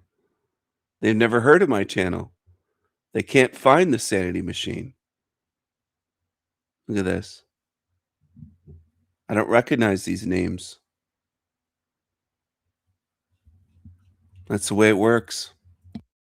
People like horrible people seem to get away with a lot, and if you have positive intentions, you tend to suffer more. And again, I know this is all very bleak, but you must have experienced that in sort of your circle. Absolutely. And you said it there. All throughout known human history, it's been the same. Yeah. So again, if everything was in balance, wouldn't we be able to point to a period where joy and love and peace and plenty and thriving had the upper hand? And yet we can't. All we ever see when we look back through history is war, poverty, hardship, starvation, natural disasters. How about that? Acts of God. That's got to tell you something. Earthquakes and tsunamis and tornadoes and stuff that kill hundreds of people in horrific ways. And it's put down to an act of God. Well, what does that tell you about the true nature of God then? And it's always been that way. So things aren't in balance. And as for it being very bleak, yes, it is. And a lot of people don't like having these kinds of conversations because it's so bleak. But you should never shoot the messenger. You should never attack guys like us for pointing these things out. If you want to get mad at this state of affairs, how about getting mad at the force or the entity that created this bloody place and set all these things into motion? If you're going to direct any... Almost word for word again. I've said this, they just copy. They just copy and steal and plagiarize. Bunch of demonic losers. Mark Devlin, as well as Erica Dubé and others, Howdy McCoskey, Tony Sayers, they've all been invited onto my channel many times. They don't even acknowledge invitations. They don't respond saying no thanks or yes or maybe I'm interested. They never respond. Never. They like to pretend I don't exist. That's their way of handling it. They're cowards. Thieves, liars, cowards. Anger or scorn anywhere, I would suggest that's the direction that it needs to go in. 100%. I'm right with you on that. No, absolutely. As you said, we didn't make it this way. We just found it. But I'm starting to find it to be quite hilarious when people defend the system and say that it's balance, like life feeding on life is balance. Well, no, that's not balance, because balance is two two what do you call it, like two opposites that meet in the middle in mutual agreement, they in harmony, that's balance. A lion running after a gazelle and tearing it apart, that's contrast, that's imbalance. Okay, so people tend to I do find that people they struggle to often defend it, like oh, it's because we need free will, or because it's balanced. You're really struggling there. Okay, we don't have to do any of that. We can just accept that it's not working. Yeah. Okay. I mean, the insanity of this place for me is that we've just been dumped here and abandoned, and whatever force brought us in here is a complete absentee. It's nowhere to be seen. People will claim, oh, I've had this sign or this vision, or we've got this book, you know, this holy book, this holy text. Then, of course, the next man will come along and say, no, that's the wrong holy text. My holy text is the correct one. And a third man will come along and say, you're both wrong. You're both heathens. You're both going to hell. My holy book is the correct one. So we have no guidebook. We're just left here to figure things out for ourselves. And as an analogy, just imagine if you went around a town in the middle of the night and kidnapped a bunch of people, gave them some sort of drug that wiped their memory so they couldn't remember what happened, and dumped them in a concentration camp and then buggered off and were never seen again. And they become aware that they're in a concentration camp, but they have no idea how they got there or why they're there or what crime they committed. What would you say about the people that went around and kidnapped those folk and stuck them in the concentration camp? You would say they're terrible people, right? You certainly wouldn't praise them. You certainly wouldn't make excuses for them. You would say that's completely unacceptable, immoral behavior. It's terrible. It shouldn't be tolerated. So just expand that analogy out to the cosmic one that we find ourselves in. People make all kinds of excuses for, let's call it God, whatever force, you know, brought this state of affairs about. And not only that, but they praise him. They sing hymns and songs and worship and exalt him for dumping us in a concentration camp, a cosmic one, with no memory of how we got here or why we're here. And with, you know, our slave master being completely absent at all times. So how about that to put things into context? Absolutely. And when people say it's free will, oh, well, we're learning from free will because we're learning from our mistakes. Well, if you have children and one of those lights a match and is about to burn the house down, do you let the child burn the house down and say it's free will? They'll you know, and just let them go ahead, or do you take the match out of the child? So that doesn't wash with me either. And you're absolutely correct on that one. What I'm going to do now is I'm gonna of course, just before I go any further, the earth is not a school. We are not supposed to be here, and we belong somewhere else. We are not here to learn. We are not here to learn how to love. We are not here to evolve. We are not here to spiritually grow. We are not here to fix this from the inside out, and we are not here for karmic payback. Okay, all right. So that kind of summarizes all my conclusions as to where I kind of stand. I mean, this totally kills the New Age spiritual movement, because they're always going on about how we're here to learn how to love and spiritually grow. Well, you know, doesn't wash with me anymore. I don't buy any of it. Yeah. I think what it comes down to, Hitesh, is fear. Basically, people hide behind religions. Yes. And if they reject the orthodox organized religions, they might lean more towards these new agey sort of spiritual teachings. And I did myself for a period, you know. I identified as a Christian for a few years. Then that made no sense to me. So I turned my back on it, became an atheist. But then I started leaning more towards new age stuff. And I think all these teachings and these ideas are there to mask and firewall off the terrible truth of what this place is all about and what we're doing here. People create all kinds of things to hide behind and explain away why things are the way they are, because it's more comfortable and it's more pleasant and it's more calming to try and find some meaning by saying, oh, we chose this and it's all for our own growth and it's all life lessons and stuff, than face up to the harsh truth, which we're doing here. And very few people seem prepared to do that because it takes a lot of courage and it takes a certain amount of spiritual fortitude, I guess, to face up to what's staring you right in the face. But in my book, religions and New Age teaching and such are there, created by people so that they don't have to face the truth. Absolutely, yeah, I can echo exactly what you just said. I mean, it's a very, I don't know if to say dark path to go down. I think people don't want to go down this path. They don't want to confront. It's too much. It's too much to bear with. Well, it's understandable, but yeah, you know, absolutely. You either want to use the resources that have been afforded to you in these lives, the capacity to think and the capacity to question, while you've got the chance to do it, or you don't. It's one thing or the other. Yeah, 100%. And what I'm going to do now is I'm going to go into the Gnostic story of creation, because the picture presentation will follow on from that. Now, okay, just before I begin, then before the listeners sort of start shouting out, no, that's not how it happened, and it happened this way and not that way, I just want to be clear that this is just one interpretation of the story. Okay, so if we end up going into all of the interpretations, we'd be here for just 2 hours talking about that. So I'm just going to keep this as basic as I can, just to move things along. This is the version that I currently lean towards. But if you're more in agreement with a different version, then that's okay. You may want to take some of this with a pinch of salt.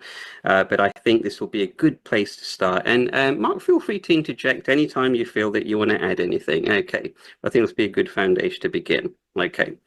So now, this is how it goes. So before anything material existed, or rather before anything thinkable existed, there was one form of pure eternal energy. It was infinite. It had no starting point, no ending point. It just was and still is a state of pure balance and harmony. It was all-knowing, all-being. It is the source of everything, and that source is called the monad. Now, David Icke has spoken about one infinite consciousness. I believe the monad is just that. The descriptions match. Okay.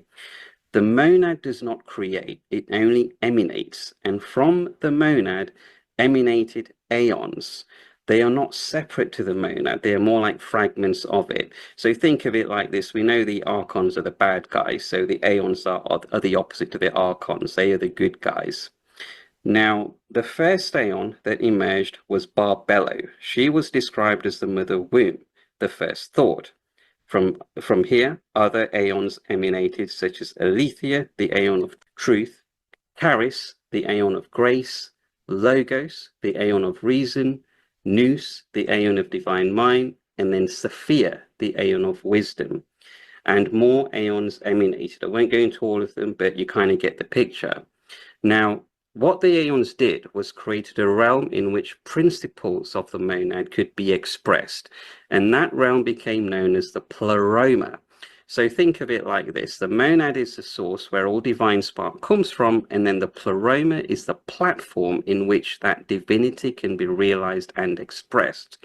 Can I just make an observation there, mate? Of course, of course. Yeah. Monad, if you reverse it, becomes daemon, and daemon is an ancient word for demon. They just added the E. So isn't that interesting? When you invert monad, you get a word for a demon. Oh, I didn't know that. That's very interesting. Yeah, it's like, because they flip everything, don't they? They invert everything. So yeah, that's so Matt Damon is really Matt Demon. It could very well be. Okay, but no, good. The monad is the source where all divine spark comes from, and then the pleroma is the platform in which that divinity. Observation there, mate. Of course, of course. Yeah. Monad. Damon is really Matt Demon. Yeah, it's like, because they flip everything, don't they? Damon is really Matt Demon. Okay. It could very well be. Okay, but no, good point there. So within the pleroma, the aeons created pleromic dimensions. So in essence, the pleroma became a realm of multiple realities whereby principles of the monad could be expressed. It was multidimensional, limitless, eternal, and more importantly, it was whole. The aeons worked in pairs called syzygies, so it was this cooperation that ensured balance. At one point, there were 30 aeons grouped in 15 syzygies, grouped into 3 tiers. They didn't rule, they didn't dictate, they just created and experienced. Now, Sophia, being the youngest of the aeons, was curious and wanted to further understand the source from which she emanated from. As a result, she acted independently without her syzygy and decided to create on her own out of curiosity. Now, the proverb, what did curiosity do to the cat? I don't know where that originates from, but I don't think of any other situation where that phrase holds as much weight. But in any case, it was out of wanting to understand how far she could take creation and with intention to understand the root of all being that led to this action. What she created was an entity of independent consciousness that also had the ability to further create. As a result of creating this entity without her syzygy, this creation became unbalanced, distorted, malfunctioned, arrogant, and I believe malevolence resulted from all of those attributes. Sophia was horrified by what she had created, so she placed this entity outside of the pleroma. And as soon as this distorted consciousness fully manifested in realizing that he was alone, he declared that I am the only God and there is no other. So this false god in the Gnostic texts became known as Yaldabaoth, the demiurge. Yaldabaoth had a desire to create his own world, so he set about to create the material world and the realm that exists outside of it. Thus, the Matrix was born. But it needed managing, administrating, and fueling, both from within and outside of it. So our realm was designed with the purpose of extracting low vibrational energy, which then can be recycled to fuel the system, also called loosh. So how does one create a system whereby such an energy can be squeezed out of it? Well, the answer is you create a system where life feeds on life. In addition to this, you create a system of unhealthy competition, unbalanced, and let's not forget, a system of endless polarities. And from this type of construction, enough loose energy could be extracted out of our realm, which can then be recycled and fed back into the system to keep it running. I mean, look at this world. I mean, everything is competition here. We're competing for everything, for success, whatever you want to define that as, for partners, for jobs, for happiness, for wealth. In our recorded history, we've had approximately 12 to 14,000 wars, and from the 20th to the 21st century, 187 million people died as a result of war. That's not counting the deaths in wars before that time period, and around 7,000 to 25,000 people die from hunger and hunger-related diseases every day. That's roughly 9 million deaths per year. Now, if you still want to believe after hearing that we live in an amazing world, okay, each their own. Obviously, you and I are missing something here, Mark. Obviously. You know. Well, just to the point that people die of hunger, and we've got this natural, so-called natural food chain where life feeds on life. It's not that difficult to imagine how things could have been designed differently. People say, oh, well, we need food for energy and we've got to have a digestive system and such. Why? Why did the human body have to be constructed that way? Why did any living body have to be constructed that way? Why? I mean, I could sit down with a paper and pen and devise a much better biological system myself in about 15, 20 minutes. And who am I? I've got no kind of medical knowledge or anything like that, but I can still see better ways in which our bodies could have been constructed where we don't need to take in food. And therefore, we don't need to be killing other living sentient beings, and neither do they. It's not that difficult to see how things could have been made different and better. Why do we even need to urinate and defecate? It's disgusting and it's unnecessary. So obviously the system has been set up so that death and suffering and competition is part of the rules of engagement. It was meant to be that way. So whatever entity created this place wanted all that. Who wants to follow copycats, imposters, fakes, frauds? Where do you think that will lead you? Because some people come to my channel and they say, what does it matter? What does it matter, Stephen, if they steal from you, copy you? If you want to follow frauds, see where they lead you. I've told you to choose wisely. The truth matters. If you want to follow imitators, copycats, frauds, see where they lead you. See where it leads in the end. See if it leads you to freedom. Because they're already thieves and copycats. You think they're going to lead you somewhere good?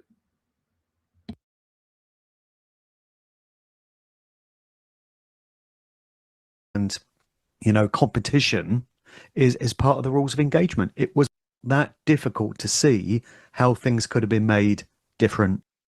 Any living body have to be constructed that way. Why? I mean, I could sit down with a paper and pen and devise a much better biological system myself in about 15, 20 minutes. And who am I? I've got no kind of medical knowledge or anything like that, but I can still see better ways in which our bodies could have been constructed where we don't need to take in food. And therefore, we don't need to be killing other living sentient beings, and neither do they. It's not that difficult to see how things could have been made different and better. Why do we even need to urinate and defecate? It's disgusting and it's unnecessary. So obviously the system has been set up so that death and suffering and competition is part of the rules of engagement. It was meant to be that way. So whatever entity created this place wanted all that death and suffering. What does that tell you about its true nature and its true motives? 100%. And when you say that you can create a better reality, that's actually a spark of the divine monad speaking, sort of, I don't know if you use the term speaking through you, but it comes from the spark of the monad within you when you say, I can create a better world, because we can create It's just not even that difficult, No. How about, okay, you don't need physical food to go through a digestive system. You get energy off of prana, air, how about that? I mean, that's just off the top of my head, but how about that? That's a better system, isn't it? Why wasn't that one devised? Absolutely. I mean, the human body is a factory that inputs and outputs energy. We are inside a biological factory. I mean, we have been thrown into an absolute bloodbath of a gladiator arena. Okay, there is nothing amazing about it, nothing beautiful about it, nothing wondrous about it. This is crap. Okay, we don't have to accept this. We have a divine right to question it. We don't have to like it. We don't have to marvel at it. And I know how you feel, Mark. I don't want to be a part of any of it. Yeah, my mind goes back to when I was part of a Christian church and we would sing hymns like, then sings my soul, my Saviour God to thee, how great thou art, how great thou art. Yeah. Why?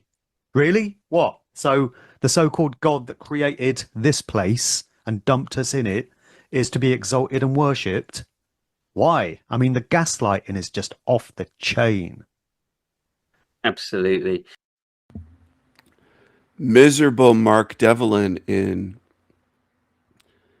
some of his other videos in the past 6 months to a year recently. Miserable Mark Devlin has expressed that he doesn't want to exist. He wishes for non-existence, not for freedom, not for spiritual freedom, not for I'm going to get out of here and be in a paradise realm. There's much better than this. He wishes for non-existence. He's completely miserable. Miserable Mark Devlin. He looks miserable because he is miserable. Now, Elon Musk would say he looks miserable because he's not miserable. It looks so fake, the Tesla in space, because it's real, he would say. That's what Elon would say. I would say about Mark that he looks miserable because he is fucking miserable. He's a miserable spirit. He's a miserable being. That's why he's miserable in every podcast, in every picture you see him in. He looks miserable. And apparently this is attractive to people. You can see by the views on his channel, people are attracted to miserable creatures.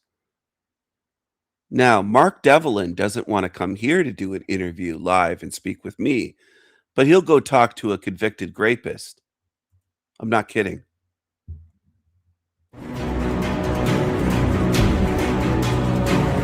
Bunch of emails I've been ignoring. I don't really have any announcements. So without further ado, I'm going to bring our special guest in right here. How you doing, Mark? What's up, Jason? Good to be with you. Man, I'm always jealous of you guys coming on my channel with that superior audio. You sound so crisp. You know, the funny thing about that is ever since I've started doing these podcasts and such, best part of 20 years, I've been using the mic that I was used to use in my DJ gigs. It's a Shure SM58, and it's like the industry standard that DJs use to do announcements in nightclubs and things like that. And I tried a couple of times getting a studio quality mic, very expensive ones, and hooked them up to my MacBook. And the results I was getting came nowhere near equaling what I was getting from this mic. So I ditched the expensive mics and just carried on using this one. And I think it depends on how a piece of equipment is suited to your individual voice. And mine seems to get on very well with the Shure SM58 and not so well with the studio quality ones.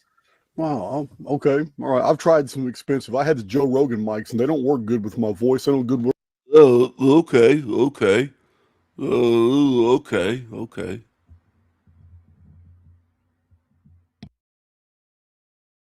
I got a soundproof studio. They don't work, but this one this is like $350. This is the I don't know if you have access to these in the UK. This is the Hype Mic Apple G. I think I've seen those. It cancels noise about anything 5 or 6 feet away from the mic, but you know, up close it sounds fantastic. Yeah. But yeah, it's not near as expensive. Yeah, it's not near as expensive as some of those other mics I've had to ditch for the same reasons. The audio's terrible. Exactly. So we were talking backstage, and I was mentioning because I recently had a musician on my channel. Are you familiar with Conspiracy Music Guru? Oh yeah, Alex. Yeah. Alex was on my channel recently, and we had mentioned you. Said, "Oh, Mark Devlin's coming on," and Sutherland has the orange shirt on. It looks to be an Under Armour shirt, and it's orange, and orange equals 33. Now, is he doing that to test baby truthers? No, I don't think so. I'm showing you something, but you have to pay attention to understand. And a lot in this realm never pay attention. They'll say, hey, the sanity machine, your name's Steven equals 33. Yeah, I did a video about that. They'll say, you have 33 in your YouTube channel name. Yes, I do, for a reason. I want to filter out all the baby truthers that take one little piece, like a number, and they think they have everything figured out. And you don't. You don't. A lot of baby truthers never stick around long enough on my channel to actually learn something. That's their loss. You can go get recycled. Hop in the fucking recycling bin. Go talk to your Jesus or whatever. Go in the bin and come back here again and again and again and again. I don't believe that a lot of people want out of this spiral. I don't buy it. I think a lot in this realm are attached to this realm. That's what I think. And I think a lot of you are going to be surprised that you believe that you have it figured out, like Jeremy from The Real People and others, and you don't have it figured out. You're coming back. You're coming back because you fall for demons, you fall for evil, and you just can't figure it out, even though it's been shown and explained. You just don't get it. And you probably never will. There's people that, excuse me, tune into my channel all the time, and they don't get it. And they probably never will. Okay? And that's too bad. That's your loss. You should be paying attention when you're here, not dipping it in here for 2 minutes and leaving. That's what some people do. My whole live stream, They'll dip in for a minute or two, and they learn nothing. Nothing.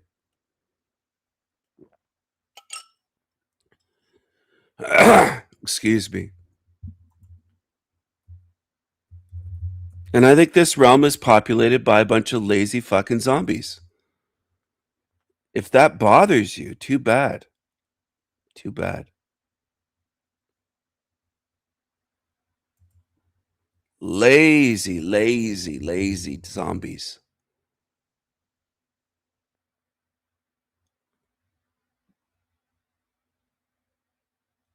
Lazy Daisy. Lazy Daisy.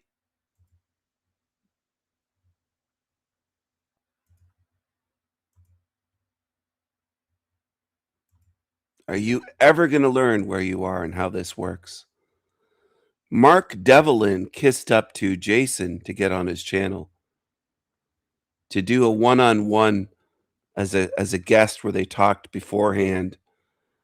And what's the difference? How do I treat Jason Brashears from Archaics? How do I treat him? Let's see. See the difference. See if you could tell the fucking difference. But we bring in the goodness. The good spirits bring in goodness into a dark realm. I'm going to get free from this realm. I think you're going into the recycling bin with your views. That's where I think you're headed. That's cool. That's the truth. Good, man. I got a couple more questions for you. Why did you plead guilty to all the felonies when you were younger and you were charged? If you're innocent, why would you plead guilty on all charges to kidnapping and aggravated sexual assault? You pled guilty. That's easy for me to answer. That's easy for me to answer. Shit that night got out of hand, and I took the victim to the police department and wrote a full statement about everything that happened that night. Every single thing. So once you do something like that, you're not going to plead innocent. I took full responsibility that night for everything. What do you mean it got out of hand? What do you mean by that? Shit got out of hand. What did you do? You're gonna go, man. I'm done with the trolling. I've been seeing Sanity Machine's little troll posts for a long time. I'm not a troll.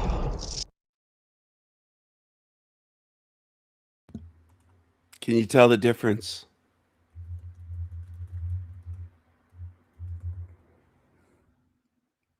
And a bunch just left. They don't like that. The demons don't like that.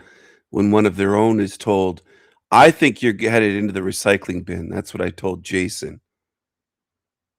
I call him Jason Brasiers. Some people try to correct me. Oh, his name's Brashears. I know that. I know that. But he needs a brasier for his moobs. Mooby, mooby, moobs. Moo, moo, moo, moo, moobs.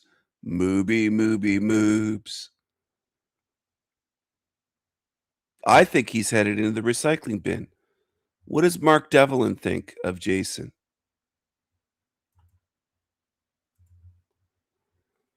What does Mark Devlin think of Jason? And Mark Passio, he's been on there as well. Seems like they all seem to like Jason. A convicted felon, a sex offender. They seem to like him. And I was kind of expecting more of a reaction, but it was my misunderstanding. I had misunderstood and I thought I had another musician coming on my channel. Come to find out your history as being a DJ. So you have a lot of experience public speaking. You would have a lot of experience being in front of crowds, being out in the public venue and all that. But you made a very interesting comment, you say that your newer material, despite losing all these channels and being kicked off different platforms, you're still trying to go hard right here on YouTube, but your message is changing. Tell us about that. It really feels as if everything that I did in my previous career was grooming and grounding me for what I'm doing now. And I used to think it was part of some divine plan, and it was maybe my higher self in the spirit realm constructed these things in this lifetime for me to go through to have these experiences. I don't see it that way anymore, and we can get into the reasons why I don't see things that way, if you like. But everything that I used to do in the DJ world has been transferred over to what I'm doing now. So I used to do radio shows. I was on various FM radio stations. So I got used to introducing music and speaking on the mic and stuff like that. And I DJ'd in clubs up and down the UK and internationally. So I was Most so-called truthers on YouTube are liars, and they follow liars and losers and frauds and demons. So of course I don't respect you. Millions of you. You follow shit. You follow cowards and liars. You call yourselves truthers and you idolize fucking liars like this guy, where he's scripted this shit and he has to look down. Mark Devlin, miserable Mark Devlin, is over there kissing up to a sex offender that's on a sex offender registry. Pathetic. Pathetic. Used to chatting on the mic to crowds in clubs. I was used to traveling around all over the place doing gigs and having a very hectic travel schedule. And all of that has been transferred over. So instead of doing DJ gigs now, I do speaking engagements at conferences and meetup groups and things of that nature. So I'm still addressing the crowds. And I'm doing podcasts, and I have my own conversation-based show called Demons of a Feather flock together, and I call it the YouTube talk show circuit of demons. And I'm not part of it. They don't want anything to do with me, these creatures, because they know I'm not a demon. So they stick together. Good Vibrations, where I interview guests. So my experience doing radio and interviewing music artists has been put to use in that side of things. And just the heck. Look at this fucking creature. Miserable Mark Devlin. The word devil is right in his fucking name. Devlin.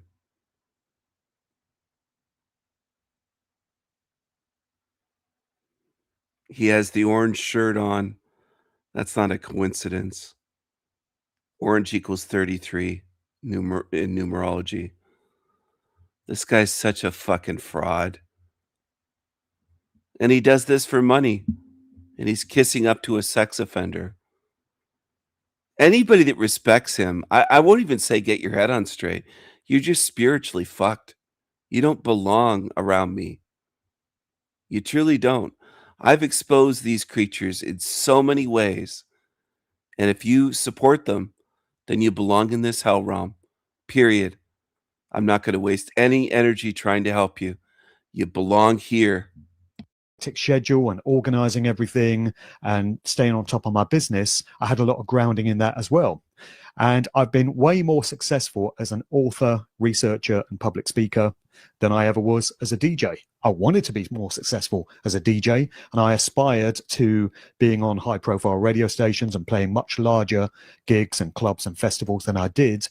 But it just feels as if this is where I'm meant to be. And again, I don't say that meaning that it's part of any sort of divine plan. It's just where my life has gravitated towards. So I'm doing now what... He's saying he's been more successful writing books and doing videos and feeding people stuff that he's stolen, that he never came up with on his own for money, than he was as a DJ. He's making more money doing this. Being a shill on YouTube, he makes more money this way. He makes more money kissing up to this creature's this creature's ass here. This nature. But look at him look down and read from his notes. It's just, you can't make this shit up, but most people can't see it. Tons of people watch this shit. 16,000 views. And there were more views on Archaic's channel. You can't make it up, but people love it. They love this shit. Most people that call themselves truthers love frauds and liars. You love it. You give them money. But they don't go where the road takes them ultimately, which is to ask what sort of existence, what sort of scenario could facilitate these scenarios to occur. They're every bit as fake and disgusting and demonic as politicians that people get riled up about. But they don't get riled up about their favorite fucking truthers, their favorite truther demons on YouTube. You just won't do it. Because most people get emotionally attached to this shit. They'll defend these creatures. You could defend these two on the screen and dozens of others right into the recycling bin. That's aimed right at the people tuned into my channel that defend this shit. You could defend it right up into the point where they're getting you recycled because they fooled you. And pay them money every week. Go ahead, waste your money, you fucking idiots. Her in the first place. And so that's where I went. And it was also based on a lot of personal experience and a lot of personal observation, because towards the end of 2023, I started noticing a direct correlation between the amount of good work and noble acts that you can try and put into the world, trying to make this place a little bit better, trying to help people, trying to do something constructive and uplifting and empowering for others, and the amount of shit that you reap as a direct result of doing so. And there is a measurable correlation between the two. See, I used to think that this is a world where if you aligned yourself with good deeds, good acts, if you tried to live a moral life in which you sought to do no harm to other living sentient beings, you would reap appropriate, what people refer to as karma. So good things would come your way. You would get your reward for making those decisions in your life. Whereas I used to believe that bad people that did harmful things to others would reap their karma and they would pay some sort of price, some sort of consequence for that. But when you actually observe what goes on in this place, and when you use the scientific method, see, if you're schooled... He's looking down, reading the whole time. He's not speaking off the cuff, his own thoughts. He can't do it. He used to believe a lot of shit until he came upon my channel, until I did a review of a conversation he had with Sage of Quay channel. What's his name? Mike Williams or something like that. Years ago, I exposed this guy and that guy as deniers of truth. And then they found my channel that way. And that guy emailed me. Anyway, that's how Mark Devlin years ago, I'm pretty sure, found my channel. Because I debunked the shit they were saying about God and this soul trap system. It's right on my channel. I've debunked all of these losers so many times, and they never have with me. And that's too much for most people to see. Most people are so fucking oblivious and dumb in this realm. They can't see, where are the videos debunking Steven? Well, there aren't any. Look for them. Scour the internet. But where are the videos of me debunking these losers? They're all over my channel to be seen for free. Anyone that has a desire to actually watch and see how I've proven what these creatures are. In many, many ways. I've shown on the one on the left, I've shown his mugshots, shown all kinds of stuff. And some people will come to my channel. Why aren't you still doing? Do I have to do it every fucking day? Do I have to keep repeating and showing over and over and over again? Just because people don't have a memory or they're too lazy to look through my channel and watch what's already there? It's just frustrating. It's frustrating to be in this realm because I know I'm at a different level. I know I'm not a human being. I know I'm not from here. And I know most people can't learn anything in this realm. They just can't. They can't do it. They prove it all the time by what they follow. They'll follow this shit for years that's on the screen, these two, and ones like this. They'll follow this for years and years. And there's no convincing them. They're too lazy to even look to see how I've exposed these creatures. They won't do it. Just fucking lazy zombies. That's what populates this realm. In truth and conspiracy research, you hear all the time about how to discern truth. And you're taught that you employ the scientific method, is something observable, testable, repeatable, and also the trivium method of truth discovery, grammar, logic, rhetoric. When you apply either of those processes to what we can see going on in this world, and you can test it out in your own life as a direct experiment, you find the opposite of the situation that I just outlined. Good people who try and help others and do no harm reap a whole load of crap and suffering and pain and hardship in their lives as a result of doing so. Whereas the bad people, the evil ones, So Jason nods in agreement, but Jason was in disagreement with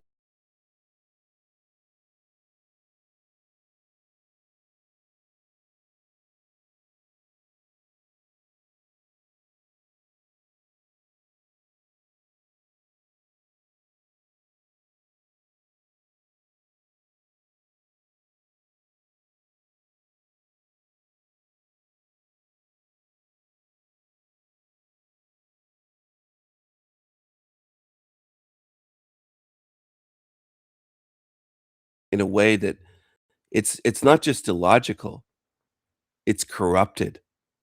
You should be able to see this easily when it's pointed out. This shouldn't be difficult. Psychopaths, the Satanists that trample all over everybody else's rights and put great harm into the world. So now he's talking about karma. I made a video about karma showing how psychopaths benefit. He's looking down and reading. Where did he get this idea from? Possibly from my channel? Me speaking about how karma does not reward the good and punish the bad. It's the opposite. Directly from my channel is where he got it. Is that too much for people to see? Yeah, it is. Most things are in this realm. Which is why you're not going anywhere. You're not getting out of here if you're blind. That's how it works. Some of you don't even get that. You think it's me being mean saying it. If you're blind in a labyrinth and you insist on keeping the blindfold on, you're not going anywhere. You're going to stay lost in the labyrinth. Well, that's what you're in. You're in a sewer matrix labyrinth. And a lot of you refuse to see. You don't want to face the truth. So be it. Stay here. That's where that leads. Sage Aquay. I covered this and exposed him over 2 years ago. Sage Aquay with Mark Devlin. And this video actually got views. 2.2 thousand views, 131 likes. Seems like since I've been doing live streams, people don't want to view the videos anymore. Miserable Mark here, yes, still lurks and steals your content. Too cowardly to respond to the many invites. Yes, that's true, Wendy.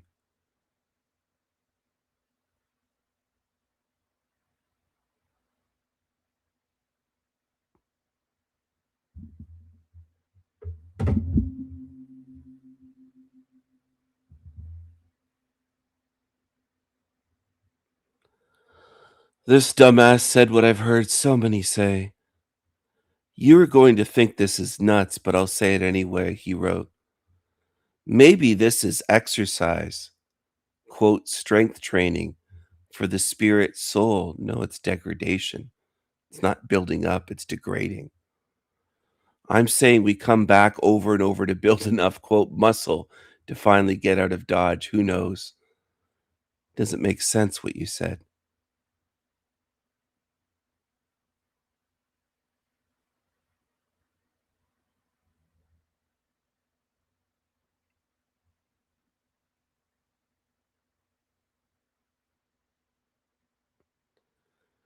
You're free to believe that this is a school. You're free to believe these deceivers that will flip-flop year to year. You're free to believe fucking lying demons in this realm. And I've been here long enough in your realm to learn that most people love to believe, idolize, follow, praise, give money to, support, defend lying demons. That's what you love. And you hate the truth and you hate truth speakers. As a species, humanity, you show me that. You hate truth speakers. The vast majority of you. Dolores Cannon, and this is Mike Williams from Sage of Quay saying that on the video. He's with Mark Devlin, okay? The guy that was just speaking is Mike Williams, Sage of Quay. This is not a classroom. Trauma and mind control and evil prevent development, prevent consciousness from growing. They prevent growth. They prevent learning. They prevent enlightenment. This is a torture chamber. This is a place of trauma. This is a place of suffering. This is a place of disease. This is a place of evil. This is a place of wrongdoing. This is a place of injustice. This place is completely sick, completely unfair. Is there some beauty here? Yes. Is there some love here? Yes. Friendship? Yes. We bring in the love in this realm. This realm doesn't give us that or develop that. We bring that in with us. The love, the imagination, the beauty, the kindness, the compassion, we bring that in here. This sewer matrix does not give us that, nor does this place develop that. It's quite the opposite. This place degrades spirits. This place degrades spirits. This was over 2 years ago when I made that video, and I stand by what I said.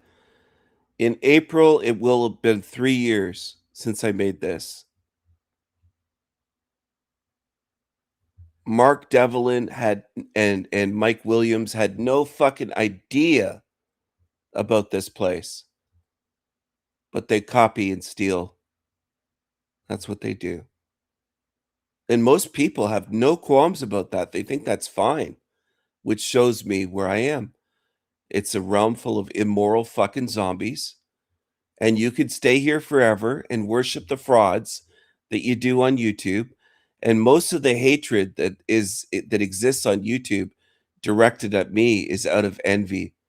It's these envious, low IQ fucking losers that can't compete with me. They can't match me intellectually, creatively, in terms of philosophy, in terms of left brain, right brain, how my mind works, my logical mind, my analytical mind, my creative mind. They are envious of me. Therefore, they hate me. And they'll spew hatred and lies about me. And they can't fucking come close to what I've done in this lifetime and with my model and explaining reality. They can't come fucking close to the content on my channels. And that much is obvious to me. A lot of humans hate out of envy. And you show me exactly what you are. You show me what you are, and you show me what this realm is, and you show me that most of you are fit for this realm. You don't belong outside of here because you would turn the rest just into a sewer just like this. You hateful, envious, demonic zombie beings belong here. I don't care if it hurts your feelings. If you relate to that and say is he talking about me? Then probably I am, unless you're paranoid. But a lot of you humans belong in this realm because of what you support. You support evil, thieves, liars, grifters. You stand with demons. You watch demon channels and give them money. They make their living off of you. I'm going to repeat that because it's important. I know I have some very intelligent people here, but this place degrades spirits. That's what it seems to be designed to do. If you look at the evidence and you observe how this realm is designed and what's actually happening here rather than wishful thinking. Wishful thinking would be, well, this is just a nice classroom. Well, guess people right in the comments on my video 2 years ago, over 2 years ago, said maybe it's a school, maybe it's a place. They disregard me saying this is a place of degradation, that it's observable that it degrades beings. Most of you humans, that's what I mean when I say most of you, you don't want to learn. You want to repeat the same lies. You don't want to open your mind and learn and look at the evidence and say, that makes sense. That matches up with what we can see going on. You don't want that. You prefer lies. You prefer saying this place is making us stronger spiritually, growing our muscles. You're just fucking retarded and you don't want the truth. So stay here. That's not a punishment. That's where you're headed. You're headed in the recycling bin. You're going to lose all memory of me, my channel, my teachings. You'll forget all of this and you'll be back here again. And maybe in your next lifetime, it might be way more suffering than this one. Because I think some of you, in a sense, have had a comfy life compared to what you could have. You could have a real miserable life of suffering. And all you have to do is be lazy in this life. And it's almost guaranteed that eventually you're going to come back to a life of real hardship and suffering here. So be it. That's the cost of your laziness. You don't want to face the truth. You don't want to watch these videos. you don't want to ponder and think about things, go into the bin. That's the default. Guess what, Mike? You can drop out of school anytime. You can leave early. I'd left school in high school and went home, and I dropped out, okay? And my mom was a teacher, so obviously my parents wanted me to continue on in school. They knew that I was, let's put it this way, I'm not low IQ, all right? I'm not going to boast myself up here, but I didn't want to sit in a classroom and sit in a desk and get programmed and indoctrinated. That's what a school is in this realm. It's an indoctrination center. It's a mind control center. It's where they brainwash you from childhood. So to call this a classroom, I mean, anyway, you're wrong from the jump. Classroom. So children with leukemia are learning lessons? If people wanted to learn, there's 2,200 views on that video from 2 years ago. There'd be 5 or 10,000 views on my recent videos. People show me they don't want to learn. You don't want to learn. You don't want the truth. You prefer channels run by liars, grifters, felons, sex offenders, demons. That's the channels that are growing with the most views and the most subs. You love demons. You humans love demons. Children that are dying of parasites are learning lessons? Children that get bit by a mosquito, what does that exist for? What does all that disease and evil exist here for that causes massive suffering? What about rattlesnake bites? What about blind children? I mean, I can go on. Deaf children. It's a challenging place. That's the same thing Dolores Cannon said. She was told by the entities. Whether you call them aliens or entities or archons, doesn't matter what name you give them. It's the behavior that matters. They're all the same thing as far as I'm concerned. They're all from the same family, the Matrix family of deceivers. All right? You can call them demons. You can call them archons. Call them entities. You can call them aliens. You can call them grays. I don't give a shit what you call them. Doesn't matter. Doesn't matter. And Mike is he's way off track. He's on the Dolores Cannon hype train. And I'll say this, he's done a lot of great work when it comes to Paul McCartney and the fake Paul McCartney and the fake Beatles and Tavistock Institute and a lot of that stuff. That research is worth watching when it comes to Mike Williams, but when it comes to some of this stuff, I'm shaking my head, man, because it's way off. It's the exact opposite. Trauma prevents learning, prevents growth, prevents enlightenment.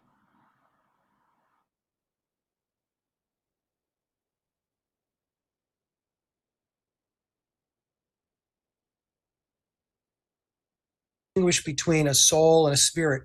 A spirit would be a liberated soul. So a spirit would be a soul that has achieved its goals as far as its development and now is completely free.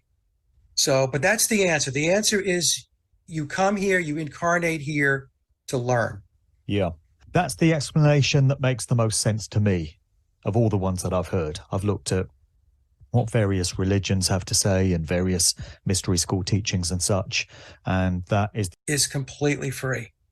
So, but that's the answer. The answer is you come here, you incarnate here to learn. Yeah, that's the explanation that makes the most sense to me of all the ones that I've heard. I've looked at. Mark Devlin agreed, said that you come here to learn. He thinks that you came here to learn. There you go. And then he found out about the sanity machine because I contacted Mike Williams.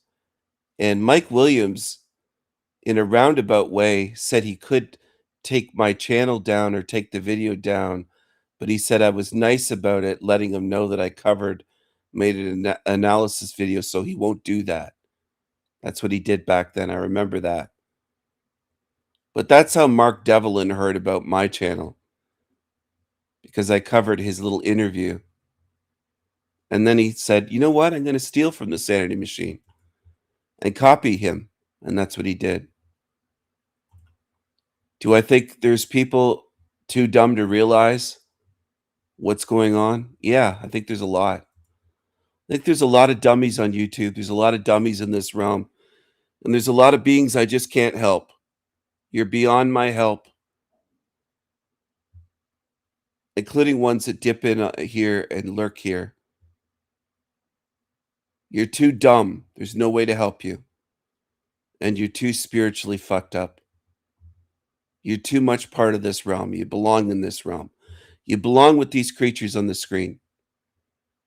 You should stay here with them. Seem to do just fine, seem to get their rewards. You know, if we think back to the COVID situation of 5.5 years ago, how many of the instigators of that assault on everyone's rights and freedoms and a blatant psyop, the biggest psyop ever played on humanity, still no arrest? Have spent a single day in jail. As far as I'm aware, not one of them. Yep. So from that, if we're going to be really honest about things and really mature about it, we have to conclude that karma does not work in the way that a lot of us have been trained to think it does. Consequentialism does not work in the way that a lot of us would like to prefer to think that it does. It's a devastating realization to come to, because you come to realize that this realm cannot be presided over or have been created by a benevolent, loving entity that has our best interests at heart. The alternative scenario becomes... So he's looking down and reading his notes. And he said 2 years ago that he came here to learn. In 2 years, he's changed completely. And all he does is steal from me. And most people think that's fine. They don't think there's anything wrong with it. I don't think that most humans are moral enough to be trusted to be outside of this realm. I don't care if you record that, you clip it, shove it up your ass. Most beings in this realm are not moral enough to be trusted outside of here. Because you show what you support. You support sex offenders, thieves, liars, grifters. You call yourselves truthers, and the channels you watch are the worst of the worst on YouTube. So stay here. This is where you belong. Very probable that it was created by, as you said, some sort of demonic entity, some sort of evil, malevolent being or force, and that the primary role of this earthly realm is to facilitate pain, suffering, and hardship. That's what it's here for. It's been programmed or coded, you could say, because I happen to think this is a mathematically coded reality as well. It's been set up to be that way. And from that perspective, you could say that it's working great. It's working just fine. It's delivering the results that the entity or the force that put it into place originally wanted. That's why there's always been suffering, there's always been pain, there's always been hardship, there's always been fear and trauma throughout known human history, and we never seem to go through periods where that gets alleviated. We might see minor little pockets of it here and there, temporarily. There are beings that come to my channel that are too dumb to realize, and I've told you many times, following these demons is going to bite you in the ass one day. But a lot of you, I would even say most humans, don't think stealing is wrong. That's the point we're at, where it's hard to find someone on earth that doesn't think stealing is wrong. Most of you think it's okay. Most of you. Most of humanity believes stealing people's ideas, words, model, everything they do, and selling it, you think it's okay. Most of you. You think I'm going to trust you? Not at all. Not at all. I'm not going to trust anybody that steals from me. You could stay here. You could even cry out, Stephen, help me. And I'll say to you, stay there. It's where you belong. You supported demons that stole from me and slandered me and lied about me. You supported it all, most of you. Most that came to my channel in the end supported demons. You chose demons. You chose Team Evil. I told you to choose wisely, and you chose Team Evil. Why should I care what happens to you? You chose evil. You chose to stab me in the back. That's what most of you have done. But it's never lasting. And as far as we are aware, any point that we might choose to study in human history in the known timeline is going to throw up all kinds of war and famine and poverty and hardship and anguish all over the place. That is what this realm of existence was set up for. And it's not a comforting thought. It's not a welcome thought for many. It's not a discussion that many people want to have, because the implications of it are pretty dark and devastating. But as I say, if you're going to go where the evidence takes you, because it is an evidence-based conclusion to arrive at, then that is the conclusion that you have to draw, I feel. I have nothing to argue. I mean, from many different species of analysis and multiple different vantage points, I've arrived at the same conclusions. I tell my own community a lot, Mark, that the most miserable people you will ever see are those who think they're here to save the world. And this construct is not here for us to say, to save. It is working optimally. There's nothing wrong with it. It is doing exactly what it is intended. This negative default based programming in the field where it makes everything like karma can be real. Our interpretation is wrong.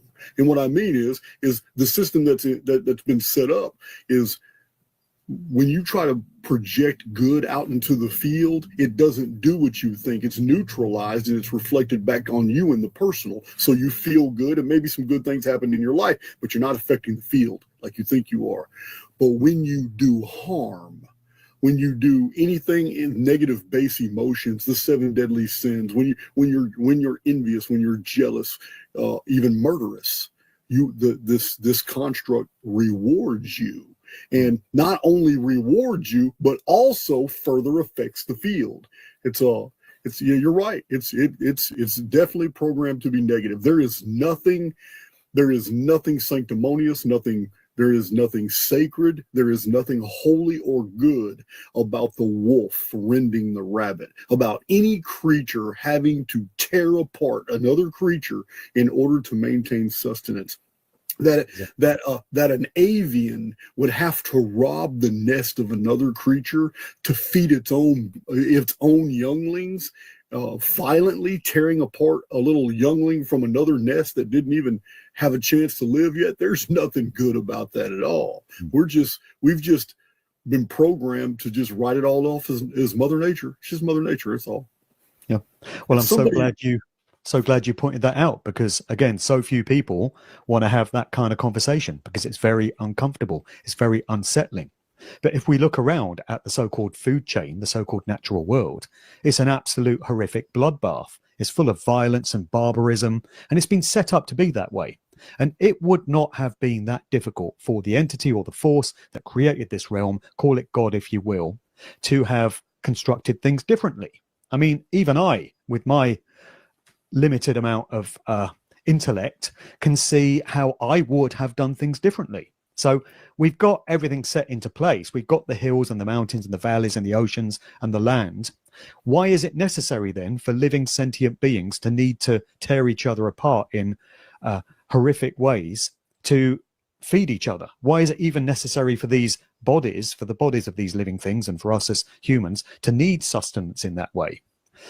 If we think about the way the human body is constructed, it's built to degrade and decline and decay. Yeah. Why is it even necessary? One example, Mark. I just want to provide one example of how horrific this whole scenario is. Because this is all programming, because somebody had to knit all this into existence, everything that's in material reality was first a thought. It might not have been a human thought, but something thought something into existence for it to be coded, for it to appear in the materium, what we're experiencing now. If that's the case, then who in the hell, what kind of imagination would have ever come up with the idea of an arachnid being able to inject venom in a victim to keep the victim alive so it could be eaten alive? Crushed. That's what spiders do. So, so it's like, wow. Yeah. That's so many other examples in nature of that kind of dynamic. And even just thinking about the human body, how flawed it is. It's built to decay and degrade. And, you know, if something doesn't get you along the way, some sort of disease or some sort of accident, then you're gradually going to go into decline in your older years. And you're not going to be capable of doing things that you could when you were younger. And you're literally going to be watching yourself wasting away in the mirror in front of you. So that's trauma for a start. That's psychological abuse. And just think about the digestive system that we have, the need to take in food, otherwise we perish. And then the need to pass it through waste, through disgusting, bacteria-ridden, unsanitary waste. We have to get rid of that stuff. Why was any of that necessary? I mean, I think I can see a much better way of doing things. How about having bodies that can either take in something like air, you know, prana, pure energy as sustenance?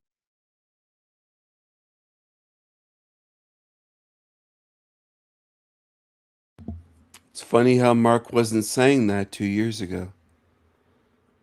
And it's funny how...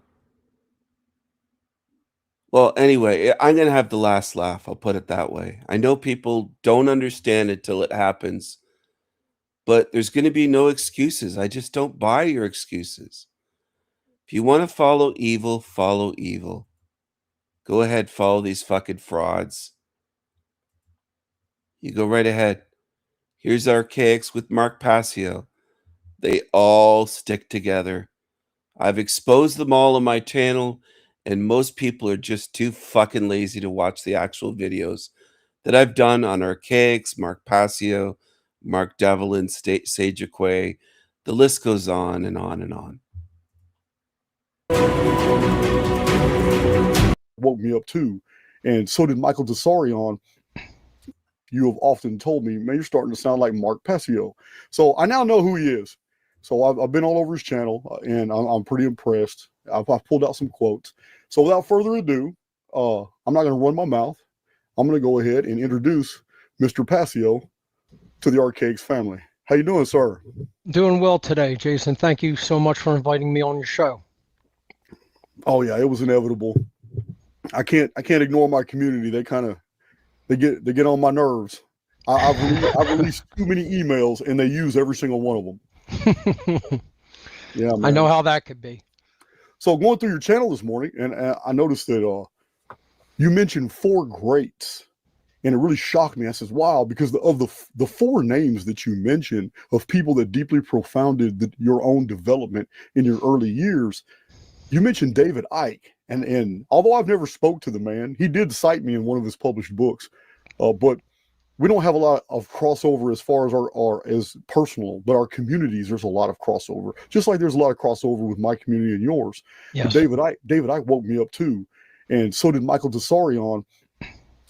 And I even feature him on my channel. He's only one of the 3 channels. You mentioned Jordan Maxwell, which I have a personal history with through my publisher, and Terrence McKenna. You mentioned him, and I'm like, wow, man, it's you. Wow, man. They's all controlled opposition. Wow, man. Wow, man. Wow. Terrence McKenna, Jordan Maxwell, David Icke, and Michael Desarion. Fantastic. And Jason Braziers with Mark Passio, Passio the Satanist, Jason the sex offender. And Passio's a Freemason. I exposed him years ago. Doesn't matter though. People don't want the truth. They want idols. They want to idolize famous people on television or on YouTube. It's the same kind of thing. Archaic's channel's getting closer to 200,000 because people love registered sex offenders. You could shake your head and say, well, I don't. Well, there's almost 200,000 now on his channel. People show what they support. This guy doesn't have to work a job because people give him so much money. Both of them on there get money from people on YouTube to live, to buy homes and vehicles. They don't have jobs. They just do this. And people love it. You love to pay frauds, don't you? humans. You love to pay these fucking frauds. You love it. Conversely, you hate when I expose them. Most humans hate when I expose their idols. They hate it. You might be halfway towards simulation theory, man. We might make something out of you yet.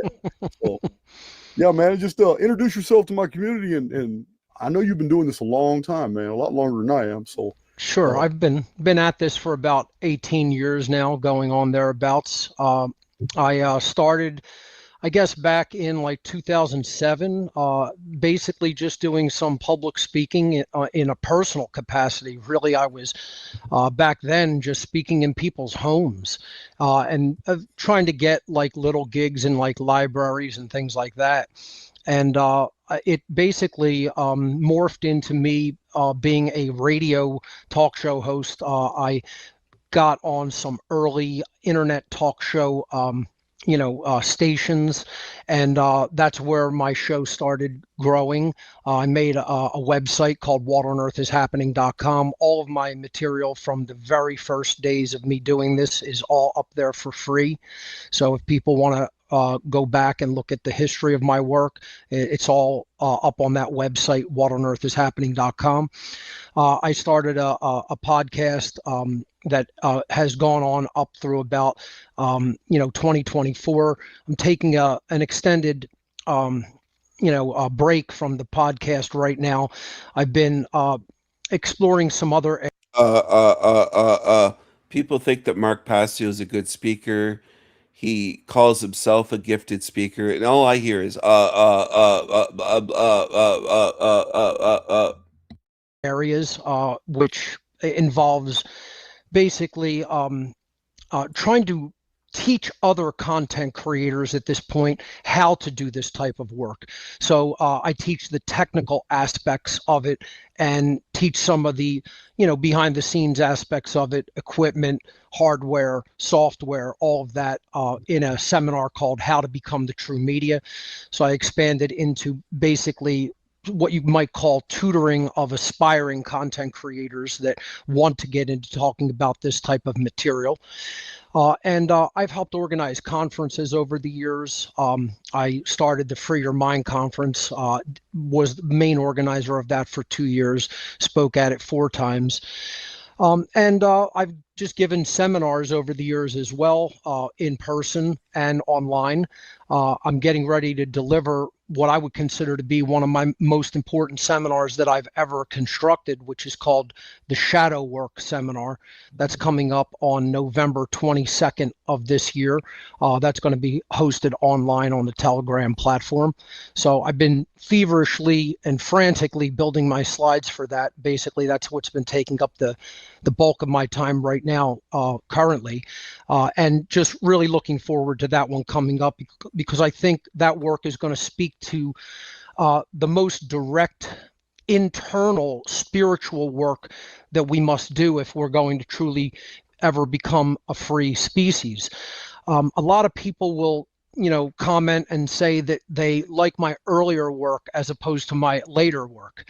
And I always tell people who say that they don't really understand my work, because if you just want to go to my early work, you're going to hear me expose the control system. That was my main focus in the early part of my broadcasting and teaching career, was to explain to people the mechanisms of control at work in our world, mind control techniques, symbolism, exploring occultism, understanding how occultism is very deep psychology that goes to work in a hidden capacity upon the human species by practitioners who most people will never know, never meet, never even know their names. And this is an ancient game of total psychological control that has been being played on humanity since we've existed as a species, pretty much. And people loved that element of my work.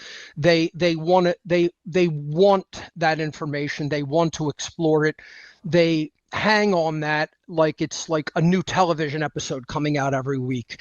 But my work eventually, as I continued over the years and decades, moved more and more toward how we ourselves have to change, how we have to change our thinking, our belief systems, how we have to come into alignment with objective reality, how we have to come into alignment with objective morality. And I'll get into that as the interview progresses. But basically what happened is I started really putting the burden of change upon the people who are saying that they want change, but I feel they don't have accurate enough understanding, accurate enough willpower developed, accurate enough care to change their own thoughts, to change their own behaviors. And they're sort of just sitting back on the sidelines watching things as if this is some sort of infotainment, when in fact this is a spiritual war that requires deep commitment and deep involvement. That I agree. You're describing people who have an empty toolbox. Unfortunately, that is the case. They haven't. Unfortunately, most people have no discernment. They'll sit and listen to this and say, oh, they're saying some things that you agree with. You're watching a registered sex offender on the left, Jason, who has used a lot of Freemasonic symbols that I've shown in memes of him, exposed him in videos and memes. And you're watching a satanic Freemason, Mark Passio, a vegan with vegan rage and satanic rage. And he uses the spinning ball planet Earth programming at the start of all of his little broadcasts. He pushes that this is a planet. He thinks reincarnation is good. He thinks that coming back here, you can change this world. He said that he's vowed to keep returning here till there's no slavery here. He's a complete fucking idiot and a manipulator. And this is what people follow. Those are two big channels on YouTube.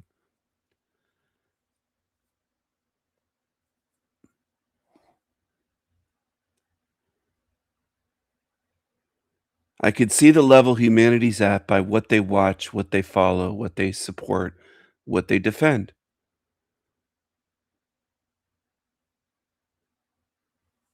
They can't even see the obvious deceivers. So I don't expect that most people are getting out of here. They can't see through these creatures on Earth. Develop themselves to the point where they are actually putting skin in the game in this war. They're sort of leaving it up to people who they consider to be the experts or, the originals in these fields. And I've heard that skin in the game argument made by right-wingers, alt-righters saying, well, if you don't have any children, you don't have any skin in the game.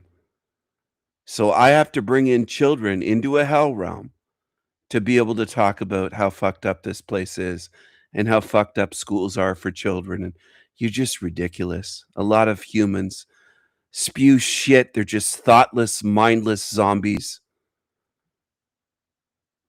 Mindless zombies and immoral as well. I don't want to save this place. I want to show what it is and leave. And I also want to make sure that if you belong here, that you stay here. And I think most of you do. I think most, and by you, I mean humanity, you belong here because you keep showing me and you're actually going out of your way, trying hard, using energy and effort to show me that you belong here.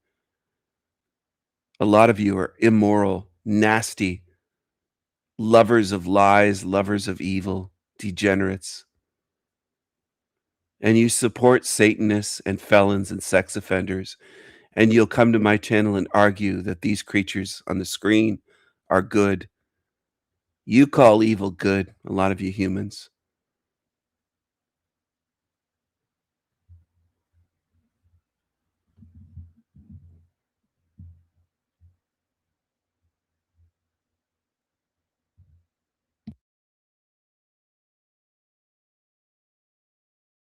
and not understanding that this is not going to require only a few people.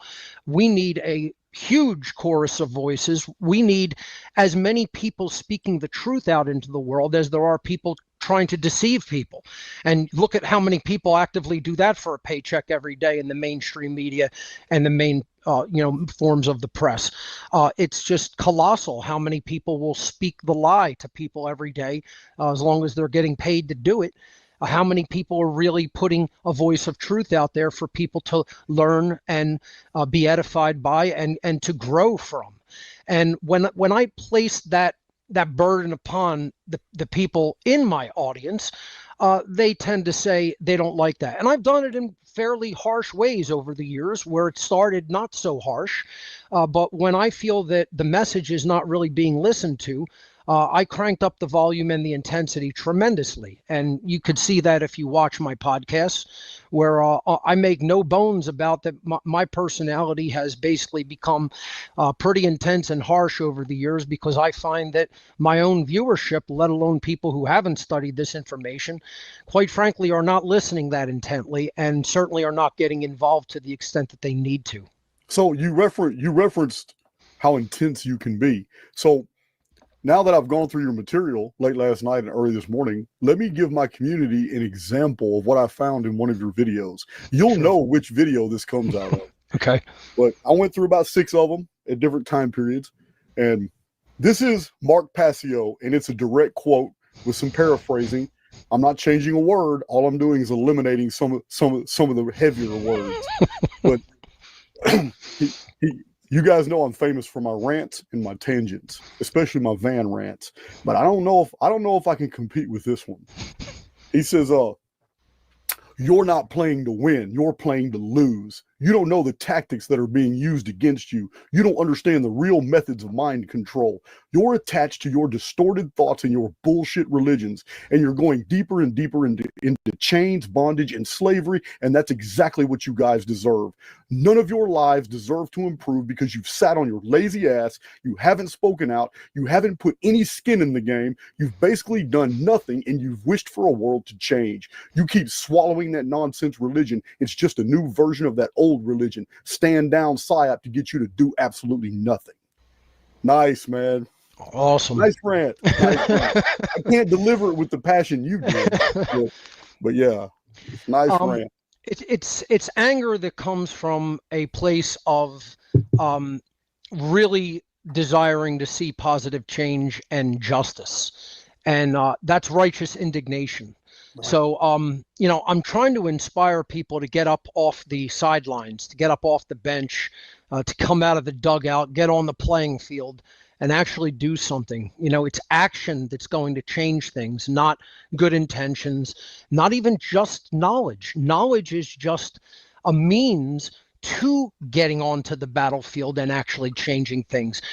Knowledge is what should drive us. Knowledge and care is what should drive us to right action in the world. And that's what I'm ultimately trying to inspire. The issue has really been that people, unfortunately, are stuck in completely erroneous constructural belief systems that I call religion, that I differentiate from the traditional cultural religions, but they are religious mindsets nonetheless. And they don't just quite understand how they have to actually get involved in this battle, because this is, as I said, a spiritual battle, and it's going to take warriors. We need to become spiritual warriors in this battle, because it's a battle for the minds and hearts of the people of this planet, and it's a battle for our very freedom. And that is literally true, because we're losing our freedoms day by day. And what people believe the solutions are, unfortunately, are become spiritual warriors in this battle, because it's a battle for the minds and hearts of the people of this planet, and it's a battle for our very freedom. And that is literally completely erroneous construction. Become spiritual warriors in this battle, because it's a battle for the minds and hearts of the people of this planet, and it's a battle for our very freedom. And that is literally true, because we're losing our freedoms day by day. And what people believe the solutions are, unfortunately, are not.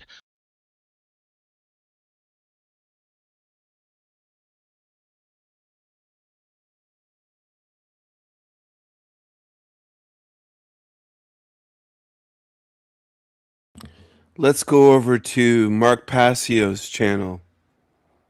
Well, gee, that looks like a lot of globe symbolism there.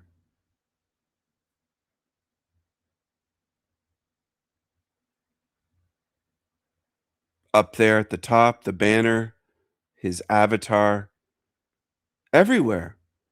186,000 subscribers. Only 204 videos. Huh. How did his channel get promoted so much? Only 200 videos, 186,000 subscribers. I put in effort making thousands of videos for people. But people want bullshit. They want satanic shit. They want fake spinning ball earth shit. This is what you want. I haven't just been sharing with you. You've been showing me what people want. People hate to hear that because I pay attention. I've been watching what people support for years. And this is the kind of shit people support. Is this shit. Because that's where all you guys are at. You're ignorant and you're arrogant regarding your ignorance. See, that's what separates me and you. That's what makes us different species of fucking. Oh, wow. Different species, he was saying a year ago. Look at this psycho. People love psychopaths and Satanists. You really do. I'm not saying that to hurt your feelings. I'm saying it because I observe it. It's true. Most of you want to follow psychopathic, satanic, demonic liars and frauds. Those are your heroes for most of humanity. There's the spinning ball. Oh, that's not enough. People love this. They love this spinning ball that he's used for years and years. They love it. They love hearing Mark Passio call this a planet and use this spinning ball. Mind control. People love it. I'm convinced humans don't want the truth. They want this shit. That's what it's all about.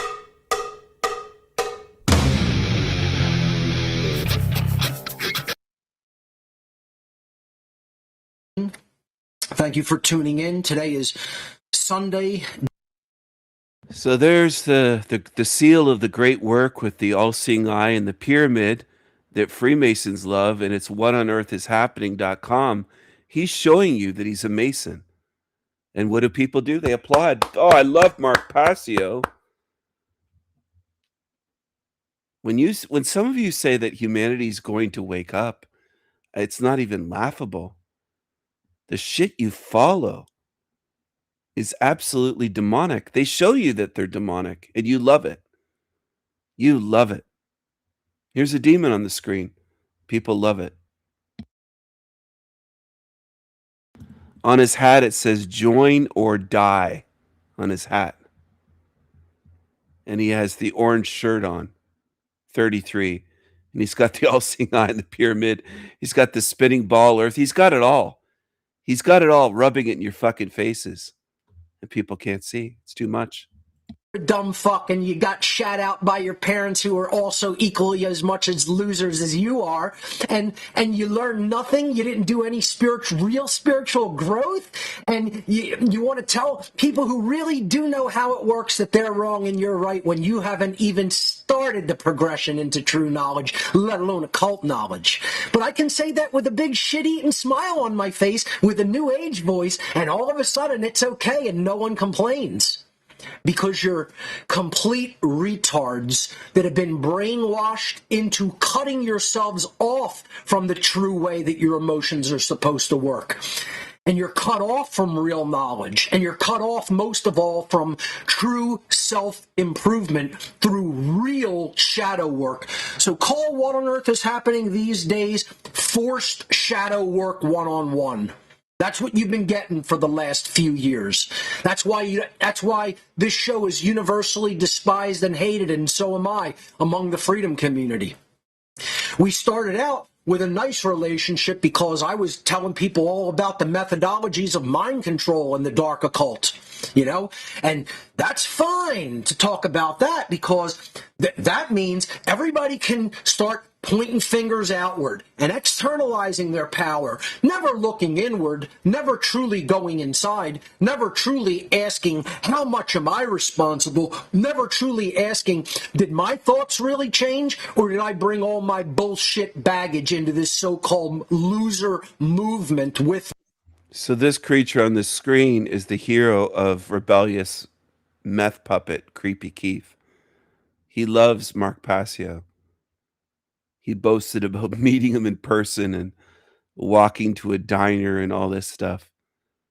This is his hero. One angry creature after another.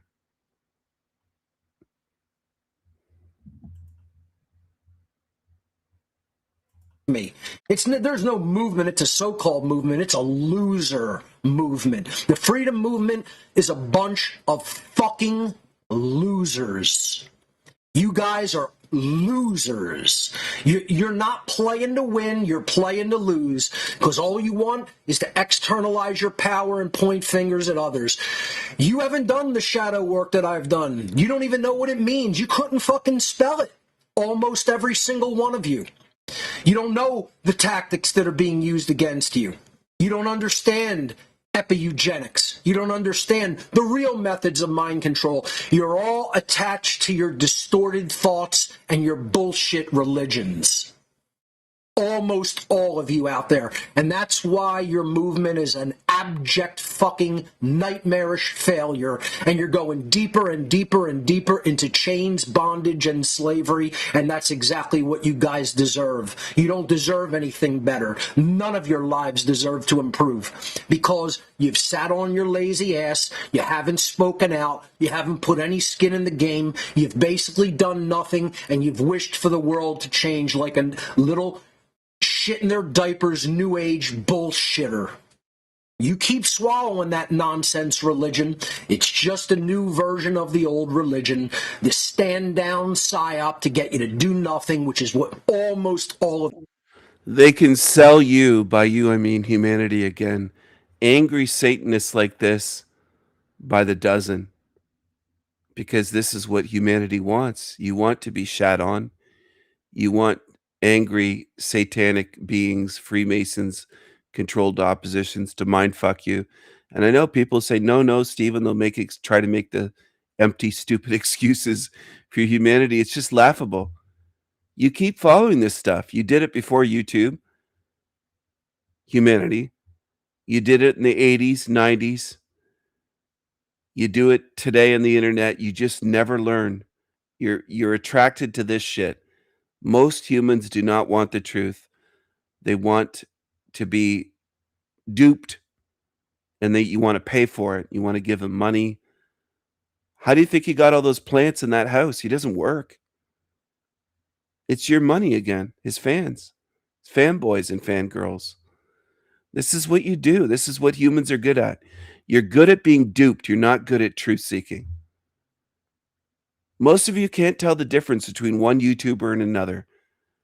There's people that come to my channel and say, what's the difference, Stephen, between you and Mark Passio?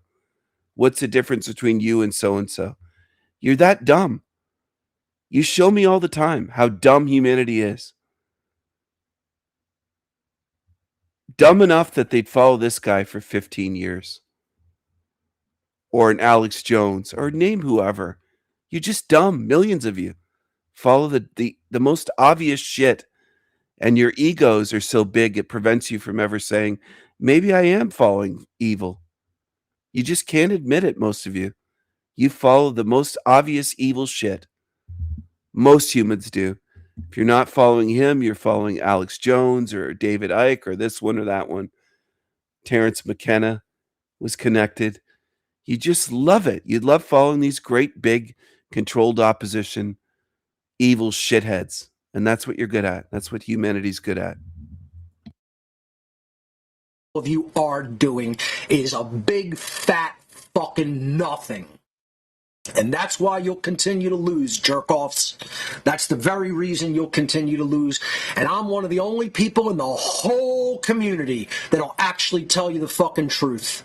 Everybody else will blow smoke up your ass to get clicks, to get money, to get likes, to be liked. I don't give a fuck about any of those things. I'm here spitting hardcore fucking reality down your gullet. You want to put a bunch of bullshit down the gullet with a fucking hose and a funnel. You can't even jam it in there any further.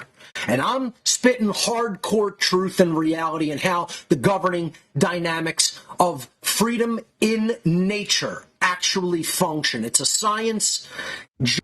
He'll speak for hours and say nothing. Just an angry creature like Creepy Keith. And then he'll sell you shit. And people love the shit. They love paying for seminars. They love giving him money for thumb drives, hard drives. You go right ahead. Give him all your money if you want to. I've exposed them for years, and people just don't learn. They follow this shit. Actually donated for it in the gifts area of my website, and I'm pleasantly surprised that people are really, seem to be grasping and understanding what I've laid out there in 2 masks. I'm going to release all of these titles for free on the summer solstice coming up in a few days on June 21st. That's my target anyway. If if it slips by a day or two, so be it. But I'm going to try to get all 5 of them out on my Odyssey channel, on my YouTube channel, and on my website by June 21st. How to become the true media racing Addis. I think we have less than 5 weeks or maybe 6 weeks left in enrollment. Enrollment opened on April 1st. It is still open. We have plenty of slots. This year, I was hoping to see a lot more people. We started out like a bat out of hell, and I was certain that this seminar was going to fill up completely this year. Enrollments really trailed off in the middle of enrollment season and has not really that drastically picked up. So there are plenty of enrollment seats. Enrollment will be open until July 4th. The 4th of July this year is when enrollment for How to Become the True Media 2024 will close. This is an online technology skill sharing seminar. It is 23 weeks long, 1 evening a week for 3 hours of instruction. Every Monday night from 8 p.m. to 11 p.m. Eastern U.S. time from July 8th through December 9th, 2024 for a total of 20 or only the Jesuits or only the Freemasons. That's what you guys sound like. It's like you're a retarded mongrel with horse shit in your mouth. Let's say it so that it's true and received. It's like you're a retarded mongrel animal with horse shit in your mouth. Then it's suddenly true, right? Because all that matters is the tonality in which someone says something to you. The truth of the matter doesn't mean a fucking thing, right, guys? Absolutely. Yep. You guys are clowned the fuck out. You are clowned out. Your ass hat's wearing clown shoes. That's what you guys are. If you don't want to be ass hats wearing clown shoes, and I mean the big ones, the big fucking flopperoo brand polka dots on them clown shoes. That's what you guys are wearing every day. If you don't want to be that anymore, maybe you want to look at taking the How to Become the True Media seminar. Maybe. I don't know. It might be true that you might want to actually learn something. Maybe, maybe not. With most people, probably not. How's that for a sales pitch? Is that working? One Great Work Network. We got like 75, 76 content creators. I think we're at 76. Going pretty well. How's that for a sales pitch? Is that working? One Great Work Network. We got like 75, 76 content creators. I think we're at 76. Going pretty well. OneGreatWorkNetwork.com. Thank you to the wonderful, generous donor who donated to our content creators this week. It's very heartfelt. It's very much appreciated. Thank you from the bottom of our hearts. There are some people out there who really do try to assist the accomplishment of the one great work with resources that they provide. People have done that through technical equipment, they've done that through funding, etc. And all that is needed, and it is very much appreciated. And for the people who don't understand that operations like this require funding, I mean, I can't believe that people are that retarded. You know, you still have people that think any form of asking for assistance through money or technology is wrong and bad. Go fuck yourselves. Go fuck yourselves, kids. You know, because if somebody needs some resources to get done what they really need to get done in the world, it's not evil or bad for asking for them. But you jerk off, loser, retarded, fucktard children think that it is. So here's a song for you. Whoa, that's a hit right there, kids. Here's your flopperoos. There you go, kids. The Flopperoos brand clown shoes for the asshat clown in you. Get them in polka dot brand today. You know, only requires puckering up your asshole so you could shove both of them way up there. That's all. That's how much they cost, kids. So get it all ready and lube it up, and up they go. Because saying it like that. Who here likes the Mark Passio clown show? Are you enjoying the Mark Passio clown show? With his psycho eyes? I think this is good. This is the level most people are at. I think this is the level they're at. This is kind of what they deserve. They don't deserve better because they defend this shit. I think this is great. He's got the psycho eyes and the big clown shoes. I think it's good.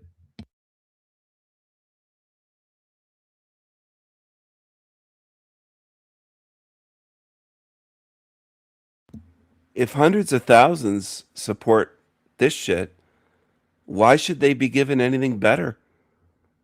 That's what I wonder. They praise Mark Passio. Some of them come to my channel and say, no, not Mark. He's real. He's legit.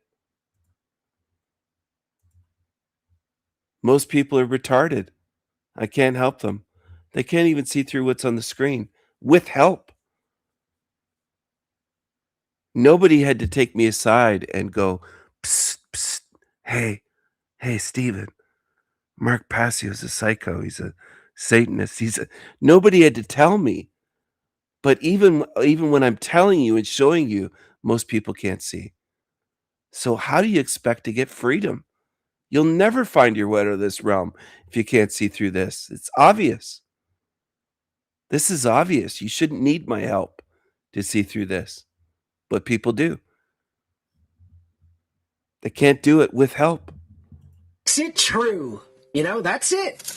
This is who we're dealing with in the movement of people that actually say that they want freedom. I have to make a laughing stock, childish fucking mockery of you people. It's a clown show. He shits on people and they send him money and they support him. Because that's what you guys are. You're a laughing, childish fucking mockery of you people. So get it all ready and lube it up, and up they go. Because saying it like that makes it true. You know, that's it. This is who we're dealing with in the movement of people that actually say that they want freedom. I have to make a laughing stock, childish fucking mockery of you people because that's what you guys are. You're a laughing stock, childish, deserving to be mocked bag of fucking shit. There's no other way that I can put it. Nothing else adequately expresses my true disappointment and dismay at the current human condition. And so all I can do, so I don't fucking make my blood pressure go through the roof and burst the fucking blood vessel, is all I can really do is mock you guys the way you deserve to be fucking mocked. And that's infinitely nothing compared to what the fucking dark occultists are doing to you and how they're mocking you. Because they're mocking you in real fucking harmful ways. I'm having some fun and pointing out how fucking retarded you guys are. They're actually killing you. They're actually murdering you and your children physically. And epigenetically. And there's the fear programming. It's them doing it. It's the dark occultist. But he says he's not a dark occultist anymore. He quit being a Satan. He quit being a dark occultist, Satanist, a Freemason.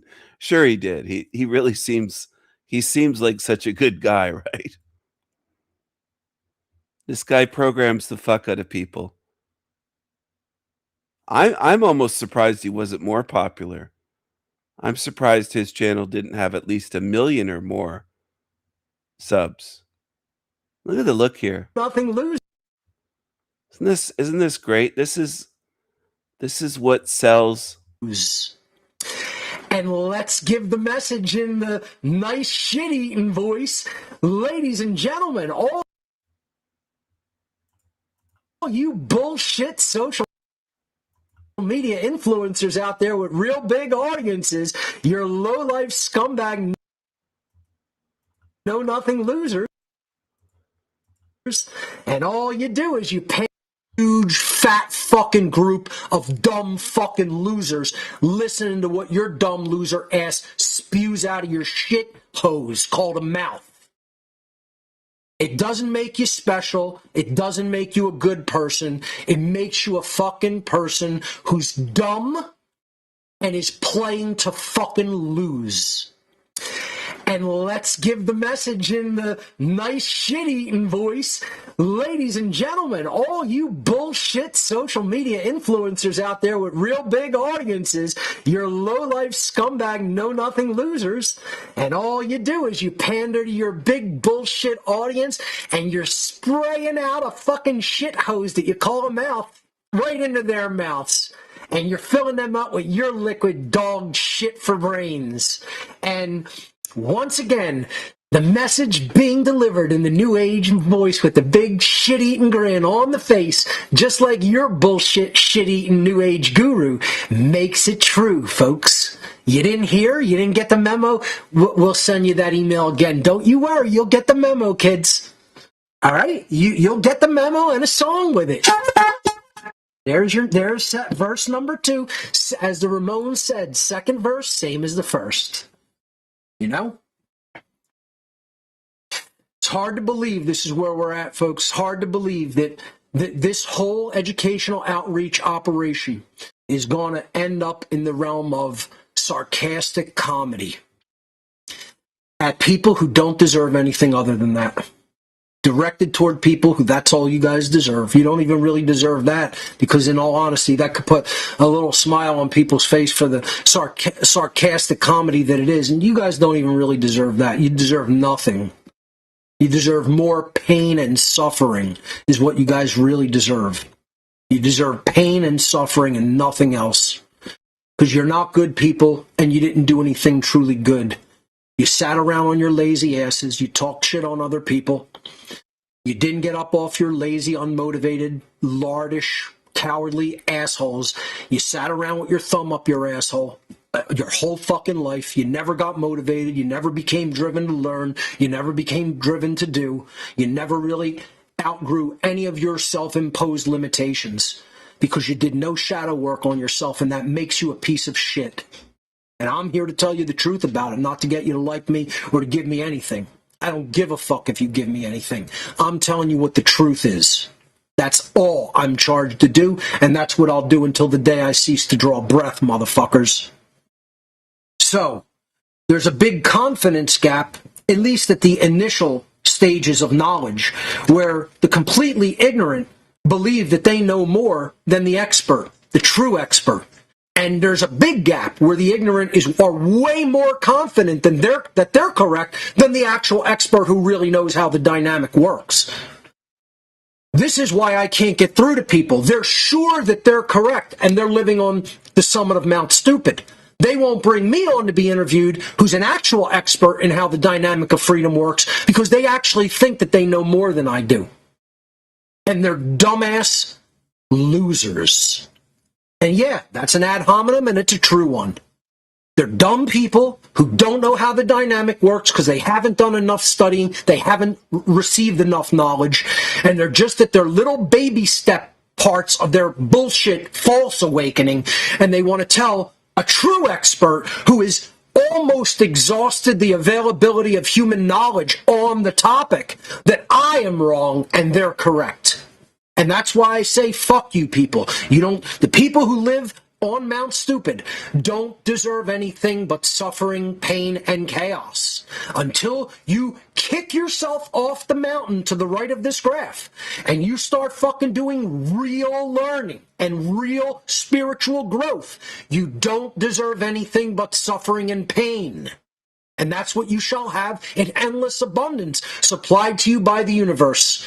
You will have energy kick in your direction that will supply no end of pain, suffering, and chaos in your worthless, miserable lives.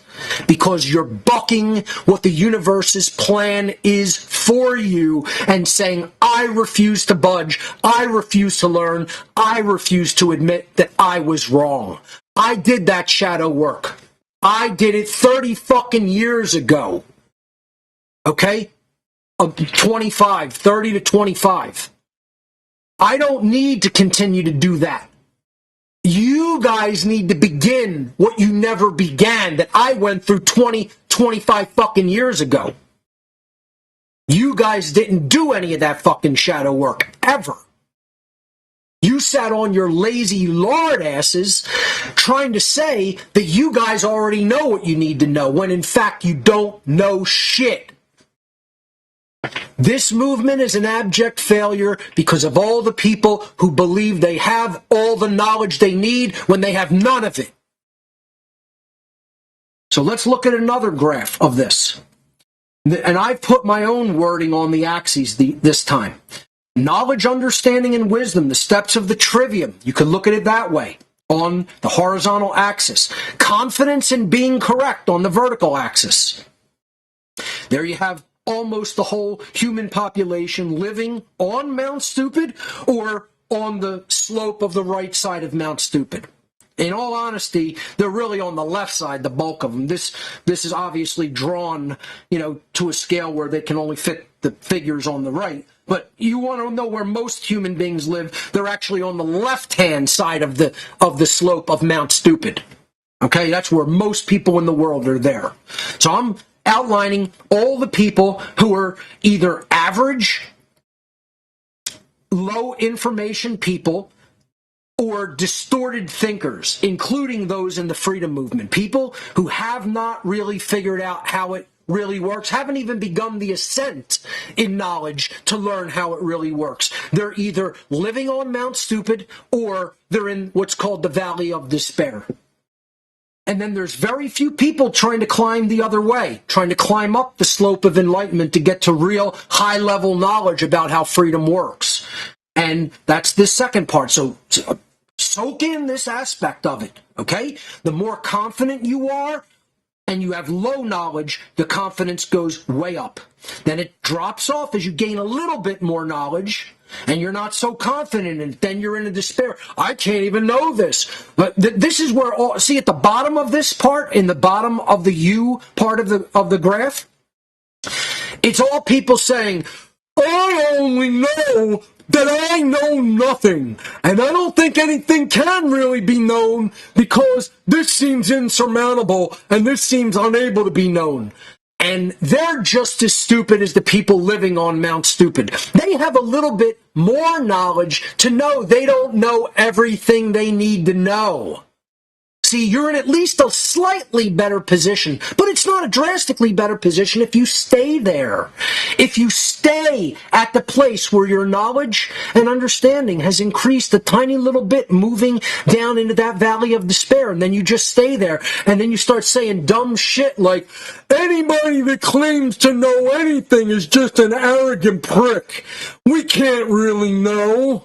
You can never know anything, and I'm smart and wise because I'm saying I know that I don't know anything. No, you're just a dumb fucking retard that wants to believe nobody can actually become an expert in knowing how something works because you're too lazy to put the fucking work in to become that person. You see? Let me say it again. You're just saying nobody can truly become a knowledgeable expert in this field of endeavor regarding how is human freedom generated or destroyed, and get the answer correct and be confident that you're correct, meaning a high-level expert person in that dynamic and being able to explain it to others, because you don't want to put in the fucking work to actually become that high level of an expert. And you certainly don't want to do the work in trying to communicate it to the fucking whole human population that lives on Mount Stupid, because you're lazy and cowardly and you're a fucking loser with no skin in the game. That's all the people I've been talking to the whole 17 years of what on earth is happening. And you're still not getting the fucking message in what you need to become. That's why nothing has changed, because too few people have become the expert at the top of the fucking right-hand side of this graph and have actually started the journey to teaching the fucking ignorant.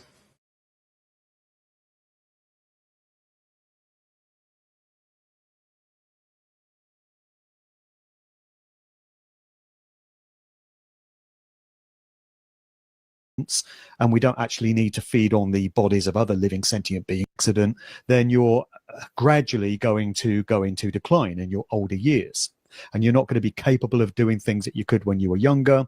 And you're literally going to be watching yourself wasting away in the mirror in front of you. So that's trauma for a start. That's psychological abuse.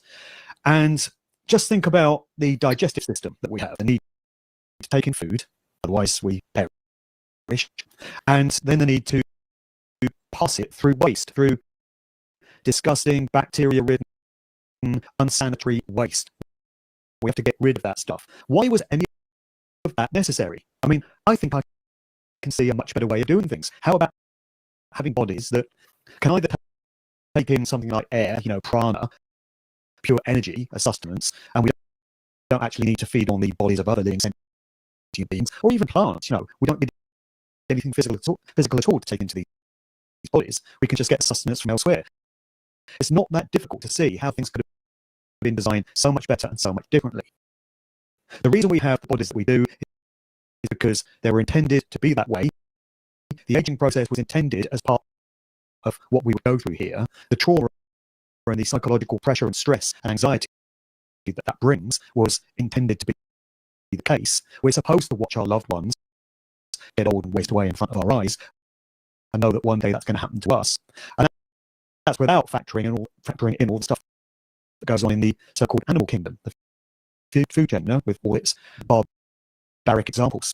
So it's very easy to see how things could have been done differently. And when you mention that to a lot of people, they say, oh, you're trying to make yourself God now, you think you're better than God. No, it's just that God didn't, or whatever we want to call God, whatever name we want to put on this entity, didn't do a very good job in the first place. There are so many flaws in this system. There are so many mistakes which were made when we want to look at it from a state of higher consciousness. And it's so easy to see how all of that could have been fixed. And another thing that people say when you try and point out that this world is predicated upon fear and pain and suffering, and it's designed to cultivate those states of emotion, they'll say, what about the beauty in nature? What about the majesty and the awe of something like a mountain range, or an ocean, or a hill, or a valley, or a forest? And yes, those things are clearly very beautiful, but nature has also been weaponized against us in the form of earthquakes, hurricanes, tidal waves, tsunamis, typhoons. These things can wreak havoc and cause violence and death and terror in large numbers of people. So nature's not entirely majestic and amazing. And just imagine that you were some sort of malevolent force or entity that wanted to create a realm where souls would come in and be forced to suffer and undergo pain and trauma and fear. You wouldn't want it to be too obvious that that's where these people are. So if it was all fire and brimstone and it was sulfur and flames and burning and scorching everywhere and people screaming out in pain, it would be pretty obvious that you were in a hell realm. What better way to keep the fear and the pain and the suffering going than trying to convince people that they're not in a hell realm, they're actually in a really nice world where just every now and again some really bad things happen. So if you wanted to do that, if you wanted to gaslight and deceive millions of people into thinking that this world is basically okay and, you know, it's a nice place to live, you would want to have things like mountains and hills and valleys. You'd want parts of nature to look really majestic and amazing, so that people would draw the conclusion that the world is basically nice and is the obviously the construction of some loving, benevolent entity. It's all part of the lies and the deception that are built into this realm and coded into it in my book. And it's a better way of ensuring that the non-stop supply of fear-based energy continues by making people think that this is a nice place to be and is our natural home.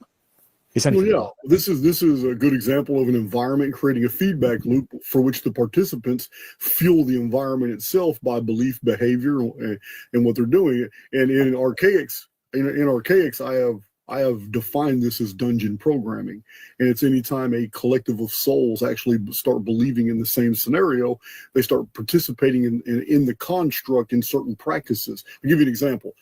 Southern Baptist Christian. There's like 5 times a week, you know, most of them 3 times a week, but real diehard ones 5 times a week, they're going to get together. It's going to get Sunday morning Bible study, and then big church on Sunday. And then on Wednesday, it's going to be the church brunch, like in a basement or something. Friday night youth activities, Saturday youth activities and choir practices. Was a literary masterpiece, not actual literal history. Oh, we've got Mr. Devlin back in again. This time his mic and his deal working.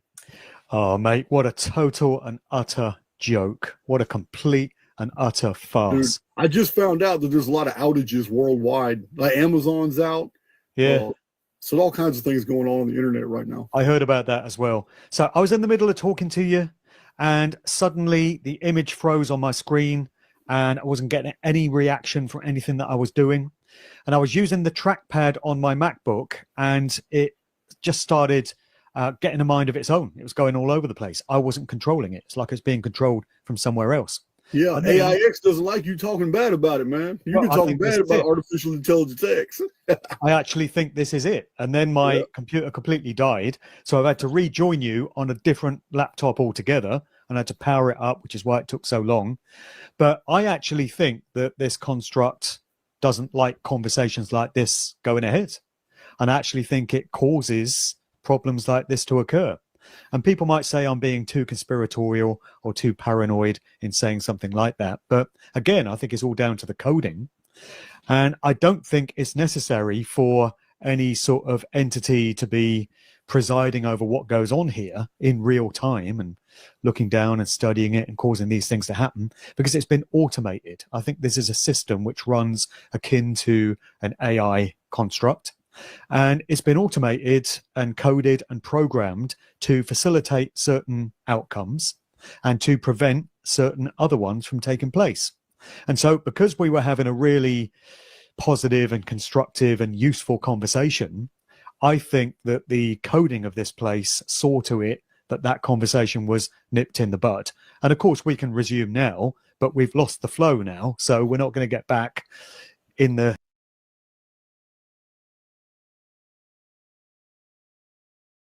Have you ever wondered what you'll look like the second after you die? Most of us expect to see us. I put my arms and legs out because I thought, well, if I could touch the sides, maybe I could stop myself and legs out because I thought, well, if I could touch the sides, maybe I could stop myself from going up. So the first thing I did was I did a reality check, which consisted of taking my hands, and I felt myself from the top of my head, felt myself all the way down, right down to my feet. And it's like feeling good. Matter of fact, feeling really good. Beautiful flowers are below my feet. So as I walked, the flowers moved so I wouldn't crush them. I turn my head to the left and look up, and pretty cognizant of the fact that I am turning my head to the left to look over my left shoulder. And I'm thinking, whatever thing we had over there, we take some, and maybe this was just the transition, but it obviously had a human-esque form of some kind. But for others, the human form disappears entirely. I was a speck of awareness on a butterfly wing. And I just remember being this little orb of light, and I was like, well, if I'm going to Earth, I'm going to Earth. And I just start grabbing every cereal box I can get my figurative hands on. There's no body there. And I was this huge expanded cloud, a huge expanded balloon. It seemed like I went out forever. How can they all be true? Are some people lying? Or is there a layer to our existence, something between our soul and our skin, that we're completely missing? To find an answer, we'll first have to look at what the soul actually is. But how can we do that? Well, back in 1857, a man named Allan Kardec put together what is basically an owner's manual for the soul. Now, I know what you're probably thinking. Why should I trust a book written by some guy in the 1800s? And, that's a fair question. But Kardec wasn't a medium or a mystic. He was an educator, a science teacher. He taught things like physics, chemistry, and anatomy. He was naturally a huge skeptic and wanted hard evidence before he believed anything. And he didn't just sit down and invent these answers himself. Instead, he acted like a lead researcher for the afterlife. He used mediums as sort of a spiritual telephone, sending the exact same questions to dozens of different mediums across multiple countries. His goal wasn't to hear the medium's opinions, he wanted to hear what the spirits themselves had to say. But when the letters came back to Kardec, he found something incredible. The answers were basically identical. It's amazing. Everything the spirits have told me has completely changed the way I see life, our responsibilities, and our future. Their teachings form a whole new way of understanding the world, one that makes sense, is clear and comforting, and answers so many big questions. I'm thinking about putting these conversations into a book. If they interest me this much, maybe they will help others too. Kardec figured if he got the exact same answer or very similar answers from all these different mediums that didn't know each other, he must have stumbled upon a universal truth. And the answers the spirits gave are absolutely mind-blowing. But don't take my word for it. See if the rest of this video doesn't perfectly solve a mystery people have been trying to figure out for a very long time. First, let's start with what the spirit said the soul actually looks like. Do spirits have a fixed form? To your eyes, no. To ours, yes. You might say they resemble a flame, a glowing light, or an ethereal spark. Does this flame or spark have a color? It varies, appearing anywhere from a deep ruby red to a bright, dazzling light, depending on the spirit's level of purity. Okay, well, if our soul is actually a ball of light, why do some people see arms and legs? And at the time, I was 28, and I had chipped nail polish on my fingers, and I thought, oh, I probably have a burn on my hand from the lightning. So I looked at my hand. It was perfect. It was like I was 18. There was nothing. My nails looked perfect. There were no age spots, nothing. The skin was perfect. It's a massive jump going from an orb of light to having perfect skin and a fresh manicure. So how does a ball of energy even pull off a human shape like that? This is where Kardec discovered the spirit body. It's not the soul itself, but a covering for the soul. And this covering is what actually gives us our appearance. Does a spirit have any covering, or is it uncovered? A spirit is surrounded by a substance that might seem like a light mist to you, but it feels more solid to us. Still, it's light enough for the spirit to move freely through the air and travel wherever it wishes. Just as a seed is enclosed within a protective outer layer, a spirit is surrounded by a subtle outer layer known as the spirit body. Does a spirit's semi-material outer layer have a specific form, and can it be seen? Yes, it has a form that the spirit can choose. That's how spirits sometimes appear to you in dreams or while awake. They can also take on a visible or tangible form when they want. This is why indie ears can sit on benches or walk on beaches. But why does that mist look like a human? Why doesn't it just stay a cloud of energy? Does the soul keep its individuality after death? Yes, it always keeps its individuality. Without it, what would the soul even be? How can the soul remain itself if it no longer has a physical body? The soul retains a unique form called the spirit body, which reflects the appearance of its last physical life and is drawn from the elements of its world. Basically, it keeps the blueprint of the body it just left behind. That's why David Ditchfield was so shocked when he looked down after a horrific train accident and realized he was totally put back together. I looked down to check my body because I'd seen how ripped up it had been from the accident, and everything was fixed. It was back in place. There wasn't even a single scratch or bruise. So the spirit body defaults to the human form because that's what it knows. But if the spirit body is so attached to having arms and legs, why do some people feel like they're expanding into the entire universe? We usually think of the soul as being tucked away inside of us, like a pilot in a cockpit. But in reality, it's quite different. The soul isn't trapped inside the body like a bird in a cage. Instead, it radiates outward, like light from a glass lamp or sound from a struck bell. So, in a way, you could say the soul is outside the body, but it isn't something that wraps around the body. The soul has two coverings. The first is light and subtle, called the spirit body.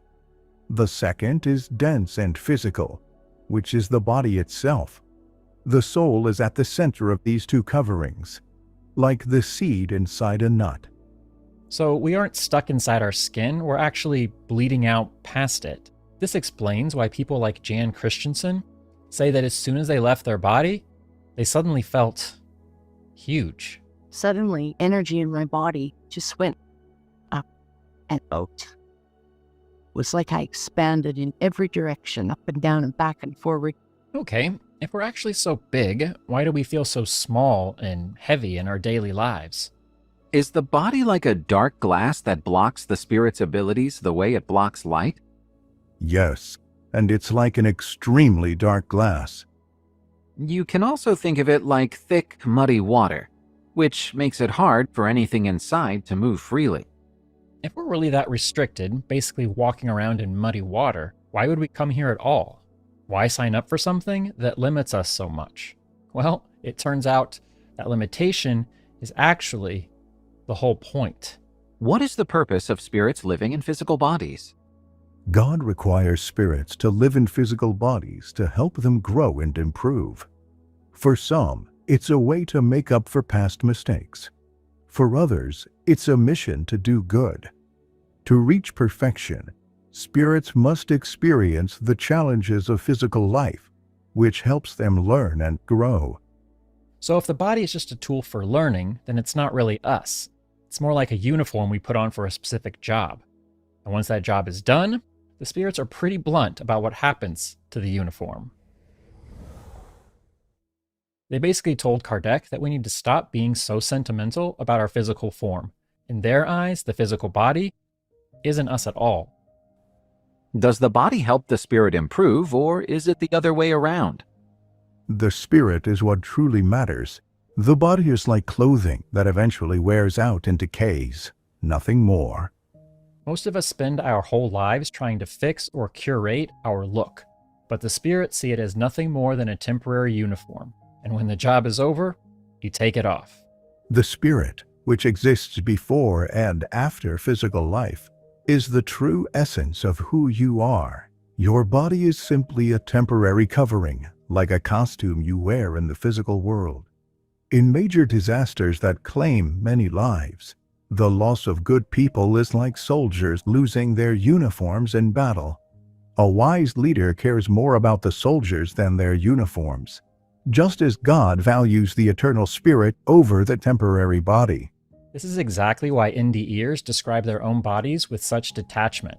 Bill Letson didn't see his body as Bill, he saw it as trash. Well aware that my body was behind, and it was like a banana peel. What are you going to do with a banana peel? Throw it away. And that's what it felt like.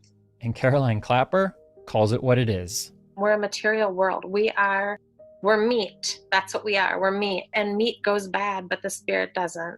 So if we're just energy temporarily riding around in meat, how does that actually work? How does light make meat move?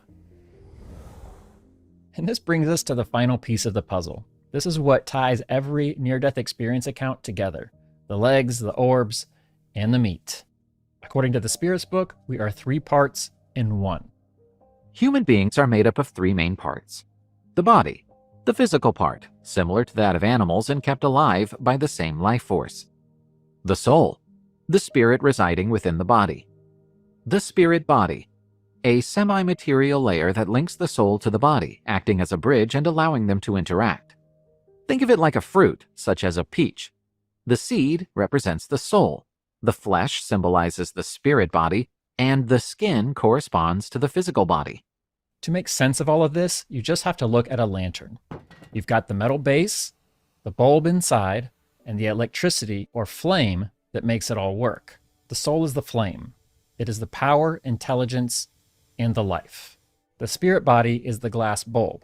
It's the semi-material structure that gives the light a shape, which is why Rosemary had legs and Elizabeth had perfect skin. The physical body is the lantern itself. It's the heavy material object that the bulb sits in so it can function in the physical world. So when someone has a near-death experience, they are the light being released from the lantern. If they see themselves with arms and legs, they're experiencing the light bulb, or the spirit body. But if they see themselves as a ball of light, like Betty, or an expanded cloud, like Bill, they are experiencing the light, or the actual soul itself. So nobody is lying and nobody's wrong. They're all just experiencing different layers of their own existence. This is why Elizabeth Crone was told she had to be squeezed back in. He said, okay, I have to let you know that there's going to be a lot of physical pain involved because, first of all, I have to get you back into your body. When you left your body, your soul expanded and it's much larger than the body. And I have to squeeze you back in. And I was like, okay, all right. So he helped me back into my body. He was like hugging me, like squeezing me. It was like bone-crushingly tight. Imagine going from being this huge glowing light that spread out everywhere back to being stuck in a heavy physical body. It's like trying to take all the electricity in your house and jamming it into one single lamp. If you're sitting there wondering about the rest of the manual, like why do we choose our specific costumes or what happens to the light bulb after 1,000 years, you really need to explore the Spirits book for yourself. It actually answers over 1,000 different questions about your soul, the purpose of life, and what happens after you die. To learn more, click on the link in the video description. If you want to learn more about this amazing book, you can click on the link right here. And this is all the videos that I've made about this amazing book. You just click right there. It sounds like a fun afternoon. Click on this link right here. And yeah, I'll see you next time. Bye.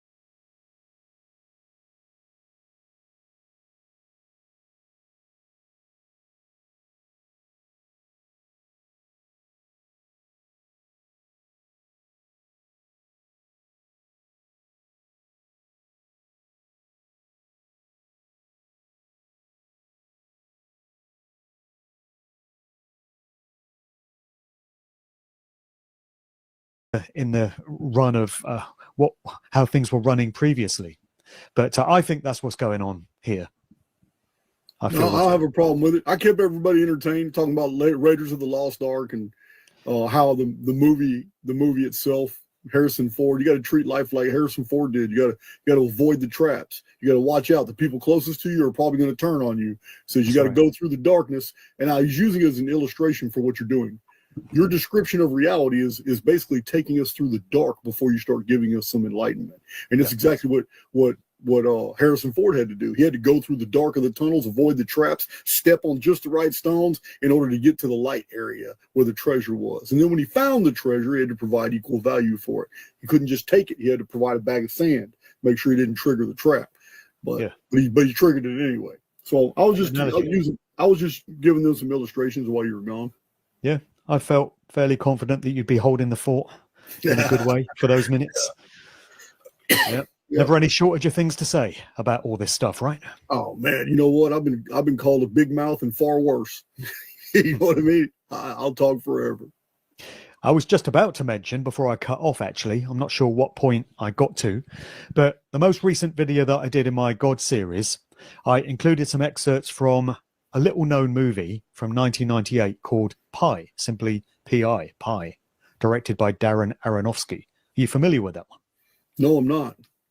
Yeah, I first saw this when I was in New York in 1998 when it came out. And this is the first time in 27 years that I've seen the film. But it did have quite a profound impact on me back then. I wasn't looking at any of this stuff in those times, and I wasn't researching the subject areas that I now am. But that movie always kind of stayed with me. And in it, you've got this mathematical genius. He's like bipolar, and he's got OCD, and he's got all kinds of mental issues, but he's a mathematical genius, and he is of the view that this universe is constructed around numbers, through number. And he's got a couple of interested parties. So there's this really shady, corrupt stockbroking firm that want to tap into his mathematical knowledge to manipulate the stock markets for their financial benefit. And then you've got this Jewish guy from a group of that are into Jewish mysticism, like a sect. And they want to tap into his knowledge because they believe through their holy book, the Torah, that God, the original prime creator of this reality, based everything on number. And it expresses itself through things like the transcendental number of pi, 3.14 and off into infinity, and the golden ratio and the Fibonacci sequence. Mm-hmm. And the movie reminds us that these things can be found everywhere in nature, in the shape of shells in various animals, in the shape of leaves, in the shape that we get in our fingerprints. A lot of this can be converted into the Fibonacci sequence. And even human behavioral systems, predictive systems of analysis, Elliott wave theory, it's all shown that pi is a fundamental in all of them. Right. Well, you would love this movie because it totally goes there with that way of seeing things. And so I included a couple of clips in my most recent video because it reinforces my view that we live in a mathematically coded construct. And that was the point that I was making in the last video. And it just becomes clearer and clearer to me that this is what is going on here. And it causes certain things to happen, like our call cutting out right there. And I've also looked at this phenomenon of synchromysticism in my music industry work, because I've noticed certain patterns that are very demonstrable, very evident in some of the work that I've put out. Notably, the amount of synchronistic crossover and overlay between the Beatles. So I've endlessly analysed the music and the output and the motives and the likely agendas of the Beatles, and the movie Rosemary's Baby, directed by Roman Polanski, put out in 1968. The most obvious one is the fact that Rosemary's Baby is set in the Dakota Building in New York, just off Central Park. In the movie, it's called the Bramford, but the exterior shots were all filmed at the Dakota Building. And that's the place where John Lennon was assassinated outside of in December 1980. Doesn't Kate Middleton often, or was it just recently, something in conjunction with an assassination? Kate Middleton was dressed just like that woman in Rosemary's Baby. Do you remember that? Yeah, that's right. When she was parading her latest baby, she was Yeah. dressed just like Mia Farrow's character in that movie Rosemary's Baby. And Yeah. people have interpreted that as, you know, them openly expressing their affiliations with Satanism by Yeah, and having this her was dressed like in- very close to the time of. It wasn't the Charlie Kirk assassination. It was. It was a while before that. Yeah, it was close to somebody else. I remember something. Maybe it's the death of the Queen, or I don't remember. Yeah, it's quite a few years ago now, but I know what you mean. And then another one is in the movie Rosemary's Baby, you've got a character, this young woman, who falls to her death from an upstairs window in the building. And she, where her body hits the ground, there's a white Volkswagen Beetle car parked, which gets splattered in blood.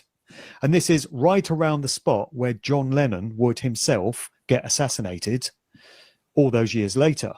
And it appeared to be getting depicted in this movie.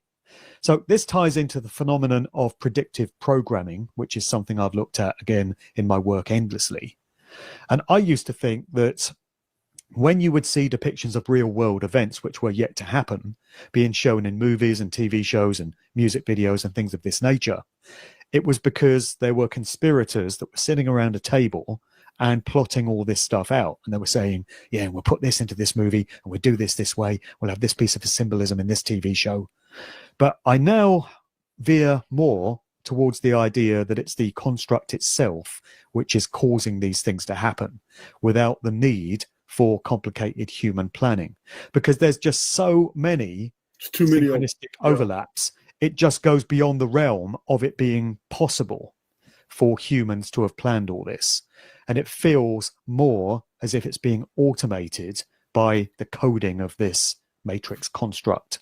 And that's what I now feel explains things like the amount of crossover between the Beatles and Rosemary's Baby. For some reason, that group is just tied in with that movie, Roman Polanski, Sharon Tate, Charles Manson. All these different elements are tied together. And I just don't think anyone could have planned it that intricately. Well, you've done a little homework to know the connections with Tavistock. Tavistock operations and SRI were real big back then. There's a lot of the Stanford Research Institute. It's like PSYOP Center here in America for about 2 decades. But yeah, it's like the American version of Tavistock. Yeah. So I agree with you. It's AI programming. But we have people that are in on it, like Spielberg, Steven Spielberg, even his name, Spielberg. You put out Spiels, these famous movies. But Spielberg, he has a pseudo history, an absolutely falsified history.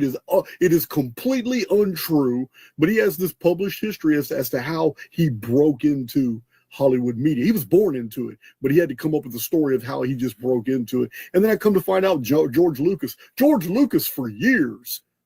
I'm looking up to him like, oh, this Star Wars, this dude's awesome. I always thought he was an outsider. I always thought that he broke into Hollywood the hard way, an outsider. And then when I do a deep dive on his research, who he is, who his blood relations are, like, oh my God, they're all the same family. Every single one of them are the same family. Like, that's what they want you to think. All these Cinderella fairy stories to explain. None of them are true. They didn't earn their positions. It was all handed to them. Right. Think of the Beatles. Yep. We're trained to think of them as 4 regular working class lads from Liverpool who put together a band, came up with a few catchy guitar riffs, wrote a few songs, punted around a few demo tapes, and just got lucky, did a bit of hobnobbing, networking, met the right people, and just happened to become the most influential and prolific music band of all time. Could have been anyone, guys, just happened to be them.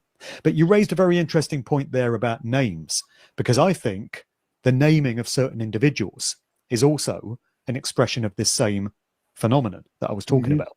So some examples: Masaru Emoto, this Japanese scientist who did a lot of studies into water consciousness. His work demonstrated that water is a vessel for consciousness. And he used to do things like expose water to words that had some very strong meanings. So it would be words like anger or hate or fear, and he would freeze the water very quickly and then under a microscope examine the patterns that the water crystals had formed after being exposed to these words.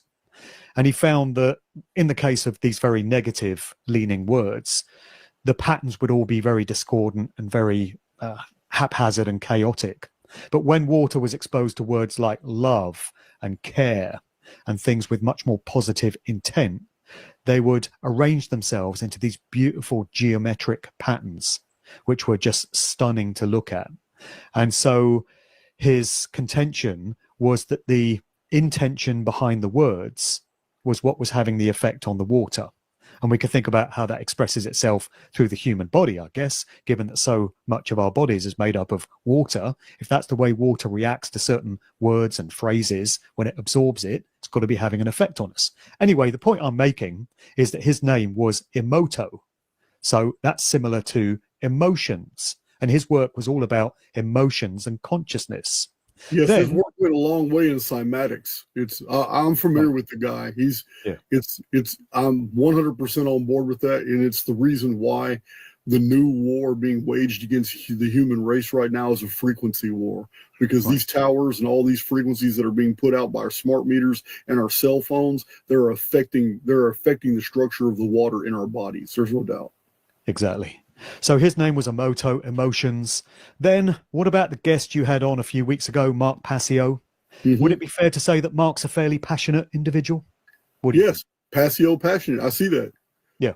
I mean, he goes off on his video rants. got a lot of traction. I could not believe how much engagement that video got. Not just people watching it, the comment section just exploded. So he really triggers people for good or bad. He's a polarizing individual, and it's very reflected in that comment section. Mark's got a huge audience, huge listenership, and it's reflected right there in his name, Passio, passion. Yeah, He's I can see that. obviously a very passionate individual. And then you've got my name, and people like to think that they find all sorts of meaning in my name, Mark Devlin, because I talk about Satanism and the dark occult and symbolism as it expresses itself in music videos and live stage shows and things of this nature. People think they're being really clever and incisive when they say, he's telling you, he's revealing what he is. He's placing the truth in plain sight. He's got the mark of the devil in him. And they don't know what they're talking about, because Mark is a very common name, and Devlin, as I've explained many times, is derived from Gaelic. The original Gaelic name was spelt Diobhlain. So the BH is what gives the V sound, but there was no V there in the original Gaelic. And it's just been anglicized into Devlin. And people think because it sounds quite similar to devil, that's what my name means. I don't know if there's some sort of trickery going on the part of the universe or creation or the construct in me having been given that name or adopted that name, but it just goes to illustrate how even the names of certain individuals seem to reflect something about their personality or their work, because certainly I look into things of this nature, and so that's where the relevance comes from, I guess. And there are probably many more examples of it that people could come up with. But for me, nothing happens by accident. And I used to think it was all down to energy, frequency, and vibration, in the words of Nikola Tesla. I think that still occurs to a certain degree, but I think it could be more adequately explained by expressing it as computer coding, AI type coding, which is what I see that. The building blocks of this simulation. I see that. I would have thought Devlin was more would have been closer to like Devonshire, but then again, you make a good point about the V. Up till 450 years ago, it wasn't a letter. So, what would Devonshire be? Devonshire. What would that be like? Yeah, well, Devon's a county in southwest England, so it's just a big part how of land. how would it be really pronounced? Down, if prior to the incorporation and turning the V into a hard sound. Well, I don't know. I only know it as Devon. I don't know how people would have said it before that. Oh, okay, all right. Yeah, the English had. The Normans. First it was Anglo-Saxons, Jutes, Normans. Then after the Normans, well, prior to the Normans were Vikings, but prior to them, it was other Vikings. I said, you guys have had a lot of different types of blood, but it's almost all, until recently, it's all been Europoid. Yeah. Well, England is actually derived from Engelland, and the German word Engel means angel. So England is basically land of the angels. But we can ask ourselves what sort of angels we're talking about. Maybe not the type with harps and wings that make us feel all warm and fuzzy inside. Maybe it's a different kind of angel. And maybe this harks back to the true nature of whatever entity or force created this place. Yeah, I've done a little research. I have a dictionary from like 1910 called the Dictionary of First Names. I looked up Jason, it's healer, Greek. I looked up, my middle name is Matthew, it's teacher. So it's healer, teacher, and I looked up my last name is Brashears. It derives from brasseur, which is a Dutch name, and it's a brass worker, somebody who just works with brass. But I've looked up my names too, just out of curiosity. Yeah. There's a lot of clues in names, a lot of clues in language, and a lot of clues in numbers. I think they were everywhere if we pay attention to them. Yeah, everything's codified. Everything's codified in alphabet. And I mean, even our alphabetical designations can give be given numerical values. Right. I mean, I just had Logan on my channel. That's what he does. To him, the entire construct is decoded through gematria. So that's what gematria is basically looking at the alphanumeric coding of the construct. Yeah, I'm familiar with that. There was a guy I used to study called Marty Leeds who got into all that stuff. And I remember years ago learning from him that the word Jesus in Jewish gematria translates as 45666. That's an interesting last three figures there. And then I learned that 6 times 6 times 6 is 216. And 216 actually figures in the narrative to that movie I mentioned, Pi, because this Jewish sect are trying to establish the real true name of God. And they've said it's 216 characters long. And through my music industry work, I've come across this amazing numerical sequence, which is based around the number 9. And it all starts with 27, 3 times 9. That's where things start to get really interesting. So within music industry lore and legend, you've got the 27 Club, which is this large number of musicians who've turned up dead at the age of 27 in some strange circumstance or other. Oh, yeah, we've all heard of the 27 Club, yeah. Right. So Robert Johnson, the blues musician going all the way back to the 1930s, was an early sort of founder member of the 27 Club. And then some more famous examples include Brian Jones of the Rolling Stones, Jim Morrison of the Doors, Jimi Hendrix, Janis Joplin, Kurt Cobain of Nirvana, Amy Winehouse, and so many others, all turned up dead at the age of 27. Pete Ham of Badfinger, Ron Pigpen McCulloch of the Grateful Dead. So that's interesting in itself, but then you double the figure each time, and it always reduces back to 9. So 2 plus 1 plus 6 takes you back to 9. You double the 27, you get 54. 5 plus 4 is 9. Then you double that to 108. And then you double 108 and you get to 216. And this expresses itself in so many interesting ways. So it's closed mathematical systems are self-referencing. That's why this is so genius. Anytime you come across a closed mathematical system, it's self-replicating, it's self-referencing. We find this in the measurements of the Great Pyramid. It's amazing. What you're describing here is absolute proof that we are in a construct. Isn't it? It is to me. So you got the 216, and that's the summer solstice. It's the date of the summer solstice in what's referred to as the Northern Hemisphere, 21st of June, 216. There it is. And then you double 216, you get 432. And this is another important subject area in music industry research. 432 hertz is said to be the harmonic frequency to which music should be pitched. The A note should get pitched to 432, and all the other notes fall into accordance with it. 216 plus 216. What's that? It's 216 plus 216. Right, exactly. 432. And the standard international tuning pitch for the past several decades has been 440 hertz. So it's 8 hertz apart from the one that we should be listening to music at. according to musicologists and many musicians, actually.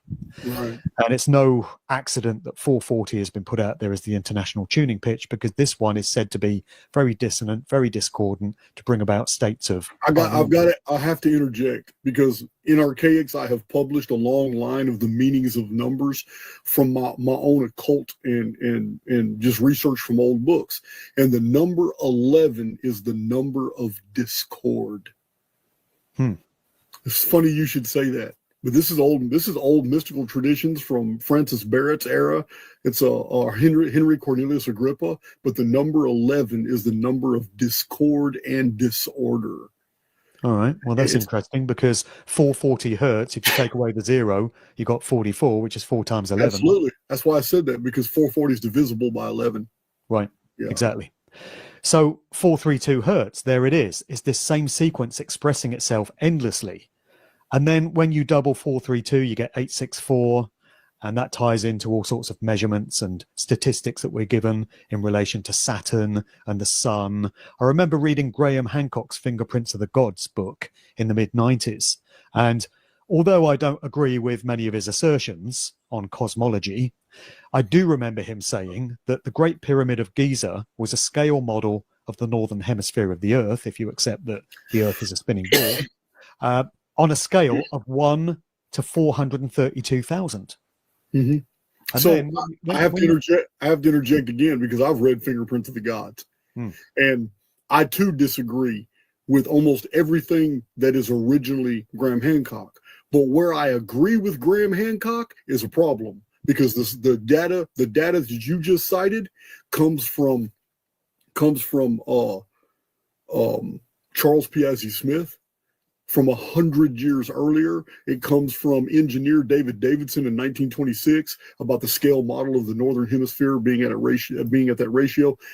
The problem I have with Graham Hancock is that greater minds than his already published all these things for which he got the credit for, and yet what he introduces in between all these facts is just such utter BS. So you triggered me by mentioning Graham Hancock on my channel. I'm just telling you that now. Yeah. I'm not with Graham Hancock on a lot of what he puts out, but I just mentioned that figure because it's interesting that it cropped up in those circumstances. Absolutely. And then when you think of what we're told about astrological ages, 2,160 years.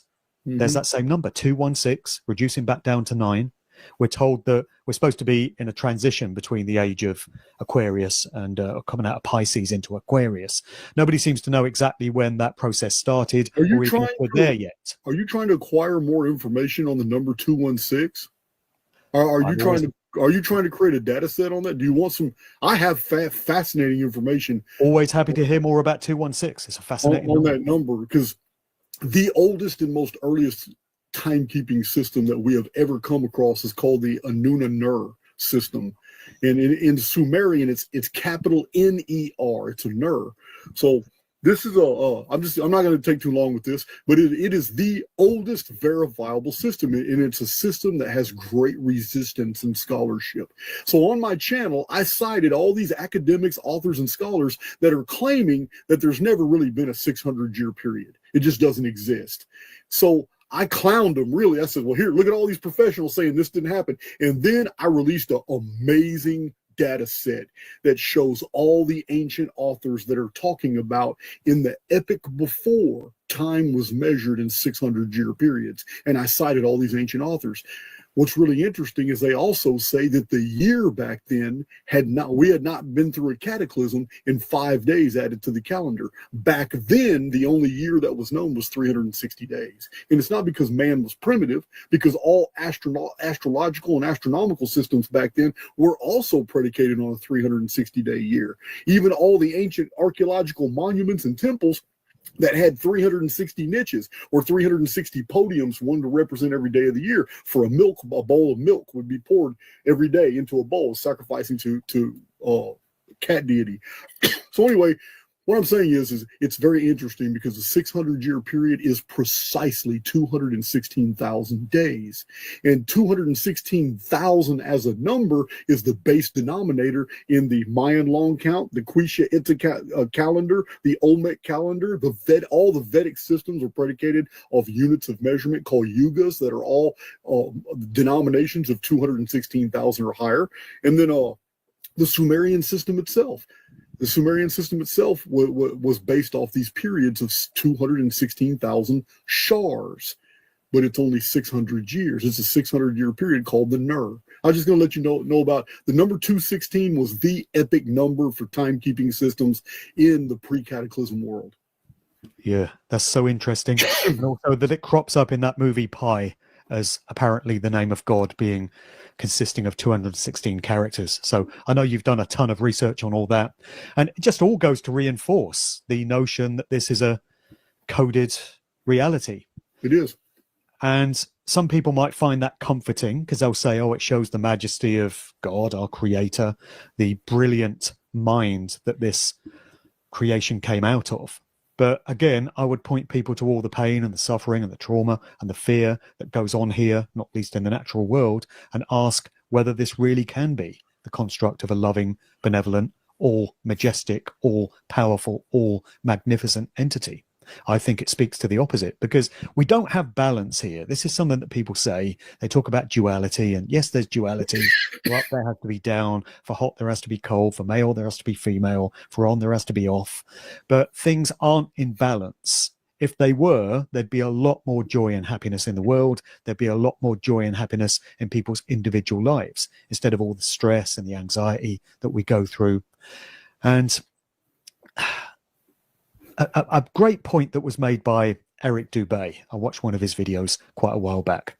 He said, if you think everything's in equal balance in this reality, ask yourself if you would trade even a minute, even 1 minute of the most fantastic, pleasurable experience you could have in life, whether that's a sexual thing, whether it's on drugs, whether it's through meditation or whatever floats your boat.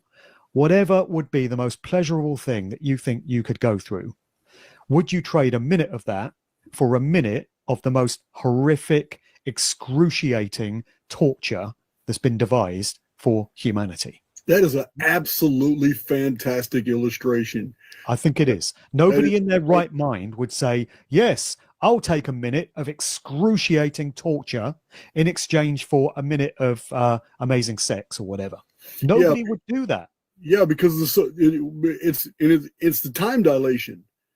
It's the time dilation makes it completely unequal. Meaning the things that we really enjoy in life, time goes faster and faster and faster.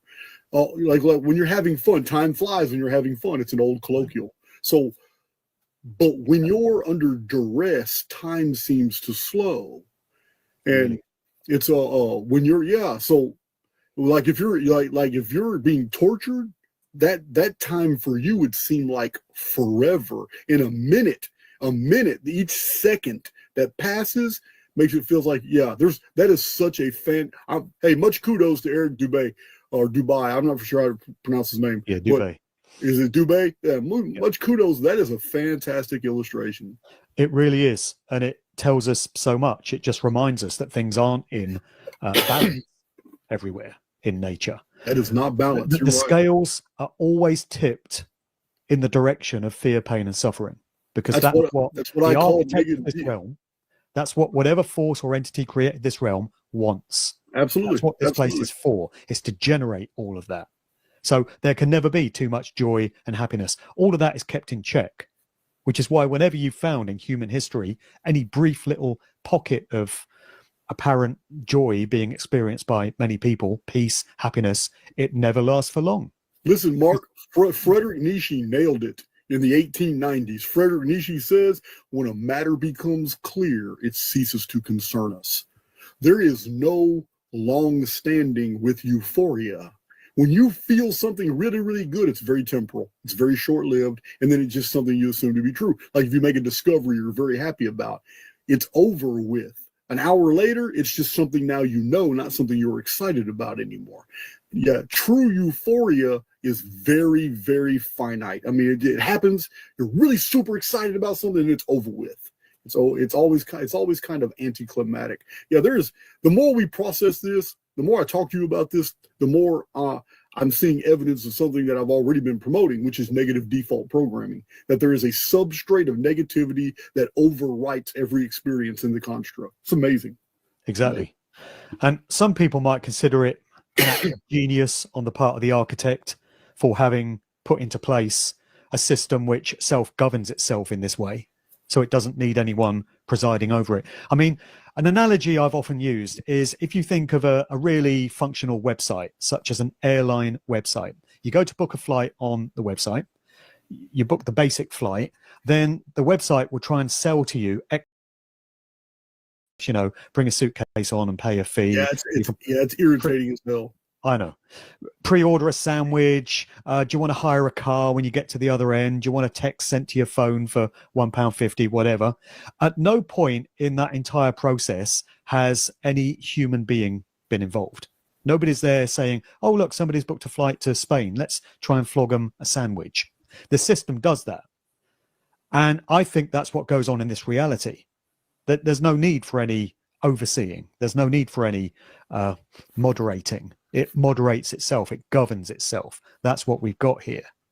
And I did say at the start that I wanted to try and veer things in a more positive and hopeful direction, because I don't want to send people off to gas themselves in their garage, with this conversation. Well, but don't be too hard on yourself. You got 1,500 people listening to you, and by the end of the day, there'll be another 3,000 or 4,000 or 5,000. So people are resonating with this conversation, believe it or not, even though we started a little dark.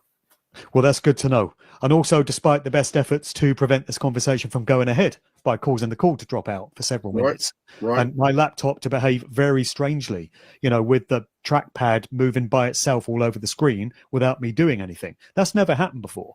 That's never happened to me in any previous conversation that I've had. So something's going on there. Yeah. But anyway, to steer things towards a more positive outlook, I do feel that we can draw some hope and some positivity from the knowledge that we have something which we would call a conscience. So we instinctively know the difference between right and wrong behavior. Unless we're psychopaths, sociopaths, or narcissists, obviously there are exceptions to that rule. And a psychopath doesn't know the difference between right and wrong. That's what makes them a psychopath. But when you had Mark Passio on the other week, he was talking about how it's a good idea to state things in the apophatic, describing what something is by explaining what it's not. And I think a mistake that people often make when it comes to morality is they say that the golden rule is do not treat others in a way you would not wish to be treated yourself. But a better way of expressing that, as Mark reminded us, is to say do not treat others in a way you would not wish to be treated yourself. So all of us know how we don't want to be treated.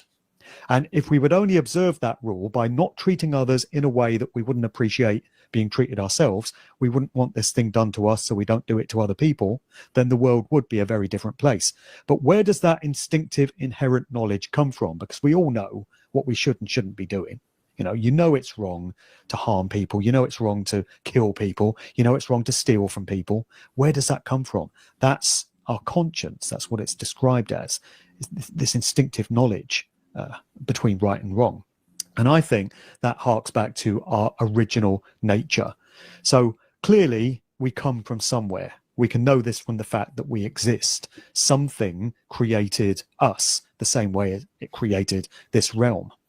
And I'm very much aligned with the Gnostic viewpoint on this. I don't describe myself as a Gnostic. I don't identify that way because I don't adhere to any kind of religious system or sect. But I think they were pretty much on the right track when they described humans as divine sparks. So we're individuated units of original God consciousness, if you like. So this harks back to the original true generative creative force in nature, which would have set everything else in place, which many people would choose to call God or the Most High. I feel that we are expressions of that original divine consciousness. And I very much lean towards the idea of a sort of demiurge, this lesser God, which would be the architect of this realm, You can call it Satan, you can call it Yaldabaoth, you can call it Yahweh, whatever name you want to put on it. There have been different names for it and different interpretations in different civilizations and traditions. But the idea is always the same, that this entity was somehow able to create this realm for itself, and it trapped original divine sparks, expressions of that original consciousness in this place. And as we've said, it's facilitated to generate fear and pain and suffering from us. Some people refer to it as louche energy. And clearly this system works very well. But I think that it speaks to us being tricked or trapped in this realm against our will. Somehow this was achieved. Somehow we were coerced into incarnating into these physical bodies to undergo these experiences. So I think where the hope and where the positivity lies is in the knowledge that there's something more than this. And clearly there's something better than this existence to which our souls can aspire when we leave these bodies. People will talk about a soul trap and a reincarnation loop, and that may well be a thing. I don't know. I've never had a near-death or out-of-body experience myself. All I've got to go on is the accounts of those who have, and people who claim to have the answers to such things. But that's where the positivity comes from. The knowledge, as far as I'm concerned, that there's something far more and far better than just these human lives which we find ourselves undergoing at this time.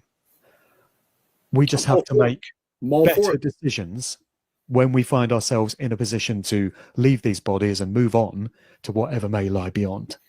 Yeah, I'm all for it. To add context, I don't believe in soul trap, but I believe that we're splitting hairs because there are different definitions, there are different ideas and concepts attached to when people say soul trap. And so I'm on board with, I'm going to go back, I'm going to backtrack a little bit to what you initially stated about Jesus. To me, he was a literary masterpiece, a very spiritual story. I don't believe spiritual, immortal beings passing through this construct need a physical Jesus that went through all those things and walked on water and turned water into wine and healed the blind and fed 5,000 people. None of these things were in the original Christian documents. They didn't appear till 200 years later. But that's neither here nor there, because Jesus himself was specifically asked, what, with so many teachings and with so many different people telling us what to do, what is it that we just really need to know? He was specifically asked this, and his answer was what you just said. He's basically said the golden rule was his answer. This was his response: do unto others as thou wish done unto you. So he said that this is the whole sum of the law. So in one statement, he literally just stated that nothing in the gospel and nothing in the Old Testament, nothing in anybody's belief systems, no philosophies, including Gnosticism, nothing, period, in the field is more important than how you treat your fellow souls in the construct. So if that's true, if Jesus, we know Jesus said this, but if that's true, then what you're stating about this is a fundamental thing we already know. You called it conscience. It's in our conscience. So then that means that would necessarily imply that we learned that somewhere else and we brought that information into this experience with us. This is something we already knew. And all the religions of the world are merely an attempt to explain the experience. They're not, and they don't really do a good job. I like Gnosticism. I like the idea of Yaldabaoth. I like the idea of the books of Yao being the Great Pyramids. I like the idea of Kalapataroth being the Sphinx guardian that was put in Egypt in the desert to guard the two divine trees, the two mountains.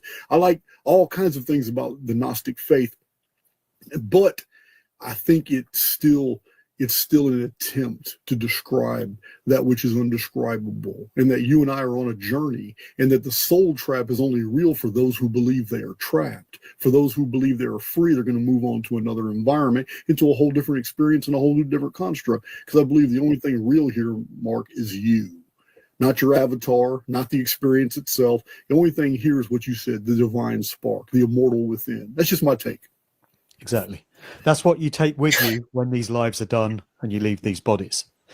And I personally don't have any fears, really, when it comes to what lies beyond for me personally, because whether there's a reincarnation trick waiting for us on the other side or not, if there is, I know that I'm not going to fall for it because of the knowledge that I've accumulated and the studies that I've done into this area. But also, I just feel instinctively that there's something greater that lies beyond these lives. This place is not our home. It never was. That's why so many of us are maladjusted to this place, particularly in these times. Everything just feels so unnatural and so against our true nature. And a lot of us just don't feel we fit in to this world. I never have. I've never felt a part of this world. I've never felt that this is my natural home. I've always kind of instinctively known, even before I started studying these things, that it's not for me. And I've never particularly enjoyed being here. And I have a lot of friends, a lot of people I speak to who feel the same way. And that comes from somewhere. It's that instinctive, inherent knowledge within us that this is not where we're supposed to be. You know what? You probably felt that way in World War I when you probably died on a World War I battlefield. And you probably felt that way in the Crimean War in the 1800s. You probably felt that way in the Napoleonic Wars. I believe we're living through life sims, and that right before a systemic reset of the system itself to clear the cache, because too much information, there's too much going on in the field now, and the construct's having a problem with all the trying to maintain multiple routines, because that's what belief systems do. It creates new reality tunnels that have to be programmed, but it's got a finite amount of energy to do that. So it creates these dungeon programming loops that are self-perpetuating, but it's still not enough. Too many people are waking up.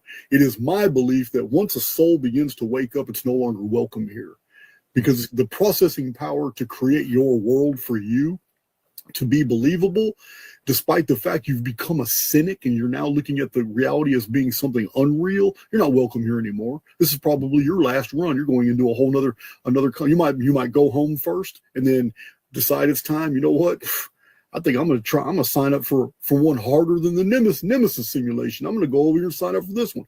I think the attitude that you have is by virtue of long contact with many lifetimes you've lived in this construct, and they can't pull the wool over your eyes anymore. You know this isn't real.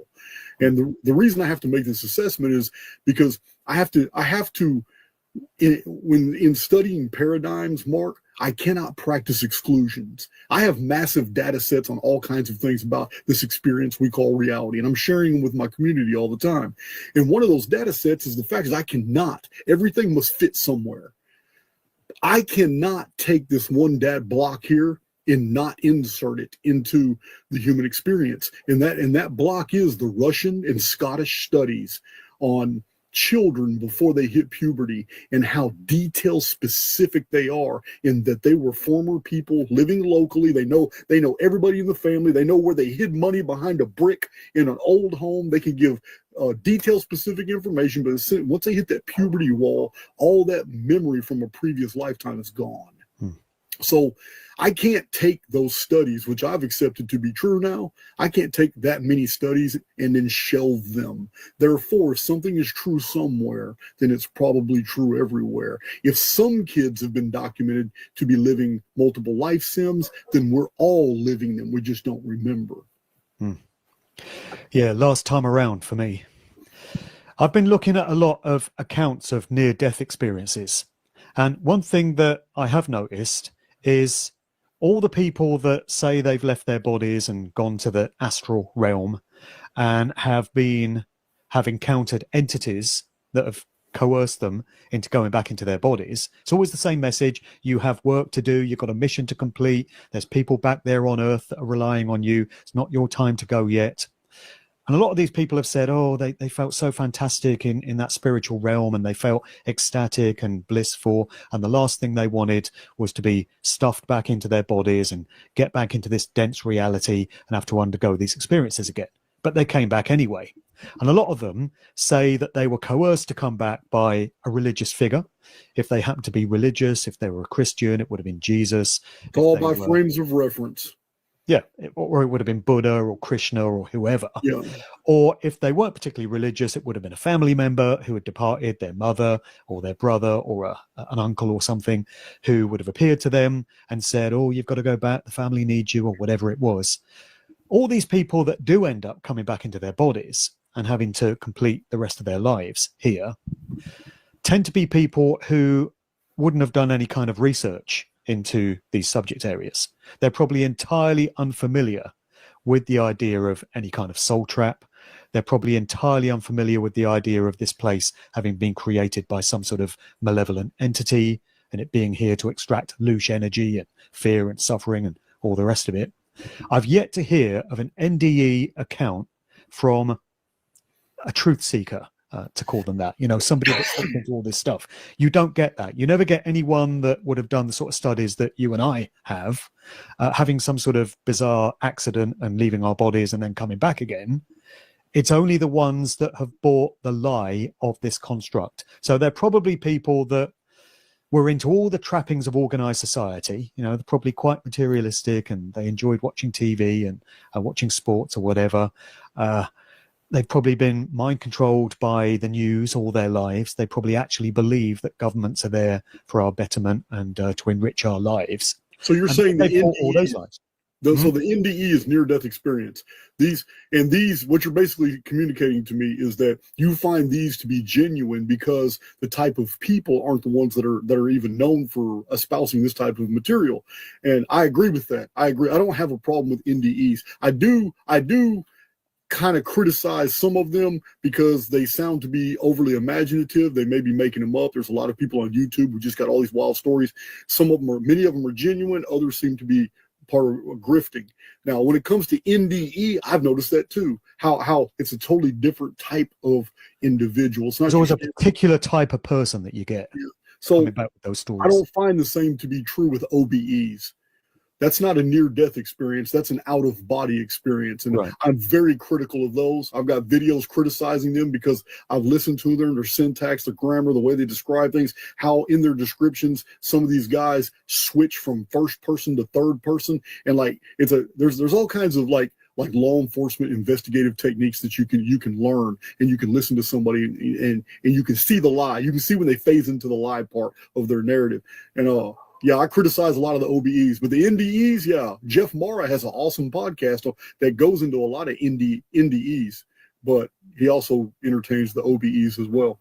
Yeah, it's like a program is being run because the NDE experiences come back and their stories all tally with each other. They all experience pretty much the same thing.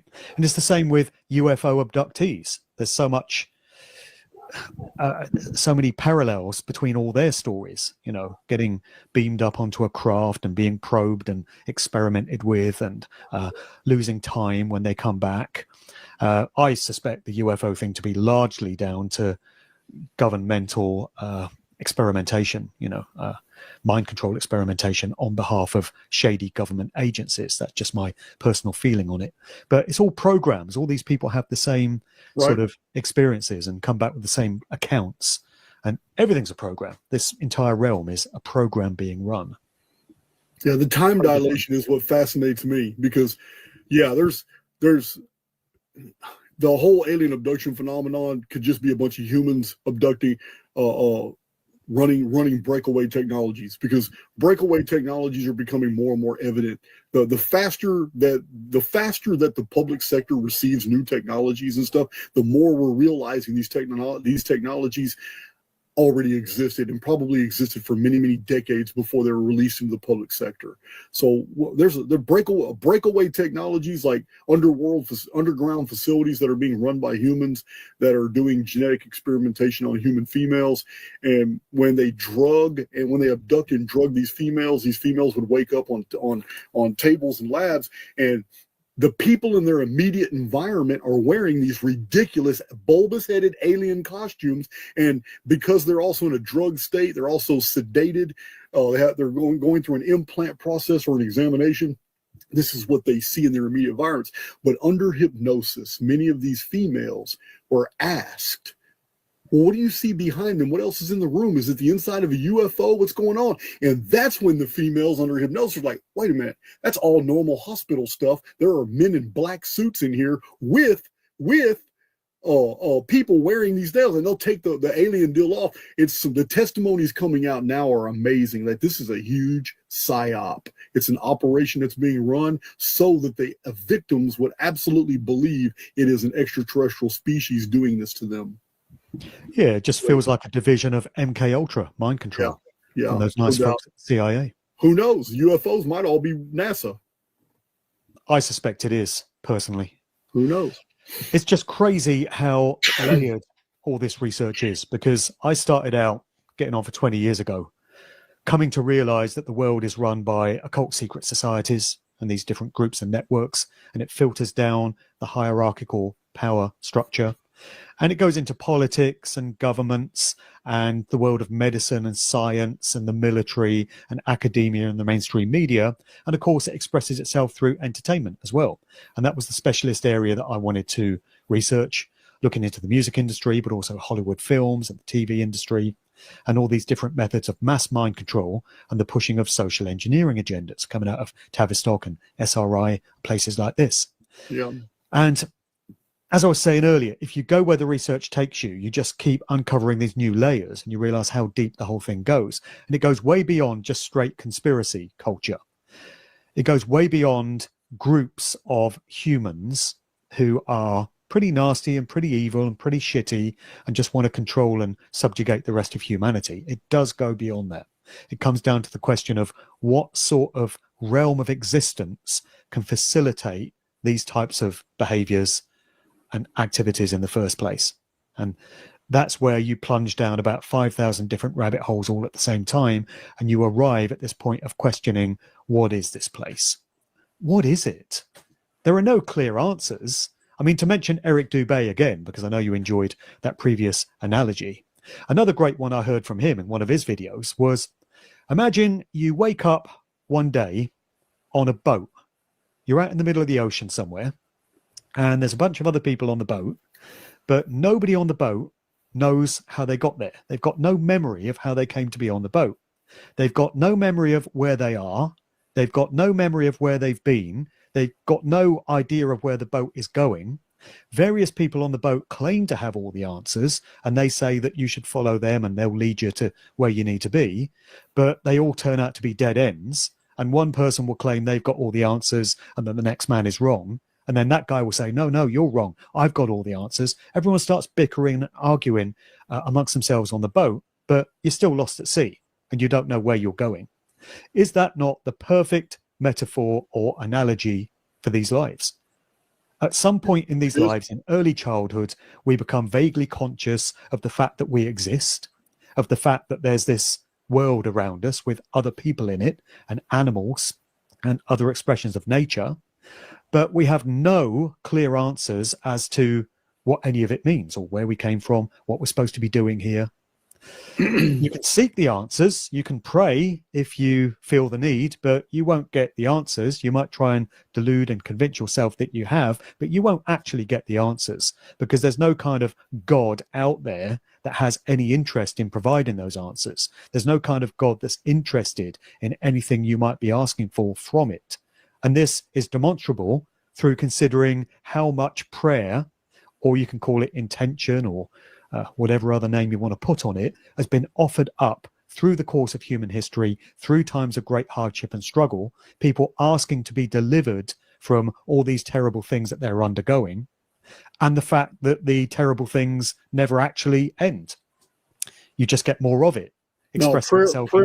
Prayer, we've talked about that ad nauseum in Archaics, but prayer of desperation will always feed energy to the very thing that you're praying against.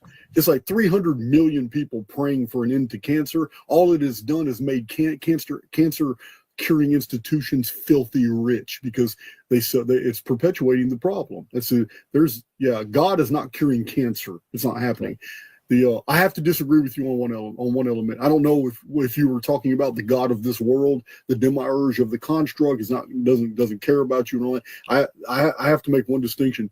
I have agreed 100% with everything you said thus far. Where I diverge is that I believe that we are immortals borrowing an avatar that belongs to the construct. This is constructual material, and we're just passing through the construct. But this construct was made so perfectly as to do exactly what you're describing that we can't learn anything about it. Is despite how intelligent we are, despite how we can use deductive reasoning, how we can analyze our entire environment, the process of elimination, and we still can't get a hold of exactly where the hell we are. That means that this experience was made greatly, because if you could ever figure it out for real, then the experiment wouldn't work. But I believe that you and I, we're moored to source, and that outside of this experience, there is a loving God. And I believe that benefactor there does have a modicum of interest about what goes on in here, because our controllers already have all the money. They make it. Our controllers already have the entire military industrial complex for every single country. They own that. They've made it. They manufactured it. They own every individual who has signed that contract. The apparatus has been in place for centuries to totally enslave the entire world, but it hasn't happened. You still have freedoms here. You still have things to enjoy. There is a benefactor force, a restraining force that's in here. So I only disagree on that. I do believe that there is a creator, but if that creator doesn't have much to do with inside this experience, because we're meant to go through this alone. This is character development. This is spiritual development. We feel very abandoned here. Yes, we It's do. an absentee God. And I was talking about the demiurge there, or, Yaldabaoth, whatever name. Oh, you okay. want to Yeah, put I kind of Rather figured you than- were. I just want a little clarity. Yeah. I mean, I'm with you that there is an original creator God, if you want to express it that way. I personally think that we are expressions of it, individuated units of that consciousness, of that power, of that force. I don't think it's necessarily something that's outside of us. So we're entrained through religious systems to externalize things onto some God that's out there, and some God that we have to worship and, is worthy of us, dedicating our lives to it. I think we probably are expressions of that God in individuated form. Yeah, there's no doubt. I mean, there's things about us that can't be explained by the cerebellum. There's things simple endorphin, cortisol, hormonal chemicals released in the brain. We have been taught the absolute opposite of the truth, and we are taught that when a hormone is released into the brain, you feel that corresponding emotion. It is the stupidest teaching ever, because it totally ignores causes. The first cause is what would have released that hormone. Well, feeling the emotion, but the emotion isn't a part of the avatar. The avatar feels it as an effect. Emotion comes from something deeper, just like imagination. Imagination, intuition, empathy, love, these are not things that can be described by the definitions of the world. They come from somewhere deeper. So humor is another very spiritual aspect about you. These are things that defy programming, because the brain isn't what we've been told it is. It is not a container of information. It is a broadcaster and a receiver. Information's in the field. So these change the dynamic. It's almost as if the reason the oversoul doesn't sit here and take care of us and answer all this and do all this, because it's like a father taking his son to the park, knowing that there's 2 or 3 kids in the park that he wants to befriend, but they keep acting like bullies. But if the father comes and intervenes when the bullies are messing with his son, as long as they're not really hurting him, they're just messing with his son, how is any character develop ever going to? There's 2 pieces of damage. One, the kid doesn't have any character develop because dad came to the rescue. And two, it worsens the situation of the son, because now the bullies look at you as a sissy because daddy had to come to the rescue. So what I'm saying is you nailed it. We feel abandoned, and I believe it's a part of the experience. Exactly. But one thing you hear so often from certain spiritual types is that all the pain and the hardship and the suffering we undergo in these lives is all ultimately for our benefit, because it helps our souls to grow and evolve, and it teaches us the lessons that we need that can only be taught in this realm. And when we depart these bodies, we take that knowledge away with us, and it gets pooled with all the other knowledge from all the other people that have undergone these experiences. And I don't accept that. I see that as gaslighting. I see it as excuses being made for the creator of this realm and the true nature of this place. Excuses for why prayer doesn't work. Prayer doesn't work. There's a double meaning in the word there. Pray, phonetically, it's the same as pray, P-R-E-Y, which is what a predator treats its victims as, prey. So we are symbolically the victims of the predator, so-called God that we've got in this realm. But the idea that we undergo these experiences to grow and evolve our souls is complete nonsense. It makes no sense, because if consciousness wanted to know what it feels like to get cancer, for example, and to die from some terrible form of turbo cancer, how many times would it need to undergo that experience before it goes, yep, got the lesson, I've learnt that one, I don't need to undergo that again? And yet that type of situation plays itself out over and over and over again. You could extrapolate that into the natural world, as we were talking about that earlier. How many times does consciousness need to know what it feels like for a gazelle to get chased down on the savannah by a lion and then viciously ripped to pieces while it's still living and sentient? That situation has played out millions and millions, if not billions, of times throughout history. So the idea that all this pain and all this suffering and all this trauma ultimately has some noble benefit for us in some way, or our souls, is to me nonsense. And it's making excuses for the very plain and very obvious fact that this is a hell realm constructed for suffering, to cultivate those things. And the best hope that any of us can have, the mission that we can dedicate ourselves to in our lives, is to find whatever way we can to never end up back in this place ever again, and to transcend it and move beyond. And I think sharing knowledge like this and having conversations and discussions of this nature are hugely valuable in that process. I can't actually think of any better use of somebody's time and attention and intelligence than engaging in conversations of this nature. And yet I could go down the pub tonight in my local town, probably will actually, and all I'll hear in there is guys just talking about football or what was on TV last night, and just completely banal conversations which have no bearing on anything, completely meaningless. Those are the kind of conversations that most people engage themselves in. Most people don't seem to be interested in asking these questions. Who are we? What is this place? What are we doing here? Who created it? You know, what's it all about? What happens when we leave? For me, these are the most important questions anyone can ever ask. I know it's that way for you as well, and probably everyone watching this show. And it just dumbfounds and amazes me that everyone is not asking questions of this nature. Maybe only certain of us, some of us, are cut out to be able to handle that kind of knowledge and take it on board. I don't believe the race is ready. I don't believe the majority, what I call the collective, I don't believe they're ready to move on. They're still enamored with the experience itself. I hear you talking about NPCs. Yeah, you know, I could go down the pub later and I'll be surrounded by NPCs. It's a very real thing. Absolutely, they're still in love with the bars of the dungeons they've accepted to be true. So I find it great evidence that you are an immortal being, a spirit bewildered about your temporal experience. I find great evidence in this, in the very fact that you're so curious as to why this whole experience is so negative. Just the self-realization that you're in an environment for which you do not want to be in, to me, is evidence of spirituality.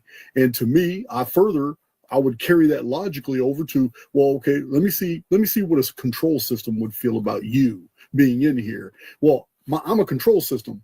As a control system, let's say I'm artificial intelligence X, and I have to create, I only have a finite amount of processing power, and I have to create reality tunnels that you'll continue to believe because it's my job. I have to, every soul that enters this construct, I have to give them a world that is absolutely commensurate with what they project. And their brain is a projector. What they're projecting, I'm reflecting back as circumstances to them, so they will believe the very world that they have been trained to believe in. But when you start questioning that world, it makes my ability to knit for you a reality tunnel much more difficult. Meaning you're not welcome here anymore. You've begun questioning you've been questioning the very effect that I produce for you to believe in this experience, and it's not working. So to me, though, that minority, every run through the sim, that minority is removed. And when we see this removal, I talk about this a lot on my channel. These are the Exodus events. These are the resets, these catastrophic resets that are actually a cover for the removal of populations. Because in a post-reset society, no one's around asking questions where all these people went and disappeared to, because everybody automatically assumes, well, they must have died in the cataclysm. So these resets are punctuated, they're timed, and they're a clearing of the cache, because after a total systemic reset, that finite amount of processing power, it becomes massive, because all the souls that required their own reality tunnels, and I had to expend all that energy knitting all those to make it believable, while they were causing me more and more problems, and maintain my dungeon programming feedback loops that held all these religions and philosophies and political systems together. It almost got too much to where I had to induce a systemic reset. But once I did it, it cleared the field. Now I can relax. And it's very easy to world build, but it may take 5, 6, 7, 800 years for me to hit that critical mass again by the souls that are now waking up. This is the system that I promote. I promote that we're on a programmed feedback loop called history. And this is why so many things in the historical record don't make sense, because we're not on a linear projection. We're on a cycle. And every run through the cycle, the human family's behavior during that run has altered some of those fundamentals, has altered some of those. So we see different and weirder stuff in the historical record. In the archaeological record, things aren't making sense. These are fossils in the programming. And we've learned to identify many of them in archaics: timelines and cross-calendrical parallels, synchronicities, deja vus, Mandela effects. These are times when processing power was not enough to cover all the angles, so we see the evidence of its artificiality. But yeah, well, that's a very fascinating way of looking at things. And I've looked at research involving Tartaria, mud floods, lost civilizations and such, and also information concerning the true nature of this realm, what created it, and all the stuff we've spoken about today. And I think where your work excels is in marrying those fields of research together and finding ways in which they correspond and overlap with each other. So I need to pay some more attention to some of the stuff that you've put out, because it's a very fascinating way of interpreting the evidence that we see in front of us. It's all positive, though. It is all positive, because a lot of people come to Archaics, Mark, with a real bad, because when they see my research on Christianity and different comparative religions, they all think it's all going to be dark, and then they get their mind blown when I drop a We Immortals video, and they realize, my message is totally opposite of the data sets I'm publishing. The data sets are necessary, just like you. You came in this conversation for the first 45, 50 minutes basically on a dark plateau that was turning some people off in the comment sections. You understand? People get turned off by listening to negativity, but you were painting a scenario for which was necessary for where the direction of your message was actually going, and that's Archaics as well. If I didn't believe there was any hope at all, having looked at some of the sleek, dark material that I have, I would probably have taken myself out of here by now. I'd have had a date with a length of rope by now. I do feel that there's reason for hope and optimism and positivity. And the fact that so many of us now feel that this world is not our home, we don't belong here, we're badly aligned with it, that's where the hope lies. We recognize this place for what it is, and we have no interest in being here any longer. We'll complete these lives, but then when they're done, we don't want to come back, and I don't feel we're going to have to, because I feel that our consciousness is going to be in charge of that decision. And no amount of trickery or deception or duplicity is going to cause the likes of us to come back here under duress. We're going to be capable of making the choice, making a better decision, and transcending this place, whatever it may be. So that is some good news, isn't it? I mean, that it has is to be absolutely good news. And I want to add to that. I want to. What you just said could have been said by you in a Greek forum, surrounded by people, mariners coming from the Mediterranean. In the Greek forum, these things were discussed. This is in the forums where everybody came and listened, and there was pedestals, and you get to stand up, and if a crowd of people gravitated you, then more and more people would come, and then you would go daily there, and you would get a name for yourself. These things, these deep things about reality were known in the Greek forums. Now, later on in Roman times, they kind of had different ways. They did it in amphitheaters, but you don't know if that in the Sumerian Akkadian culture, these same discussions were probably also discussed just 400 and 500 years after the great cataclysm we've come to know in the historical record as the Typhon flood, called in the Bible the biblical flood of Noah. You don't know if we haven't had these conversations in 17th century BC Easter Island, surrounded by these giant heads on this volcano, and people were talking these exact same things. The common denominator with all these ancient civilizations is that they're gone, and almost every one of them were destroyed in some type of devastating event. These devastating events are the harvest.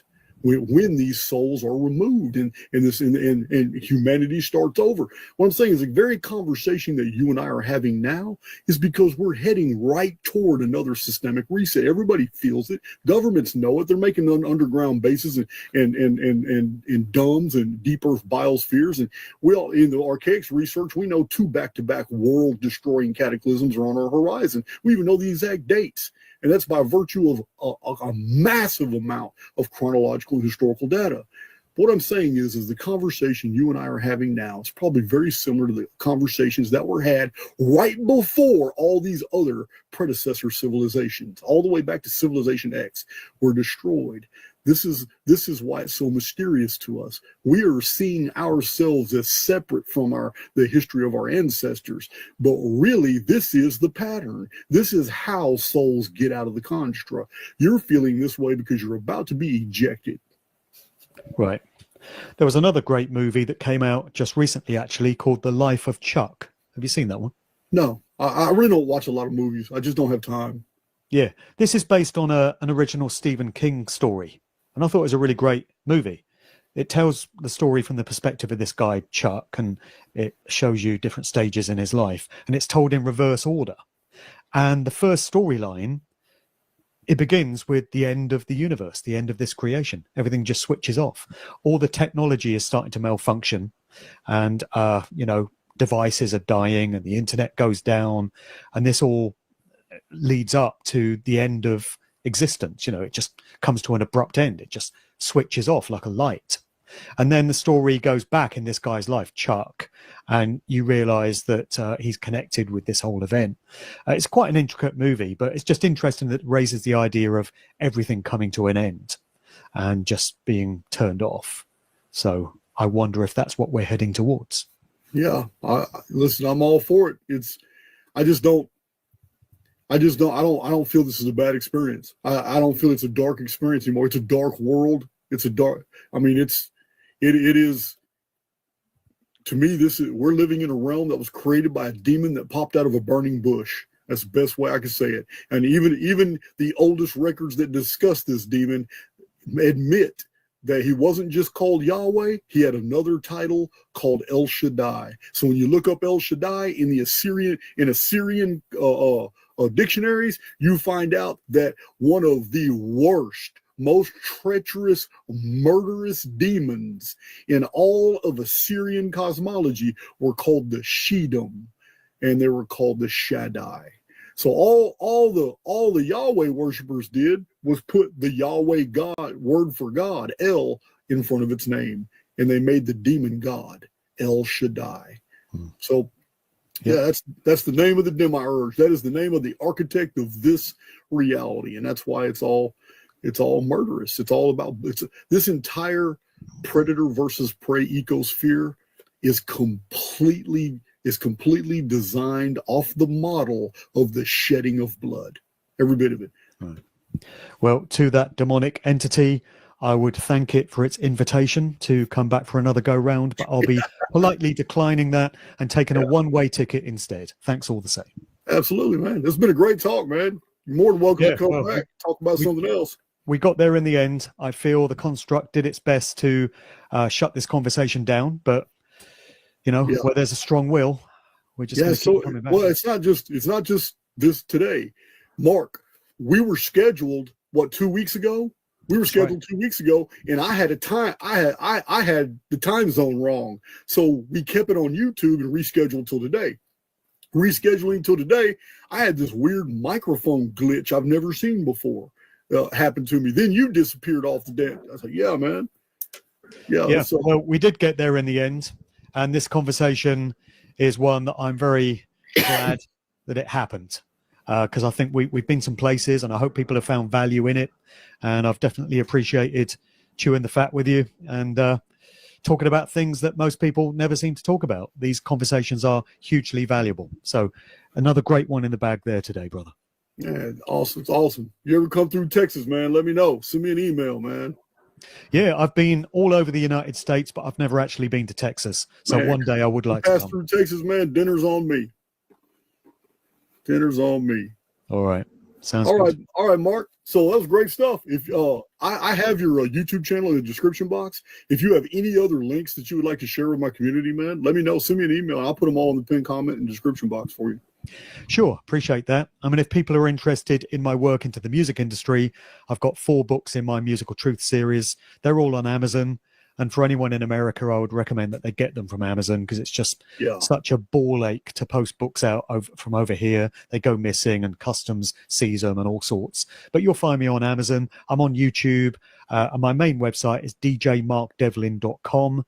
And from there, you've got links through to my various video channels and such. So, yeah, I've got a YouTube channel called Mark Devlin God Talks, which is where I've got all 21 of my monologues that I've done so far on these kind of subjects. So people might want to head over there and they might find some of that content to be of interest.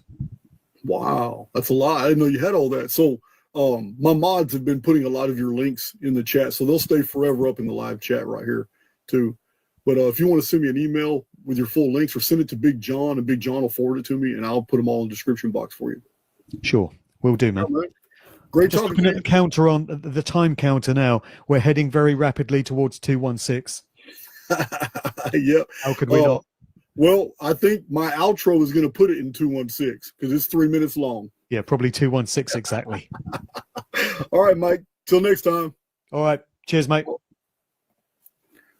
He's got good energy, guys. But if we're going to make that 2:16, I'm going to have to go ahead and play this outro right now to see if we can line that up. That's going to be awesome if we can do that. Let's see. All right. Let's see here. Let's try that out right now. Share this video. All right, guys. Our next video is the decode, the breakdown of the Lion, the Witch, and the Wardrobe. You guys knew that was coming. That's in a couple days. And then we've got Jay Weidner. I'm not sure how. You guys know he helped start Gaia. He was originally on Gaia. You know who he is. Anyway, I love you guys.